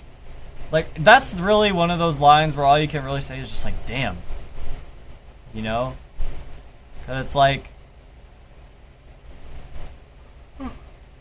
and yeah, chat. Also, this whole narration thing I'm doing in quote-unquote Justin's voice, very much accurate. It's definitely, like, I have it so accurate like that because it's like, I've lived with them long enough to know, like, how they are and their mannerisms and the topics they touch on and everything like that. So it's like, this is not just for dramatic effect. This is really, like, kind of the way it is. Now, he has his own, like, way of saying it, but, like, this is like a cinefied way of doing it. But, like, this is really how a conversation starts with him, is, like, I'll go in. It's really funny, but also very, like, sad at the end of the day, because it's, like, I'll go to talk to him, and I'm like, hey, what's up? And he's like, my fucking life sucks. For starters, X, Y, and Z. I'm like, oh, this is the conversation we're having. Okay, cool. And we just get into he gets into that whole thing where he talks about just all of the shit that sucks right now. And it's like, you know, I think one of his most famous quotes is whenever I'm saying something like that's also like fucked up in my life, and then he's like, welcome to my world. You know, it's very iconic Justin line from him. But yeah, so that is not an exaggeration. He really does do that. He will talk about all of the negatives that kind of happen first, and then he'll get to the good part, which is coming right now. Maybe I could shift my focus to a new career. I mean, I have a DJ set I haven't touched in years. If you could help me set it up, I'll be right here, learning how to use it. Hey, maybe I could make some music. Maybe you could teach a thing or two to me about producing. And the thing is, I have not done that in a while either, but that is unfortunately also due to just because everything is happening at once. It's like I'm busy with my job, or I'm busy with this streaming, or I'm busy with, like, chat, the last night and this night actually, because I spent some time with Justin too that night. That was the most time I've hung out with him in a really long time. Which, you know, the fact that I'm not in the position where I can do that sucks, you know, and why I have to, like, stream every day so I can, like, get to the point where I can support myself enough to hang out with him more. But, you know, that's why I gotta grind. That's why I gotta do this, you know, and hopefully one day I will get to the point where, I can support myself enough to spend more time with my family. That's really the goal at the end of the day, and the fact I gotta take time away from that to do that, yeah. But yeah, we gotta add, he just recently listened to Ruin the Moment, by the way. He liked it. He liked Ruin the Moment. And he playlisted every single song. I saw it, because there was a green Spotify check mark around all of the songs, so I'm like, hell yeah, he likes every song. Nice. This is really cool. I looked at him in shock. The more I listened to him, the more I realized I was a fool for not keeping in touch. I missed him and his fam so very much. It's time to fast forward a couple months. We boot up his computer, download all the songs I made for him to play around with, buying every LED display to make his station more authentic. Also helped him write a song we worked together on. We're making up for all that time that I was gone. I'm like, oh, that. Yeah, chat, fun fact, there is a song floating around in the world that I helped my brother produce. And guess what? We're going to pull it up right now, actually. Now, I won't play it on stream yet, but here it is. Yeah, chat. Redneck. This song was written by Justin. Now, there was some direction involved with the songwriting process, but yeah, the ideas were mainly from Justin, because he gave some curation too. So I actually helped mix and master the song, and there is actually an even older version, a demo of Redneck, which, yeah, so chat, this is the song that I said before, Cinna technically has a country song. Yes, chat, there exists a country Cinna song. I am not fucking kidding you. And look, this is almost at 100 views, chat. It was almost a year ago we put this out. Isn't that so crazy? After Flesh and Blood happened, we got the rest of Redneck produced. Because initially, chat, Redneck was produced in GarageBand. The beat itself was produced in GarageBand. We still used that beat, but it was curated by Justin, because I had to ask him, like, what was the BPM you wanted to use? Like, how fast do you want it? What key do you want it to be in? What instruments do you want to add to it? And then whatever he told me to do, I cooked it up for him, and that was the beat we went with. And so we started putting lyrics to it, you know, and then he came up with pretty much all of the lyrics. Like, there was some direction involved to, like, get all of the lyrics to fit on beat and, like, rhyme, but all things considered, yeah, Justin was like 90% of the freaking songwriting process. And all I did was just make the beat and mix and master the vocals. I originally had a demo track, because now what we did was I wanted to make sure he could sing the parts. So I made a reference track with my vocals on it of all of the lyrics he wrote, so that way he knew how to sing the parts. And I was like, okay, we're going to go and we're going to re-record this song and put your vocals on it and tune it so that way you can have it on the thing. And yeah, it became what was it? Oh my god. Yeah, it was a long time, a lot of months. I think it was over a year. God damn. Over a year where yeah, frickin' what is it? It was over a year when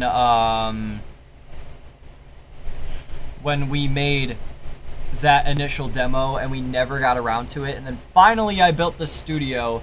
I got FL and I'm like, okay, you're going to come over. We're going to get the demo track. You're going to record your vocals. And it took 2 studio sessions to get his vocals recorded. Because, you know, initially he was kind of having doubts about his voice. And I'm like, no, just project it out. Just try and do what you need to do. You know, just like I was really a lot of vocal coaching and encouragement. It was a very sweet moment for me because it was like, oh, I actually got to like vocal coach him. You know, this was before I vocal coached Zach. Like, you know, like, so this was like really cool for me because this was actually technically the first song that I engineered for somebody else. So, like, that's why Redneck exists. So, shout outs to Justin. And, yeah, the fact this song exists is pretty freaking cool, man. Because it's like, you know, like, we would have never got to have seen this side of Justin. And, like, you know, think what you will of this song. I think for what we did, it's pretty good. His family likes it, especially because, well, it's his song. And he can play it for everybody. He now has a song that, like, he's really proud of, and I'm proud that he was able to even get it done. Because, like, you know, it was his idea, he recorded the vocals on it. This is now officially his song. It's not like it was my vocals on it anymore. It's now his. Everything on there is his, and it's pretty great. Like, you know, it's great that we were able to get it like that. But yeah, chat. Fucking W Justin. Let's get the rest of On the Couch done. That time that I was gone, I'm like the only close friend he's got left. But I'm more like family at this point, so I'm blessed. Brother, if you're listening to this, then I got no doubt you'll be my dog forever. Talking about this, sitting on the couch. Type shit. It's crazy how much time can fly, you know? I mean, we went through a whole year of being mostly radio silent aside from like, yep, my birthday and New Year's. Being alone made me realize how much I missed those guys. Like, not even just him, but I miss spending time with his sister, too. Speaking of which. Now that comment at the end, fucking... Which, yeah, W transition number 1. Number 2, the fact that RJ and that other dude are very funny, because when they made that comment about, like, oh, he made that comment about the sister? Is he trying to... No. Whatever thought you had in your head on that, no. Because this girl is like my sister, you know, so that, no. You know? Now, this song... Oh... Man, let me tell y'all, Face to Face had the most rewrites I think I've ever done for a song, because this song was made in a lot of time periods where my thoughts on her shifted quite a bit, because there's a lot happening in life, like, and mostly I think the one thing that I kind of want to air out on this stream, because it's like, you know, they're never going to watch this stream, they're never going to hear this song, they're never going to really pay that much attention to what I'm doing. I mean, they finally acknowledged the fact that I was doing something, but it was only in relation to the fact that I was doing it with Zach. So, I mean, it's something, but yeah, because they will never view this, I will definitely say it was at a point in time where I slowly started to realize that this person, Lexi, her name is, never is really going to really pay any mind to my music, and in a little bit more depth, kind of me as a person, because it's like she loves me enough to where it's like I don't bother her, and that's good. I'm glad I'm not a person that bothers her, and that, you know, she can feel comfortable around me. That's really kind of the one thing I wanted to push for, was that, you know, because she was having doubts about herself, and I wanted to kind of be like, it was a very specific point in her life where people were, like, doubting her, like, but more so, she was doubting herself,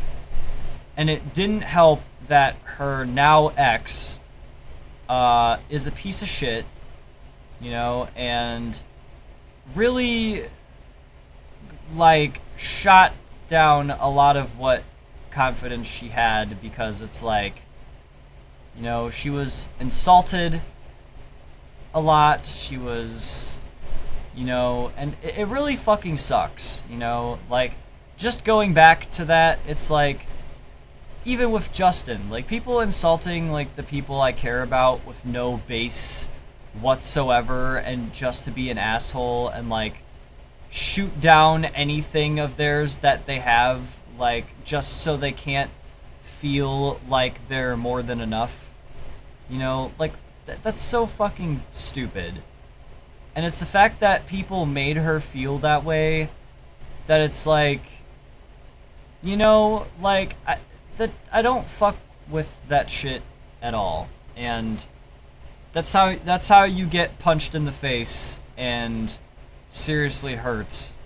Because it's like, I mean, you're really doing that to somebody that also, when she chooses to, of course, be kind. You know, especially to people she doesn't know. She's not like just an asshole to people she doesn't know, but also she can read a person's vibe, like, very well. That she has that kind of thing going on.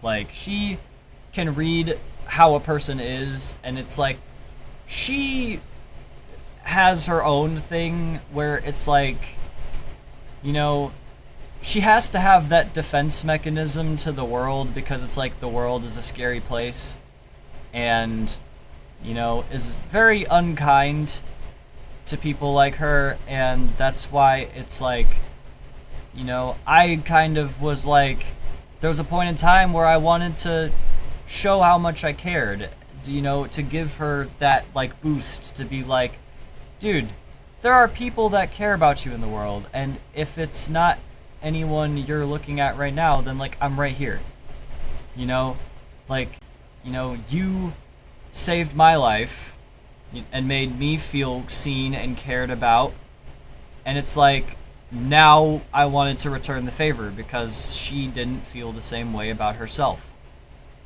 But as I quickly learned, you know, she's not somebody that I could just help. You know, because, well, number one, she didn't ask for my help. Specifically.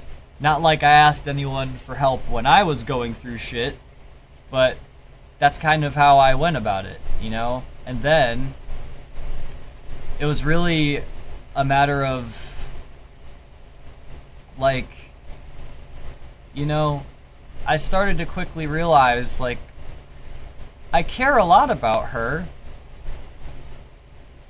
but she doesn't care about me the way I care about her. You know? It's like, because I pay attention to shit. You know, it's the little things I pay attention to. I pay attention to little shit all the time, and I always, like, do my best to fucking just make sure she's not only feeling comfortable, but just, you know, to put a smile on her face. You know, I do very little things. And she just doesn't do it the same way that I do. You know, and that's completely okay. You know, I've learned to accept that fact. And with that being said, that's why writing this took a long time, because this was the song I got stuck on the most, because it was like my viewpoints and opinions like were constantly changing as I was writing this song about her, and just my whole back and forth battle with, like, you know, how much does she really care about what's going on? And it's like, the conclusion I eventually reached is that she cares just enough to where it's like, if I'm there, cool. It's like, she doesn't have a problem with me being present and around, and it's like, if I'm there, it's like, you know, that's just another person to talk to, you know? But when I'm not around, it's like she has her own life to live, and that's completely cool. You know, she can be in her own world, you know, and that's great.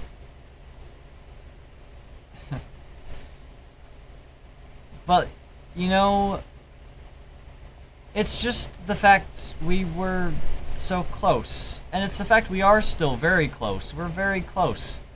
Like, friendship-wise. Which is why I'm even more confused.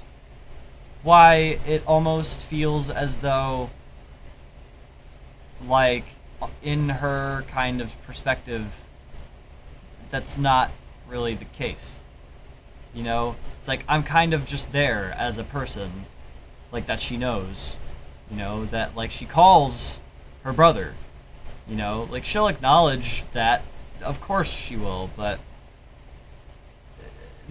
actions are not what speaks for her when that happens, you know? So, yeah, Face to Face was a very difficult track for me to write, and I eventually got to the right words and the right conclusion at the very end of the song, and that's why I think this is definitely the best version of this song, and why I knew it should come out, because had I not made the decision to make a song about her, and, like, you know, like, even though she will never acknowledge this song, she will never acknowledge this and what I talk about, you know, it's... I at least got the message out somewhere to people, and now I have another way to say I got it out to people, because I did it in this stream. And I feel like that's enough. I feel like that's enough for me to feel content. So, let's get into this song. Oh wait, which is also produced by Flip Magic, by the way. Yeah, before I get into it. Sorry, chat. Yeah, I have to pay homage to the producers, because all the producers that make this shit happen are, like, the reason, like, you know. So shoutouts to Flip Magic, because they produced Welcome to the Function, Mom, Fam Comes First, at least the other beat, not the choir part, and Face to Face. Flip Magic produced like almost a third of the tracks on here. Goated fucking like producer to be able to make shit like this, and way more beats to come that I have purchased from Flip Magic. Yeah, it is absolutely a blessing to be able to get on those beats from him. Shout outs to Flip Magic.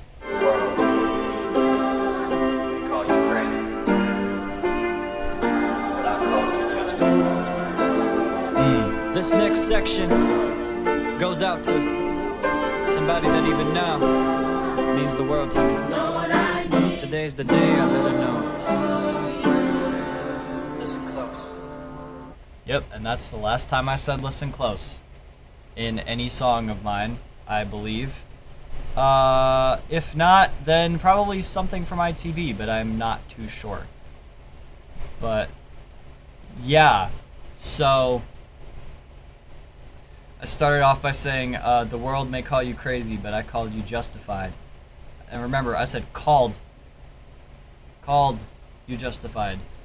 Because this is going to be sort of written as if it were past tense, because this originally, chat, most of the stuff that I'm saying that like complimented how she is, yeah, most of it was actually present tense, and then a bunch of my mentality and seeing what it really is came about, and that's when I changed the lines to be different. And so that's why it's now called You Justified instead of but I call you justified. You know? Because it's like, the world calls you crazy, I called you justified. You know? Because I did. That's what I did back then. Whenever people would call her crazy, I'm like, well, the way you act is not really... There's a reason behind it. There's a completely valid reason behind why she is the way she is, and it's just there's issues to sort out, you know. So then that's when I made the start say, this next section goes out to somebody even now means the world to me. And I actually originally I had the line as the greatest human that I've ever known, I believe. Or sorry, I think it was like the greatest human being that I know. Listen close. That was what it used to say. And then I changed the line to be, today's the day I let her know. Because obviously, I changed that line on purpose just because at the time of me writing this, my mentality of her was very much like, oh, I see how it is. Alright, well, this is the song I'm gonna use to basically tell you, like, what I felt, you know, for a bit, because I never really like, made it apparent to her that it's like, the reason why I am the way I am, because everybody else is, like, really mean to her, and, like, I'm here, like, defending what she does, is because, like, you know, I'm really there to show that, like, I care.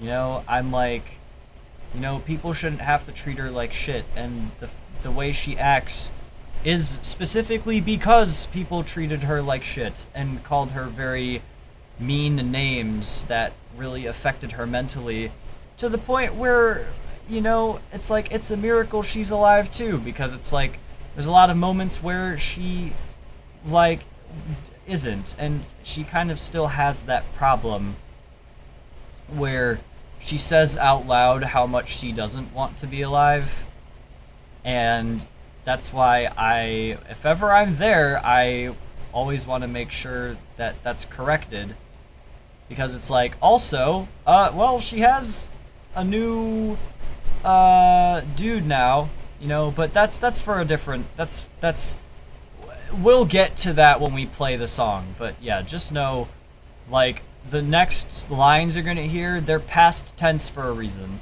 The things I'm about to say might make you cry, but I've been keeping truth from you, there's no reason to lie.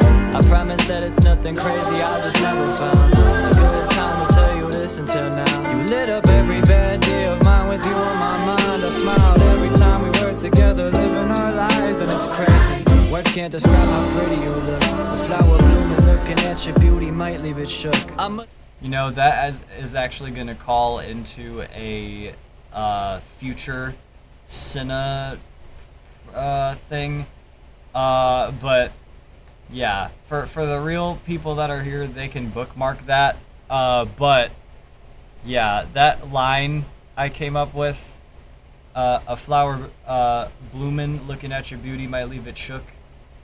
You know, it's like, I wanted to find a very sweet way to like say like that, because it's like, I feel like she hasn't had someone compliment like that, like her like that before, so I was like, you know, I can do that.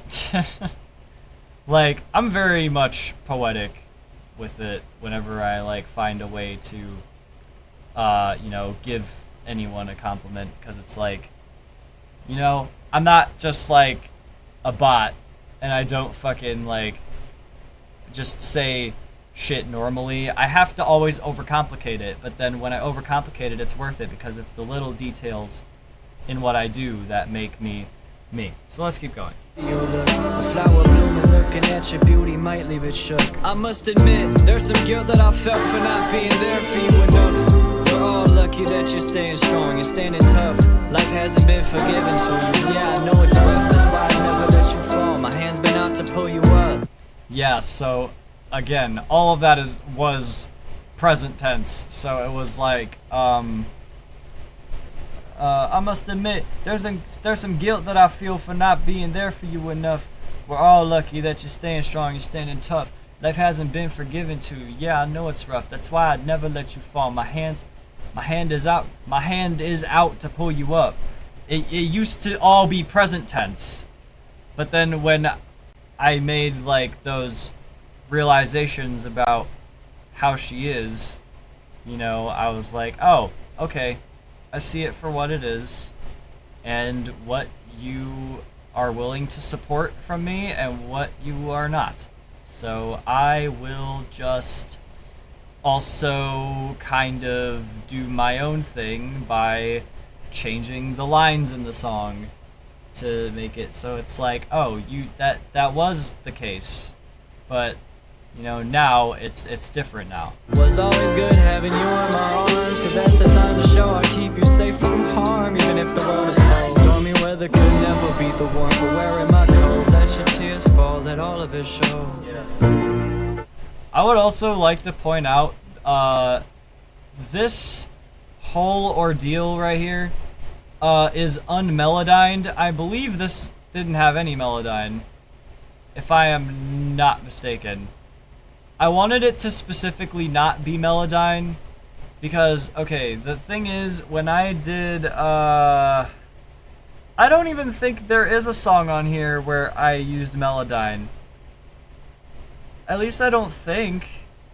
I might be tripping, but yeah, I made it a point specifically to not have melodyne to tune my vocals, because Flesh and Blood really is the thing where this was the album where I was like, yeah, I really want to show like my vocal range without needing to tune my vocals. Like, that was a very big thing for me, was if I was to sing, I was to use no tuning. And in some cases, it worked out. In other cases, it was a good idea for me to use melodyne, is all I'm gonna say. You've struggled more than most. Responsibility's been holding the choke. The chokehold it's put on you, it's aiming straight at your throat. It's why you crash out on the world sometimes. It's painful, I know. You're full of pain and anger cause people ain't give you respect. And now you're losing too many people that used to be friends. Makes you wanna take a break from the world. I mean, what's next? Hopefully not dealing with a new Lex. I'd curb. Yeah, that's a very intentional pause there. Stomp some mother. Please excuse me. I won't dive any further, cause your life is private, truly. So, yeah. In case you couldn't figure out what that pause was for, as you probably heard in All Grown Up when I did that line about, okay, hate's a strong word, but not for some of us. In fact, my mama views her as a selfish person. You know? That pause, very intentional, because obviously I didn't want to have that word in that song. Because I was like, oh, that is a very unfortunately bad word. But Zach has said it in a song, so it's like, if you really wanted to hear that word, go listen to Curtin. He says it in that song. But in this case, it was intentional because I was, I think the pause was always intentional at that point.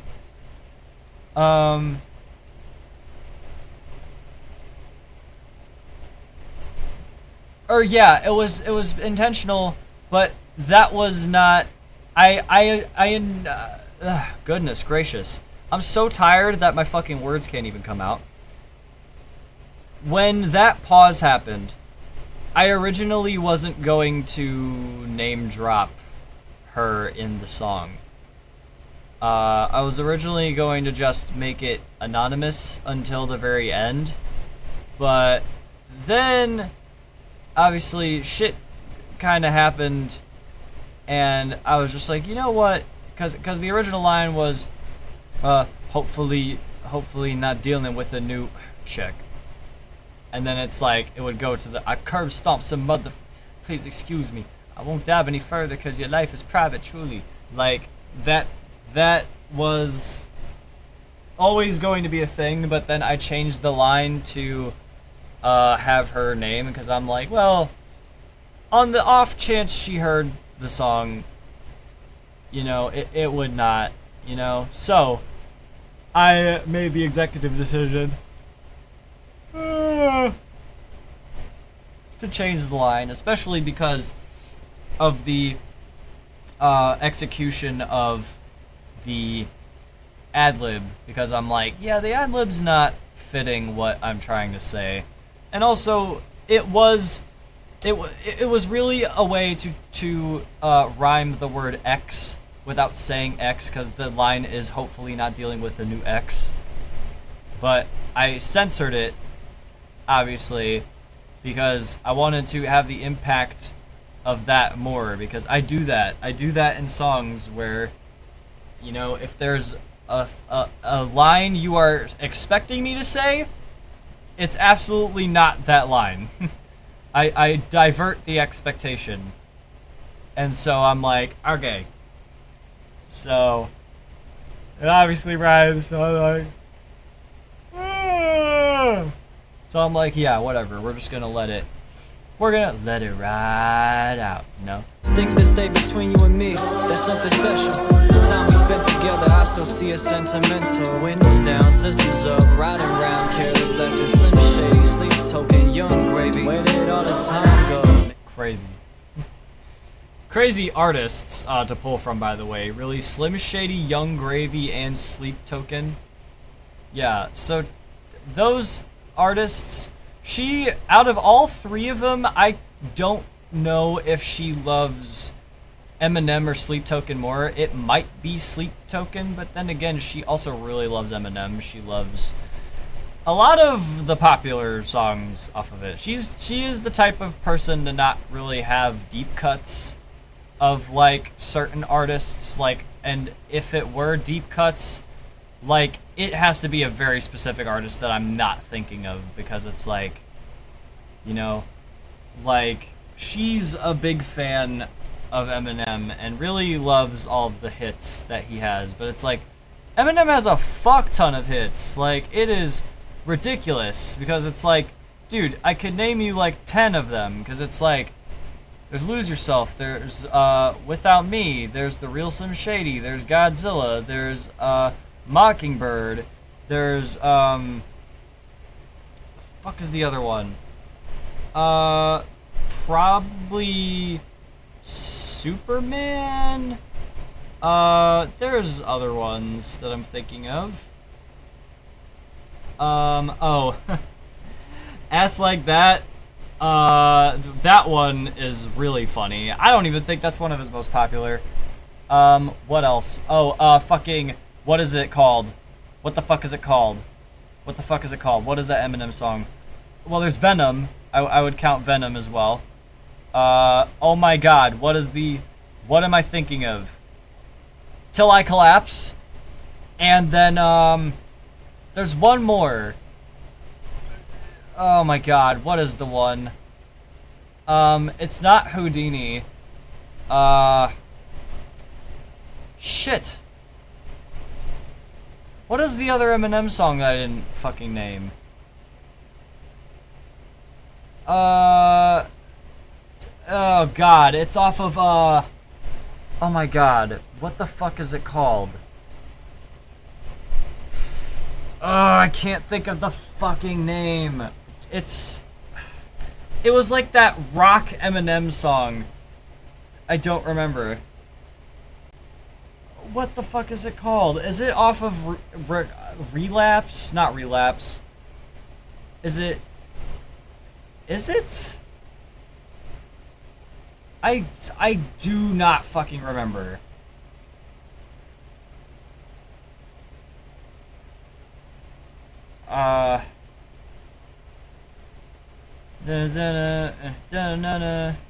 All night long.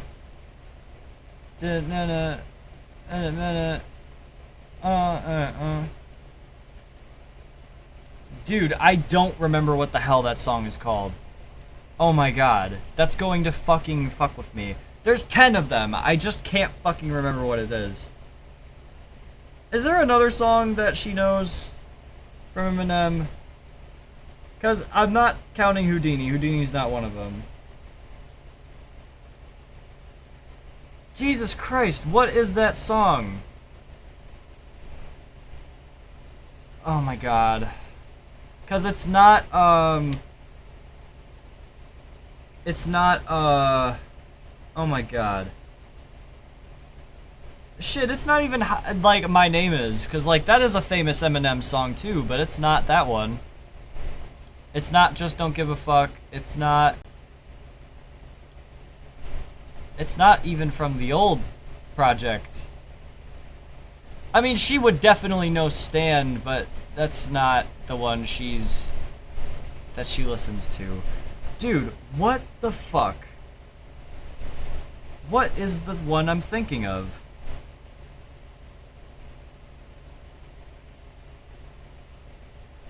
It's not fucking the one that Eminem was on with Dre. Dude, oh my god, what is the song I'm thinking of? I swear to god there's another song that she definitely listened to.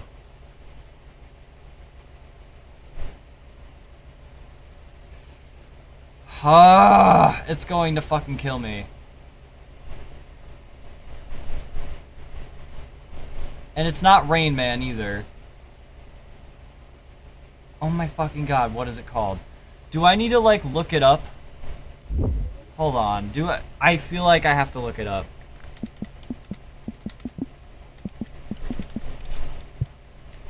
Is it off of Relapse? Am I fucking...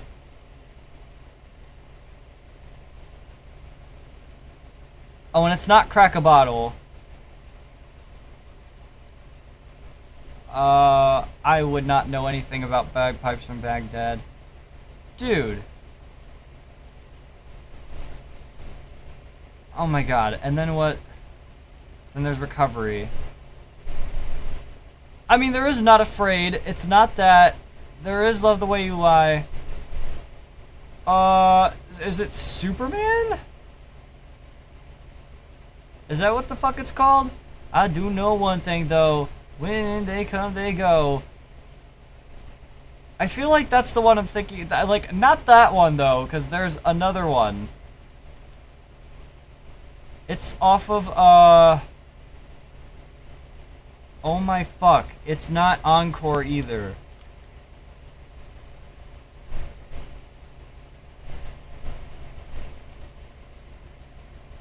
Also, what the fuck?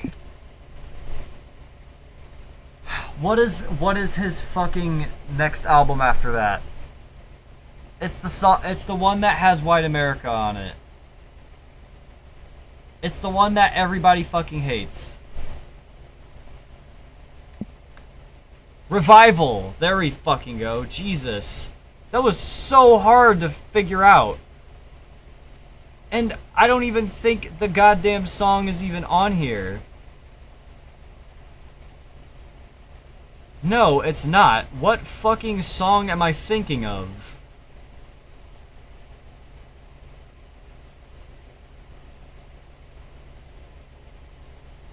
Dude, I genuinely do not fucking know what song it is. God damn it, I don't know what song it is. Wait, what? Can I just type Eminem rock song? Can I? It's Berserk, I think. It's gotta be Berserk. If I'm not fucking mistaken. Dude, holy fucking shit. That took me a really long time, yeah. So there's actually like 11, I think. There's a lot of Eminem songs. Like, dude, like he's got so many hits that it's like, and she definitely knows every single one of them.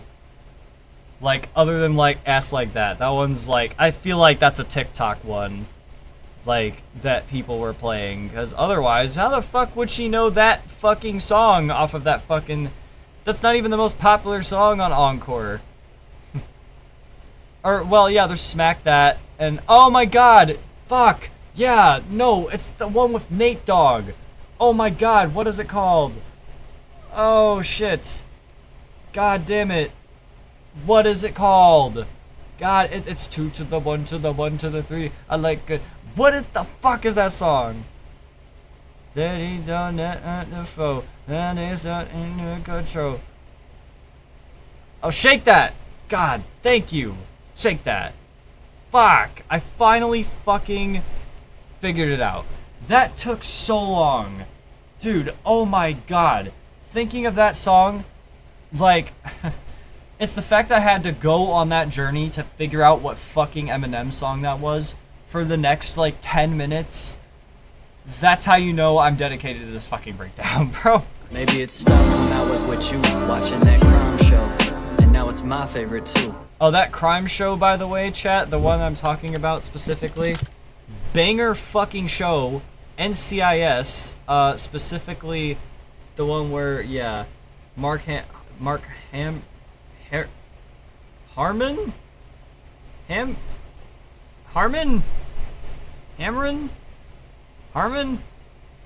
It's this one. NCIS. No, I didn't watch the 8th season. I am up to 3. But like, yeah, chat. NCIS, fucking banger show, by the way. I fucking love NCIS. I need to watch it again. Yeah, Lexi's the reason why I know what NCIS even is. And there are a reason for a lot of the things that I have watched, because there are things that I never seen before, and it's because of them that they let me watch that movie, as in they forced me to watch the movie because I never seen it. But yeah, so yeah, all of those days of us cruising around, listening to music, and watching like shows and shit, like that shit I miss. And it's like, we don't really do that very much anymore. And it kind of sucks, because it's like she's got a lot more to deal with. But, you know, maybe, you know, it's for the best. Because, I mean, look, there are people that care a lot more about my whatever I'm doing in my life than, you know, certain people. And, you know, to accept that fact, you know, it's cool. You know, it's so whatever. So yeah. My favorite too. Fate is crazy. If I never met your brother, I never would have met your mother, your nana, or papa, your father, and my mother would not be talking to each other. All we'd walk away with is knowing in school we suffered. Good fucking connection there, by the way, between On the Couch and Face to Face, because those are the only 2 times I mentioned that, and so that's how you know it's all connected together, because On the Couch is connected to Face to Face, and how it's like, you know, like everything on this is connected. And as I write this to you, I just can't help but smile. I got an infinite page of things I could say, but I'll just wait until the time is right to say the many ways I could have said I love you face to face. And hey, that was also present tense, by the way, chat. Yeah, pretty much this whole thing used to be present tense, and then I changed it to past tense after, you know, learning how I felt. And so, yeah, that eventually became that. And so instead of saying the many ways that I could say I love you face to face, it's now the many ways I could have said I love you face to face. Because this is now past tense, to be like I'm letting go of being the person that cared the way that I did. Because this was really like a song that I wrote to be like, I'm letting go of me trying too hard, you know, when I don't get anything like that in return, you know. So yeah, I've been meaning to tell you, I felt like I've screwed up a lot. Back then, you were there for me when I really needed it, and I felt like I ain't been doing the same. That's why recently, all I've been wanting to do is help you smile and feel comfortable. But look, I know you have other people that do that for you, so all I'ma say, if you ever need me for anything at all ever again, you know where to find me. I could just be talking to myself right now, and you might never hear this, but I've finally got what I wanted to say out somewhere, you know? And besides, the song's the least I could do for you, giving somebody like me a second chance to live. It's impossible to repay you, but at the very least, I'd like to say thank you. Yep. And boom.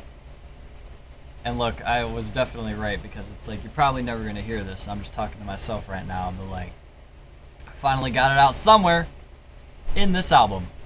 Right here. Flesh and Blood. And look, it's cool because at the end of the day, I will never switch up. Because in reality, she is the reason why I'm alive. You know, I will always be eternally grateful for that. You know? It's just certain aspects, like caring about what I do in my life, you know, it's cool that they don't. Because, you know, at least I technically had some acknowledgement, but it's the fact that like I have to like scrounge for little crumbs, while meanwhile, you know, I give a lot more than that, and I also give it every single time I see her. But whatever. So, that's Face to Face. Chat, we got 3 more tracks to get through. You think we're gonna be getting through the rest of these 3 tracks? Not without me fucking sacrificing my sleep. Let's see what the fuck happens. With my homies. Which, actually, yes, we will get through this, because I actually did break down the first 2 parts of With My Homies, which will be from the first part, which if you didn't see the first part, then the first part of oh my god, I need to get to the YouTube. The first part of me breaking down my album, I broke down that verse in the for the music video version, because most of that was actually from the music video version, breaking down my album Flesh and Blood.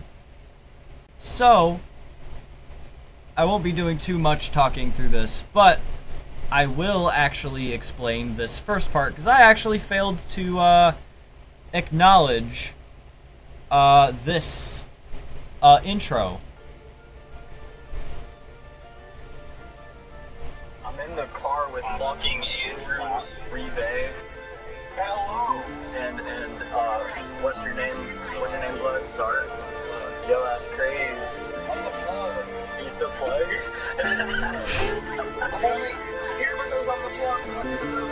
That's crazy, bro. So that right there, that intro, I intentionally so here's the thing. During me making this album, I was on the quest to search for sound bites from my friends. And I managed to get 2 of them, and 2 of them were in a very important part of our lives, because one of them was when Andrew, my cameraman, shout outs to Andrew, he is the one person I told about Flesh and Blood, other than like my mother, because I wanted to surprise everybody, and sure enough I did. I surprised everybody by mentioning them on this album, because I didn't tell anybody. That's the thing I didn't actually explain in the beginning.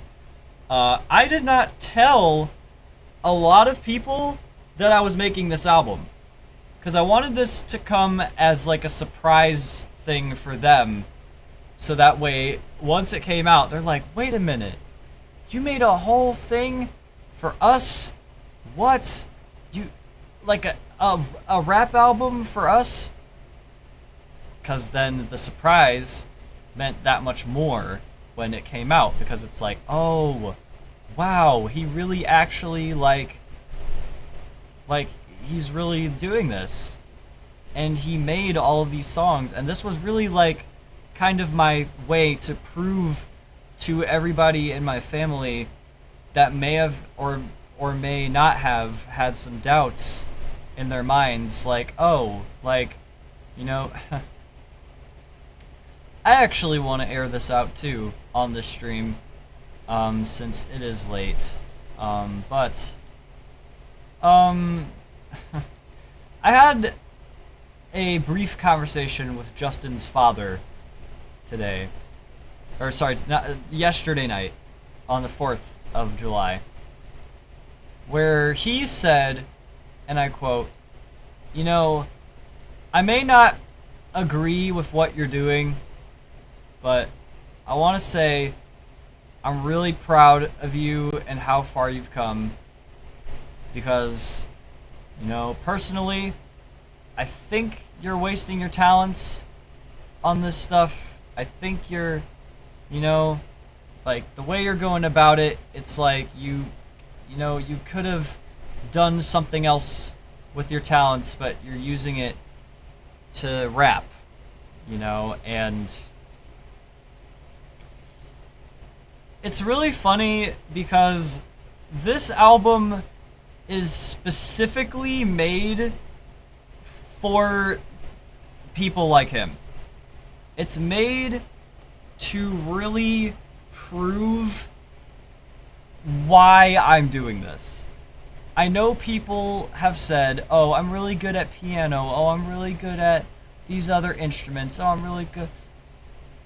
But it's like, what would I be doing with those talents, like, outside of it? It's like, you know, like, I'm doing it in this form of medium because I love making music like this. This is me. He might not see me as that because of how he saw me before. Because he saw me as a completely different person before I matured and I went on my reflective journey and I realized what I actually really loved about myself and the things that would make me happy in the future with music. And rap and hip-hop happened to be the thing that really made me happy.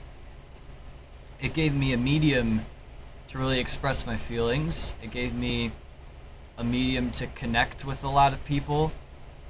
And it's really me in every way possible, because it's like, you know, even with hip-hop, it's like, if you really think about the roots of hip hop, it's really like a lot of come up like stories come from hip hop, because it's like the whole started from the bottom and making it all the way to the top, you know, where, you know, that's where we're supposed to be, you know, and it's like we're taking our talents through rhythm and poetry and really making, you know, a difference in the world, and like using that not only to get up in the world, but also, you know, change people's lives for the better. Give people a medium to actually like look at themselves in the mirrors and be like, damn, like, you know, I could be doing better with life. It's like, why not do more?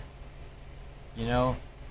Like, or like give people different perspectives on life they never probably even considered. You know, that's the power of what I'm doing. That kind of power wasn't able to be translated into the piano playing that I did back then, and it only really is getting translated now because I'm using that piano to make my instrumentals and my beats. You know, or like drums, you know, marching drums. Like, yeah, I got pretty good at it, but like, what was I really gonna do with it at the end of the day? Because eventually I grew tired of doing it because of the people that surrounded me. They made me not like it. They made me realize, like, this is not a space for me to be in, because people like these people exist in my space, and I didn't like it. So I wanted to go to a different space, and this space is the one that I felt more comfortable in. Because sure, people were going to make fun of me for being a rapper. Like, of course people were going to make fun of it, because that's what people do whenever you get started as like a hip-hop artist.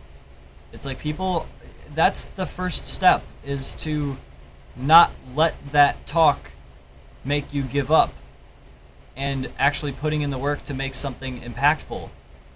And sure enough, look what I did. I made Flesh and Blood, and then I got together with Zach to make Ruin the Moment, and then I opened up with him for artists such as Bone Thugs and Harmony and Insane Clown Posse. And like, if you know anything about their credentials, like, and the fact that we're going to Missouri, you know, we're still traveling. You know, like, Missouri is on the way in August. You know? And it's gonna be really crazy, because it's like, you know, like, we're gonna have probably the biggest crowd pop we've ever had, and like, we had the biggest crowd pop in our out of our state. Like, so many people loved us out of state too. Like, we have a viewer from that show too that's like been watching this whole like movement go on, and it's like, you know what I mean? Like, it's so cool to just be able to have, okay man, because like, stop playing with me. The fact that I was at 299 and someone unfollowed so I could get even less close to 300. Okay, man. Thank you. But yeah, it's just really like, you know, oh my god. I went on a whole tangent again, man. I'm really sorry, chat. Like, I am really trying to get through the rest of this, because I kind of want to break down the rest of this. Like, to be honest with you, I might need to save it for another episode. Do I really gotta save the last 2 songs for another stream? I mean, dude, it took me 4 hours to break down 2 songs, right? And it's like, not only is No John's coming up, where there's a lot of bars that I gotta break down, but then RTK is gonna be like, yeah, I think it's gotta be a 4-part series. I'm not even gonna lie to you. I think genuinely, after With My Homies, I'm gonna have to go to bed.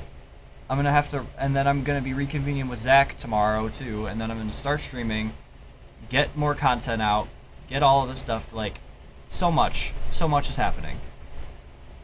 But yeah, all to say, chat, like, this album was very important to me, and I wanted to make it a surprise for people, and the people that I made it a surprise for, they were really like, oh my god, this is absolutely the best thing, like, ever. And, that's why I was getting random sound clips from my friends, not just in the beginning, but also in the end, but we'll talk about that at the end. But this first part is my cameraman, and my good friend, Zart, which, fun fact, Zart is Ash Delta. And if any of you know the name Ash Delta, I'm actually going to show you. Ash Delta is the man behind some of the beats on Ruin the Moment, such as Live Long and Prosper and Speed Limit. And also, fun fact, he was supposed to be the producer for Till Next Tomorrow. And then some stuff came up, and, well, long story short, it eventually led to me producing the beat for Till Next Tomorrow, and we then got what we got. And, you know, I think it was probably the right call, because, you know, that track wouldn't be what it is had I not produced it, you know. Yo, No Man, yo, what up, man? Welcome to the chat. Sorry I hadn't seen your chat in like 5 minutes. I've actually just been freaking talking because I've been breaking down this freaking 1-year-old album now. This is my album, Flesh and Blood. It has turned officially 1 year old as of July 1st. And I'm taking a bunch of streams in order to break down this entire project. I have done 2 other streams, and I might need to do another one. That's how much content is located within this 13-track album. Because I did the 300 Mewtwo... Dude, how many times am I going to keep saying Mewtwo like, huh? 300 music YouTube subs. Jesus, that took so much out of me just to be a... Because I keep saying 300 Mewtwo music. Like, okay, you know what? No. This is what we're gonna do.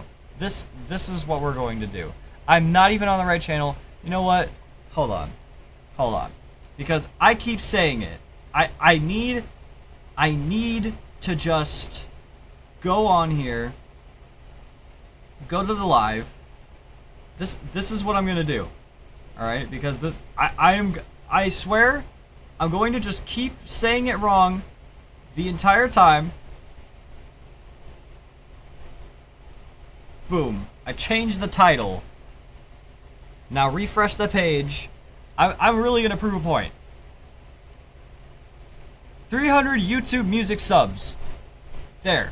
Now I'm not gonna keep saying 300 YouTube music. Like, I just can't. I can't.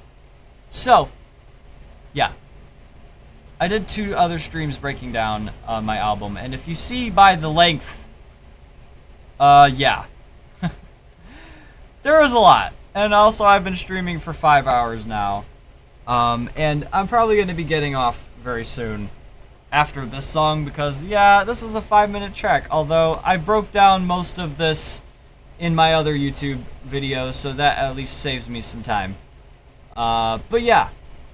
But anyways, chat, yes, this was a random day in the car with Andrew and Zart. And Zart is Ash Delta. So, Ash Delta and Andrew, I was like, you know what? Okay, I have them both here. I'm just going to record a random video and include it in the album, so that way, you know, once it's in the album, then they could be like, oh, I remember that conversation. Oh my god, like, what?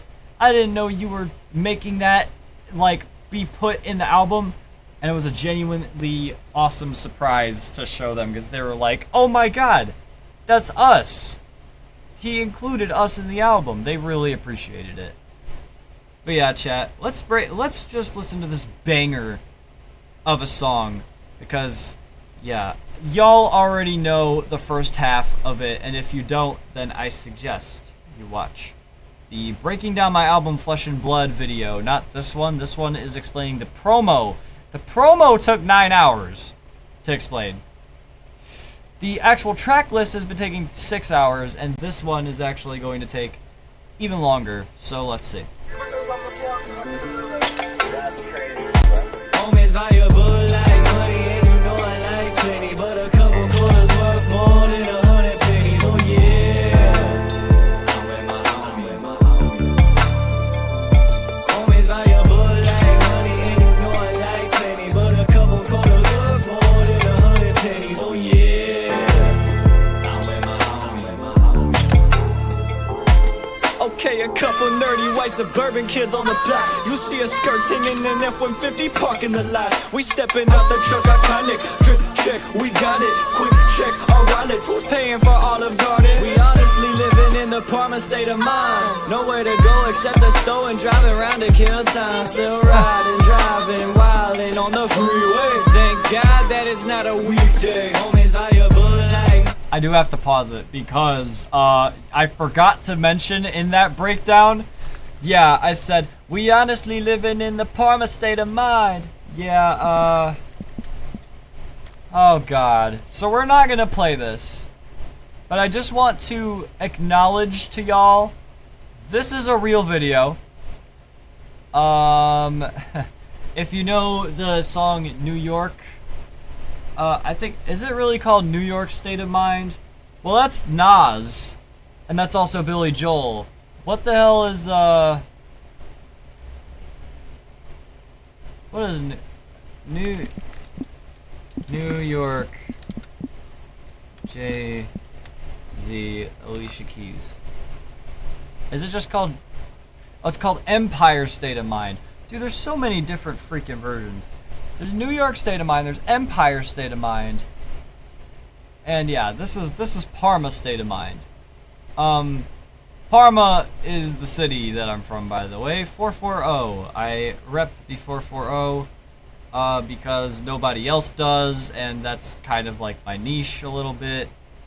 And you know, I feel like it'd be cool to put the city on the map and just say, yeah, like I was the reason that happened. You know, that would be pretty crazy. I'm not gonna lie. But yeah, chat. Let me see, how many fucking views does this have? Okay, it's got some decent pop. You know, some people are commenting on it. I saw a lot of fucking notifications on the TikTok. I actually need to check it. 7 comments? Jeez. Oh my goodness. Oh my gosh, because it's all KV. Wait, when? Jeez, that was at 12? Oh my god, girl, what are you still doing up? Okay. Well, either way. My god, what was I talking about? Oh, because Parma State of Mind. Yeah, Parma State of Mind was a video, and yeah, if you know the tune, in New York, I think jungle and trees are made of. Yeah, so that song, yeah, somebody Parma-fied it, and so now the lyrics are what they are. Yeah, I'm on that Brook Park looking for a... I can't even say that on stream. I can't even say it on stream. Y'all gotta look up Parma State of Mind. If you look up Parma State of Mind, you're in for a treat, because you're gonna see just exactly what our city has consisted of and why people definitely make fun of Parma and the shit that goes on around here. It is a mildly talked about city, you know, and I feel like because the niche is still there for me to talk about it, you yeah, it's gonna be really polarizing when a rapper from Parma comes out and fucking makes waves. Money and you know I like plenty, but a couple quarters worth more than 100 pennies. Oh yeah, I'm with my homie. Homies valuable like money, and you know I like plenty, but a couple quarters worth more than 100 pennies. Oh yeah, I'm with my homie. I slide here, chat. Hold on. What is a friend to me? Is it someone I meet and greet while walking down the street? Who I see more than once a week while passing up the sheets? Exchanging details about our lives like what we had to eat, and giving out our snaps so we could keep up on a streak? Or is it more than that, like when our lives are looking bleak? We talk our problems out like we're signed up for therapy. W Mixie. Like we can joke around, but there's still room for talking deep. One day we text in paragraphs, the next we sending memes. When should I trust a person? Is it when I get to see their mother or their father? Is it when I'm getting beat and they stick up for me to give your boy a hand to reach, so we can say we got our backs to show our loyalty? Or is that not enough to say a brother is my chief? What if we split apart because we had to disagree? What if a secret that was kept got out to make us leave? It takes a single lie for trust to break permanently. That's why a real friend will tell it like it is. Cause being loyal's one thing, a yes man is nothing but being a little bitch. That's why I wrote this chorus. Oh shit!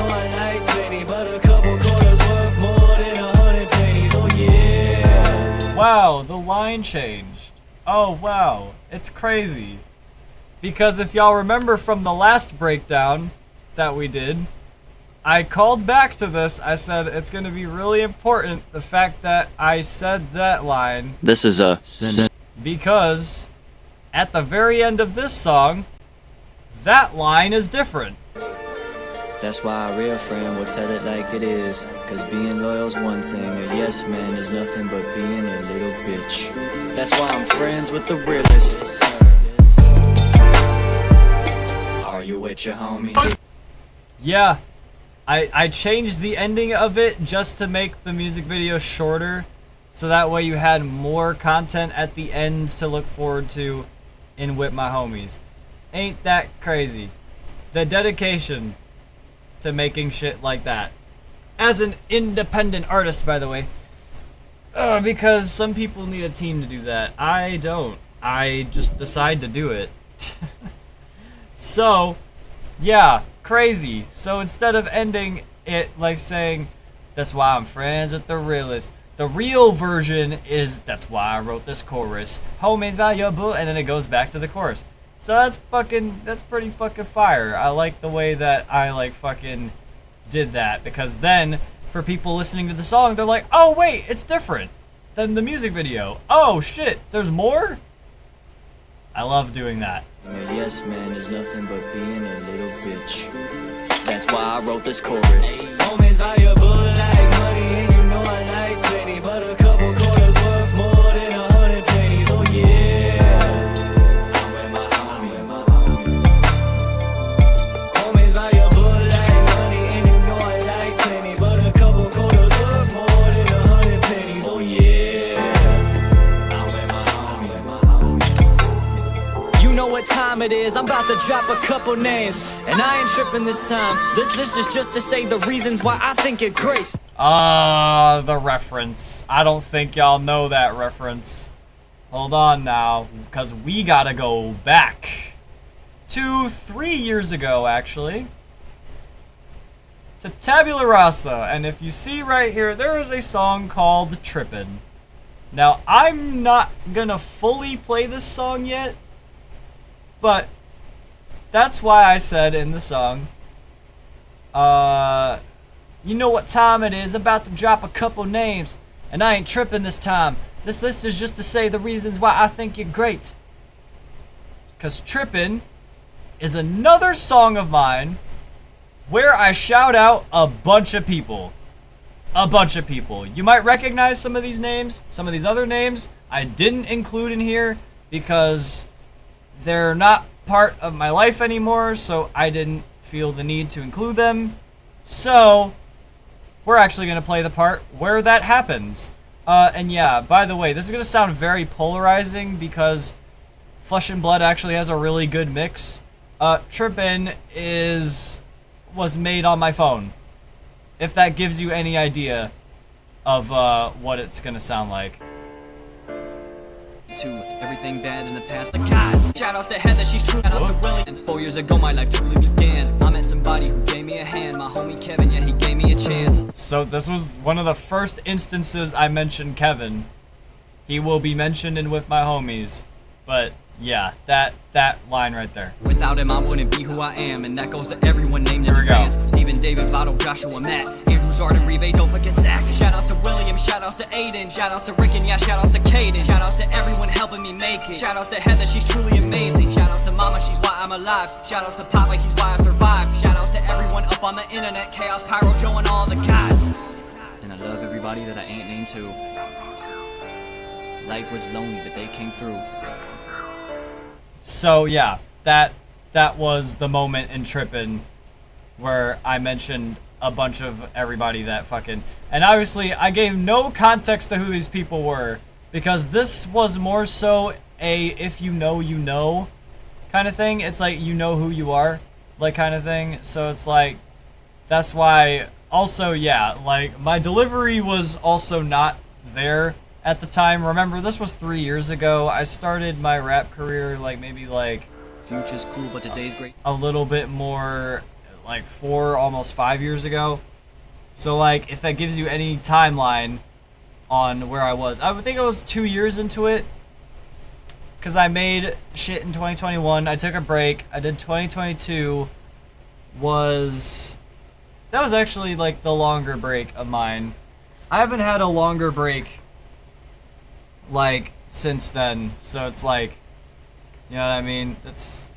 But yeah, so Trippin' is the song that I used to shout out all of my friends at the time, because I didn't have something like that yet. I was kind of working up towards that when I was made All My Life, even like songs like, because like Demon was a diss track towards some of the people in like school, and like it wouldn't have been taken seriously because of the way I delivered it before. But hold on, you can create ticketed live events and list existing events. Oh, I should do that. I'll look at that later. But yeah, so just to give some context to With My Homies, because it's like, that was a very cool callback, because it's like, oh, this is basically like Trippin', but like it's not the same. Like With My Homies is not Trippin'. Like Trippin' is a completely different concept of a song, because it's like it goes through when I was in middle school to when I was in high school to when I was in college, which kind of RTK kind of does that, but way fucking better. And we'll get to that soon. But yeah, With My Homies, very much reference heavy to a lot of things, and we're actually going to talk about most of that. Get yourself killed. I hope we talk Whoa. okay. I do that shit with Reveille. Whoa. Okay. I was like, we're going too far. You know what time it is, I'm about to drop a couple names. And I ain't tripping this time. This list is just to say the reasons why I think it great. It's most appropriate to start with my homie Reveille. That's You've Andrew. been with me for years, my boy, you've caught a lot of strays. I thank you for the rides you give, I'm thankful that you pay. For all the times I'm broken, we still hang out anyway. I pick up the phone for you, hoping that you'll be okay. I do that shit for you, cause I know that you do the same. So that whole shout out was for Andrew right there. I said, with my homie Reveille, that's his last name. Andrew Reveille is his last name. Some people have called him Rive before. It's really funny. But yeah, shout outs to Andrew, man. Like for real, like he is the reason why so much shit was able to happen, and is also pretty much also why Pittsburgh was able to happen. Not just because we got there like driving wise through him, but also he's the reason why we have show footage that I'm going to be editing, and it will come out very, very, very, very soon. But yeah, like all of that shit is absolutely factual. It's like there's times where we hang out and I'm broke, you know, and it's like we still find ways to like kick it, You know, like, shit like that is like, that's what a real fucking homie does, you know? And like, that's why he was first in my shout outs, because it's like, a lot of shit would have not happened had it not been for Andrew, you know? And also, I mean, duh, Andrew's cousin is Zach. And Zach's the freaking guy I work with when we both made Ruin the Moment, you know? So it's like, that's why that is a thing. Now let's go on to Zart. Yo, Zart, I'm proud of you for working on yourself. I know you fighting battles, hoping that my prayers help. I'm glad you found that woman, hoping that she treats you well. And keep up with production, you got passion, I can tell. So yeah, Zart, yeah, I said that because he's the guy that is on production, and he's Ash Delta. Ash Delta's the guy that made Live Long and Prosper and Speed Limits beats, and is absolutely fucking cool. I still talk to him to this day. Absolutely amazing dude. And yeah, word on the street, Ash Delta might be making some more beats eventually. I don't know when that will happen. I know we got to meet up again at some point, but he was very interested in a cook-up session. So we are going to find out when that happens. Peter, let me just be real. I love your honesty, but boy, sometimes you gotta chill. Gotta watch your back, cause slipping up might get yourself killed. I hope we talk again. I love your comedy still. I miss you. So, two things about that. One, yeah, Peter, shoutouts to Peter. His grad party was actually on the 4th of July. Unfortunately, I wasn't able to go because, well, my ride that I normally have, Andrew, was not able to go, and therefore I was not able to go. So I kind of was not able to see him, but I wished him his congratulations and everything, and you know, and so he really appreciated it. But yeah, when I told him, I love your honesty, but you gotta chill sometimes, because it's like, Peter, very interesting fellow. There are things he says out loud that all I will say is he needs to be very careful where he's at, because if he is not careful where he's at, then, you know, we might, you know, I wouldn't want him to risk his life, you know, like doing that.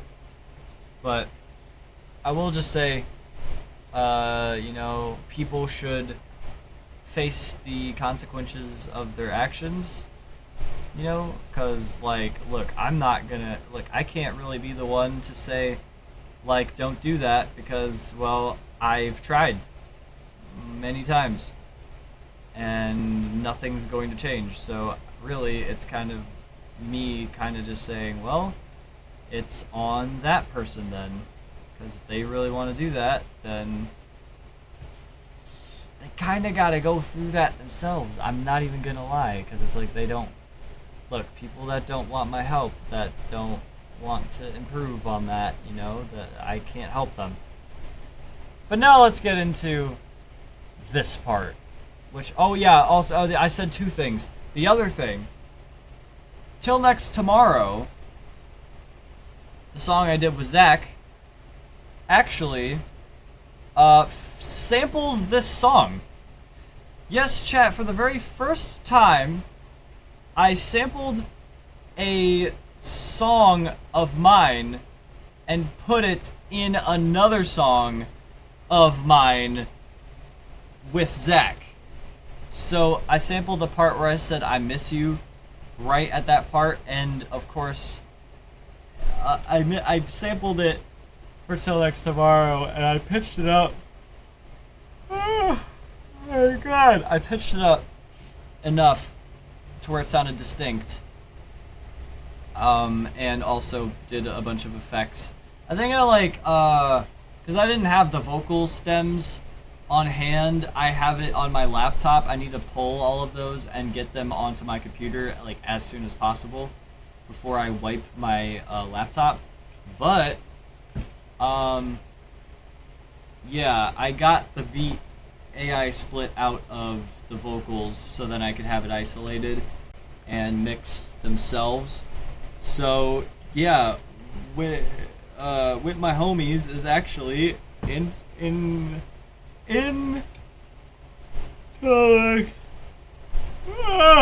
fuck until next tomorrow. And it's really cool because I just said I miss you right here, it ties in to this part.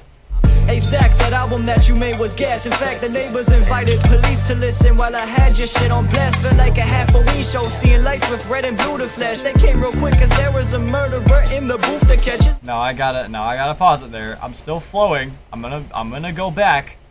But yeah, this also is another tie-in because Zach actually references that line that I just said in Bank Shot, where he said, "Flashing lights surround us, got it looking like a hot pursuit." You know, and so that's why it ties into the line, because I said the album you made was gas. In fact, the neighbors invited police to listen while I had your shit on blast. Felt like a Halloween show, seeing lights with red and blue to flash. They came real quick because there was a murderer in the booth to catch.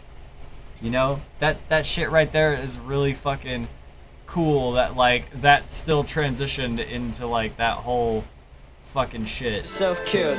I hope we talk again. I love your comedy still. I miss you. Hey Zach, that album that you made was gas. In fact, the neighbors invited police to listen while I had your shit on blast. Felt like a Halloween show, seeing lights with red and blue to flash. They came real quick cause there was a murderer in the booth to catch. His name was you know who, aka who I think deserves my props. Glad to know I rocked with you before you started popping off. Don't ever drop the music, I want more music from you to drop. I hope we keep in touch, you know the vibe next time we talk. Okay, for those of y'all that didn't hear that, first of all, two things. Number one, glad to know I rocked with you before you started popping off. Cause like, not only does that tie into Rocks and Sticks,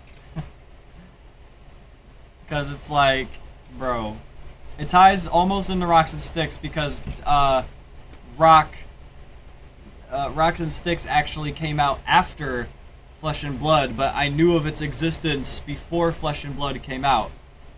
So like, it came out right after Flesh and Blood, I think. It was like a week after, I think, if I'm not mistaken. But, yeah, before he started popping off, Zach's single that he did is known as, right here, it's, hold on, I could scroll down and find it. But his single, Pop Off. He has a song called Pop Off. Popping off of the mouth. Do it off with a cow. Who are y'all trying to clown? Set it off with some chow. And then in New Number Who This, he also says, it's so crazy how that's tied into, because New Number Who This starts the verse literally by going pop, about to pop off, like my last hit single. Because like they released like very close to each other. And in the short, with the behind the scenes of With My Homies, that was the one where I looked at a random like phone like in the Walmart that we were in at the time, and fucking just look at this chat, hold on. The realest motherfucker right here, man. And of course, shout Andrew. Dude, what's good? The cameraman. Oh yeah. My God, he's so great, man. This would not be possible without him, man. They got flip phone. Wait, hold on. Cameraman. We got a new number. I got a new number. That shit's fucking hilarious looking back, because it's like, bro, not only the fact that I said that glad to know I rocked with you before you started popping off, and then literally it references Pop Off, but also New Number is the fucking thing that's about to pop off, like my last single. Crazy. I'm being real when I say Kevin, you the realest one I know. Oh wait, what was the other one?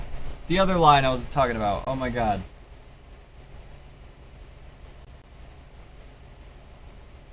Oh, don't ever drop the music. I want more music from you to drop. Like, I did another, look, that's how you know I'm also influenced by Jid, because I like doing those lyric flips. Like, cause Jid does those all the time. The lyric flips are great. And so, that was actually a very, it was really cool when I came up with that, cause like, that shit is, as soon as I came up with it, I was like, oh, that shit is fucking hard! Don't ever drop the music. I want more music from you to drop. As in, like, don't drop ever making music, you know. You should drop more music. You feel me? Like, I feel like it's really funny. I feel like it's a head-ass, like, way to, like, say that. But, like, it's really, it's super cool that, like, you know, I can just do that. But yeah, then it goes into Kevin, which Kevin is the first person actually that I talk about in Trippin'. And I said, Kevin, I'm being real when I say, Kevin, you the realest one I know. It's 7 years of talking on the phone. Been 7 years of talking on the phone. You taught me what loyalty really is. Yeah, you the GOAT. I pick on you a lot, but it's all love from me, my bro. For real though, because it's like that happens all the time. Bro, literally, it's a running joke that like we're all Kevin haters. But, like, in reality, like, fucking we love Kevin to death, and, like, fucking, like, dude, that man is the whole reason I had my name as the homie Cinnamon at one point. Like, I knew what it meant. Oh, God, I'm tired. I'm really tired. As soon as this song is done, and I'm done breaking it down, I'm going to bed, and I'm saving the next stream for No Johns and RTK, because I know that's gonna take 6 hours just breaking those 2 songs down. Fuck. But yeah, chat, oh my god, what was I saying? It was Kevin is the realest one I know. Yeah, 7 years of talking on the phone, yeah. It's now like 8, I think, now. It would be 8, but yeah, I've known Kevin for a really long fucking time, and he makes so much shit happen, and it's like, I needed another way. Just shout him out. Which, yeah, it's funny because we have a whole diss track on him, me and Pyro. It's an obviously very unserious diss track. It's not even anything like serious. It was just for the love of the game, and he even advocates this diss track because it's like he makes reference to it all the fucking time because he's like, oh my god, you guys really fucking collabed on a song to fucking diss me. That's so funny. But yeah, shout outs to fucking Kevin, man, the GOAT. And Heather, I know that life has been a roller coaster ride for you.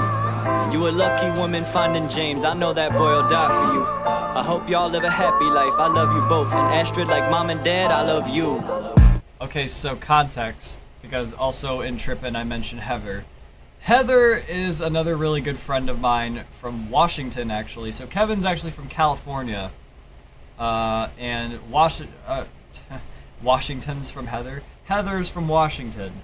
So I met the two of them like years apart from each other, but like now we're all like really great friends, and we still talk, like technically like talk to this day, which is really cool.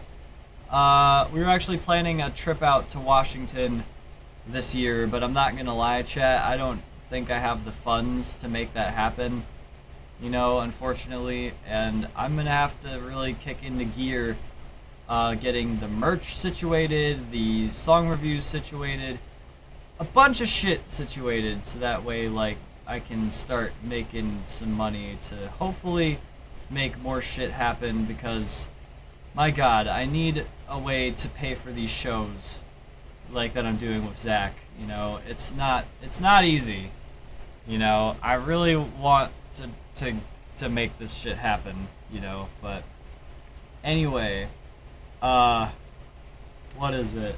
Fucking the Heather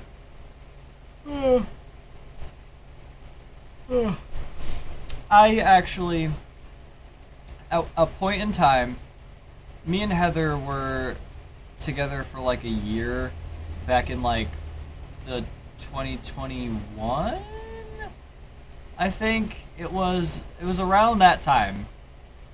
And then after the fact, you know, we just became friends at the end of the day, which was definitely the right decision on both of our ends.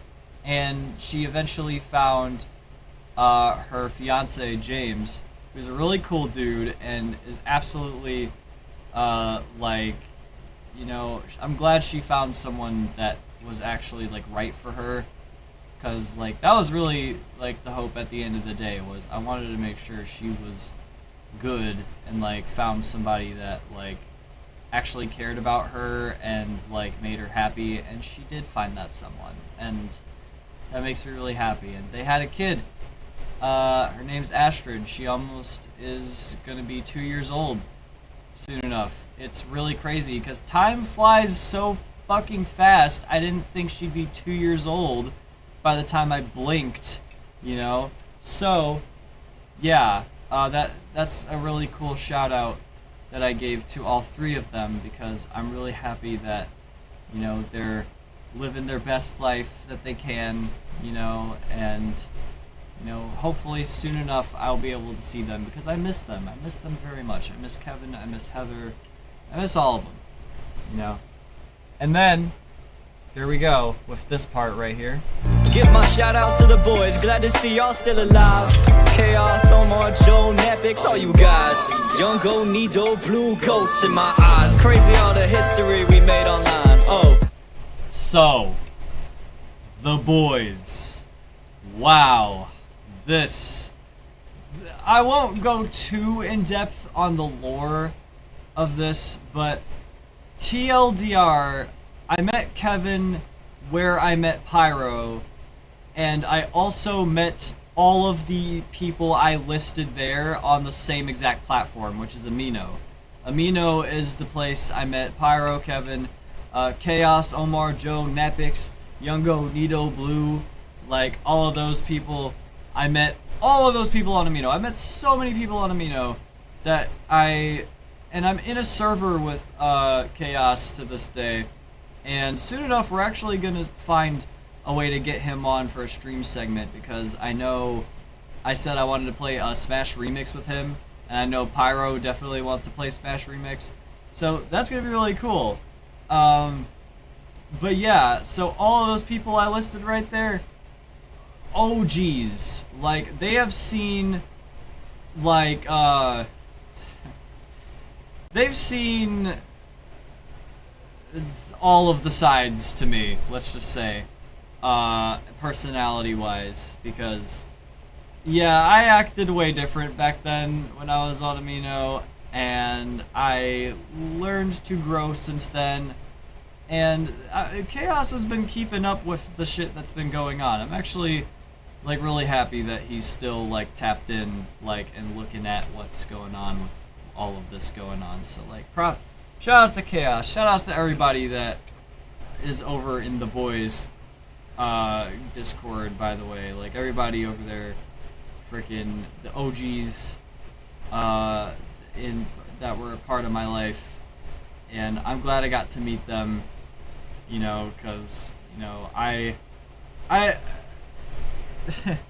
we've had a lot of really interesting memories together, you know, because that's just how the group chat is, you know. We have the whole group chat of all of the stuff that we have done and said in our lives that, you know, just a lot of history there. I could talk for hours about that, but I do have to get off of here soon, so I'm actually going to finish off with this.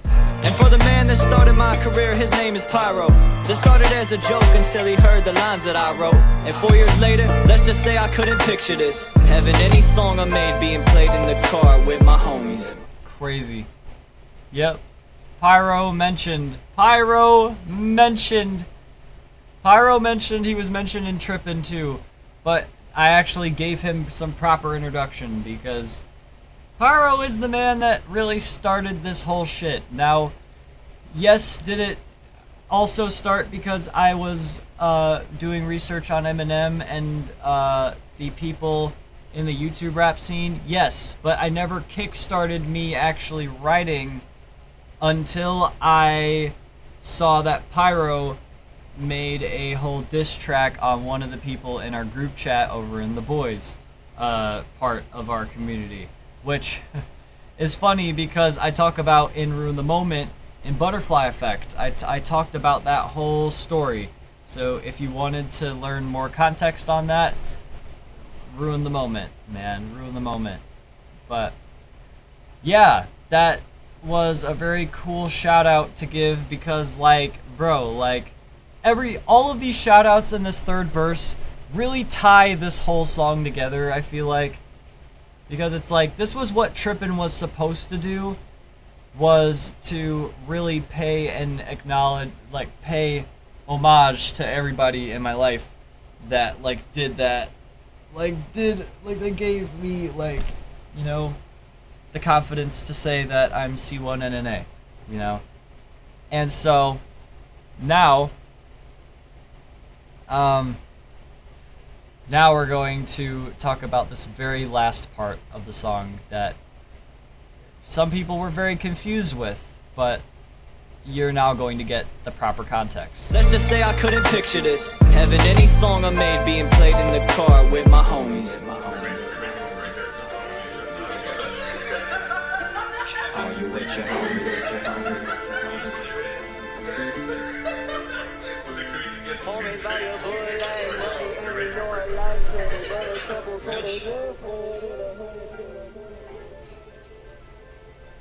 And to the ones I haven't mentioned, I'll make sure you get this message.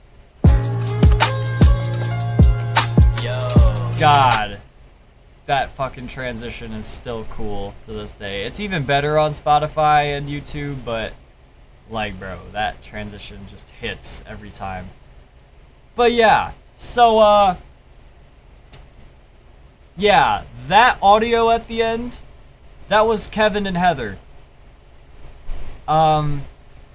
Yeah, we went to Washington, actually, and I made it a point to record during our conversations of being together, and I wanted to find a moment where it was, like, iconic, like, to put, like, and then that's where it was. It was Kevin.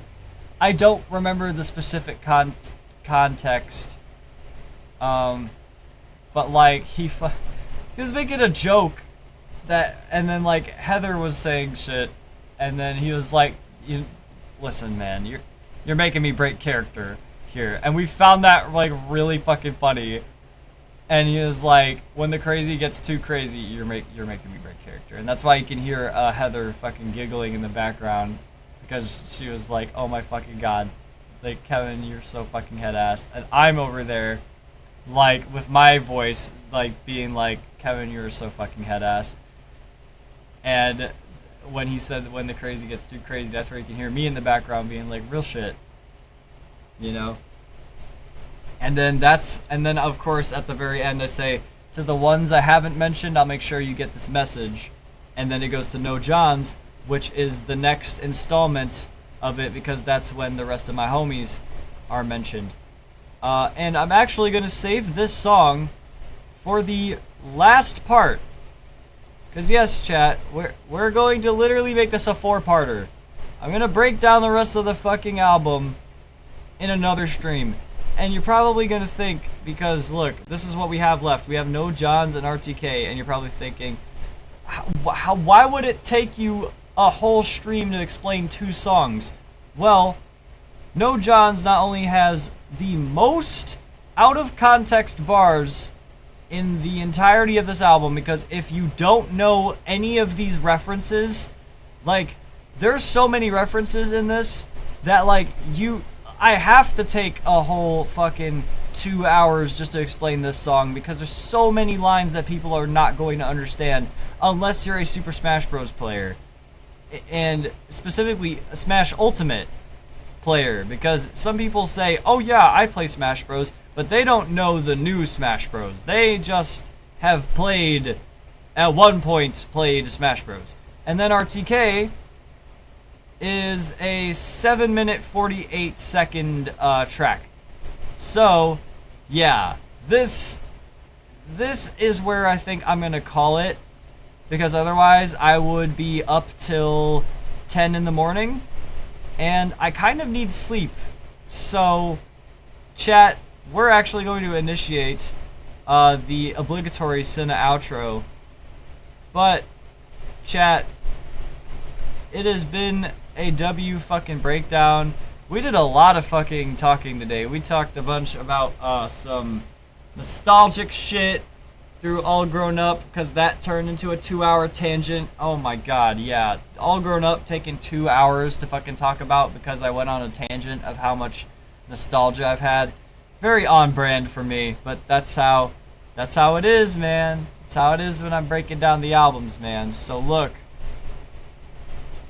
chat, it has been real. We are only just getting started. Chat, this is part 3 out of 4 for the Flesh and Blood turning 1 year old breakdown videos. And look, man, we're only just getting started in this movement too, with streaming and shit. Like, bro, I just want to thank all of y'all for your constant support, whether I'm not here for a Cinna broadcast break or whatever. So with that being said, y'all have a good day / night wherever you are. I'm about to get some rest. Till next tomorrow, all you beautiful people out there, we out.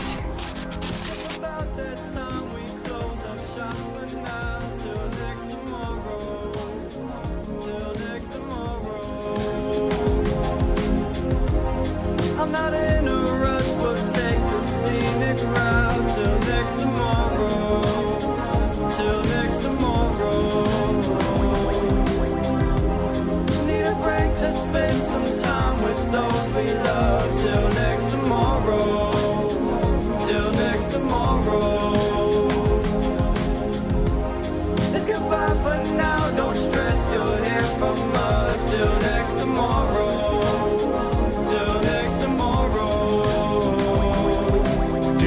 I'm sorry, ain't the greatest older brother to look up to.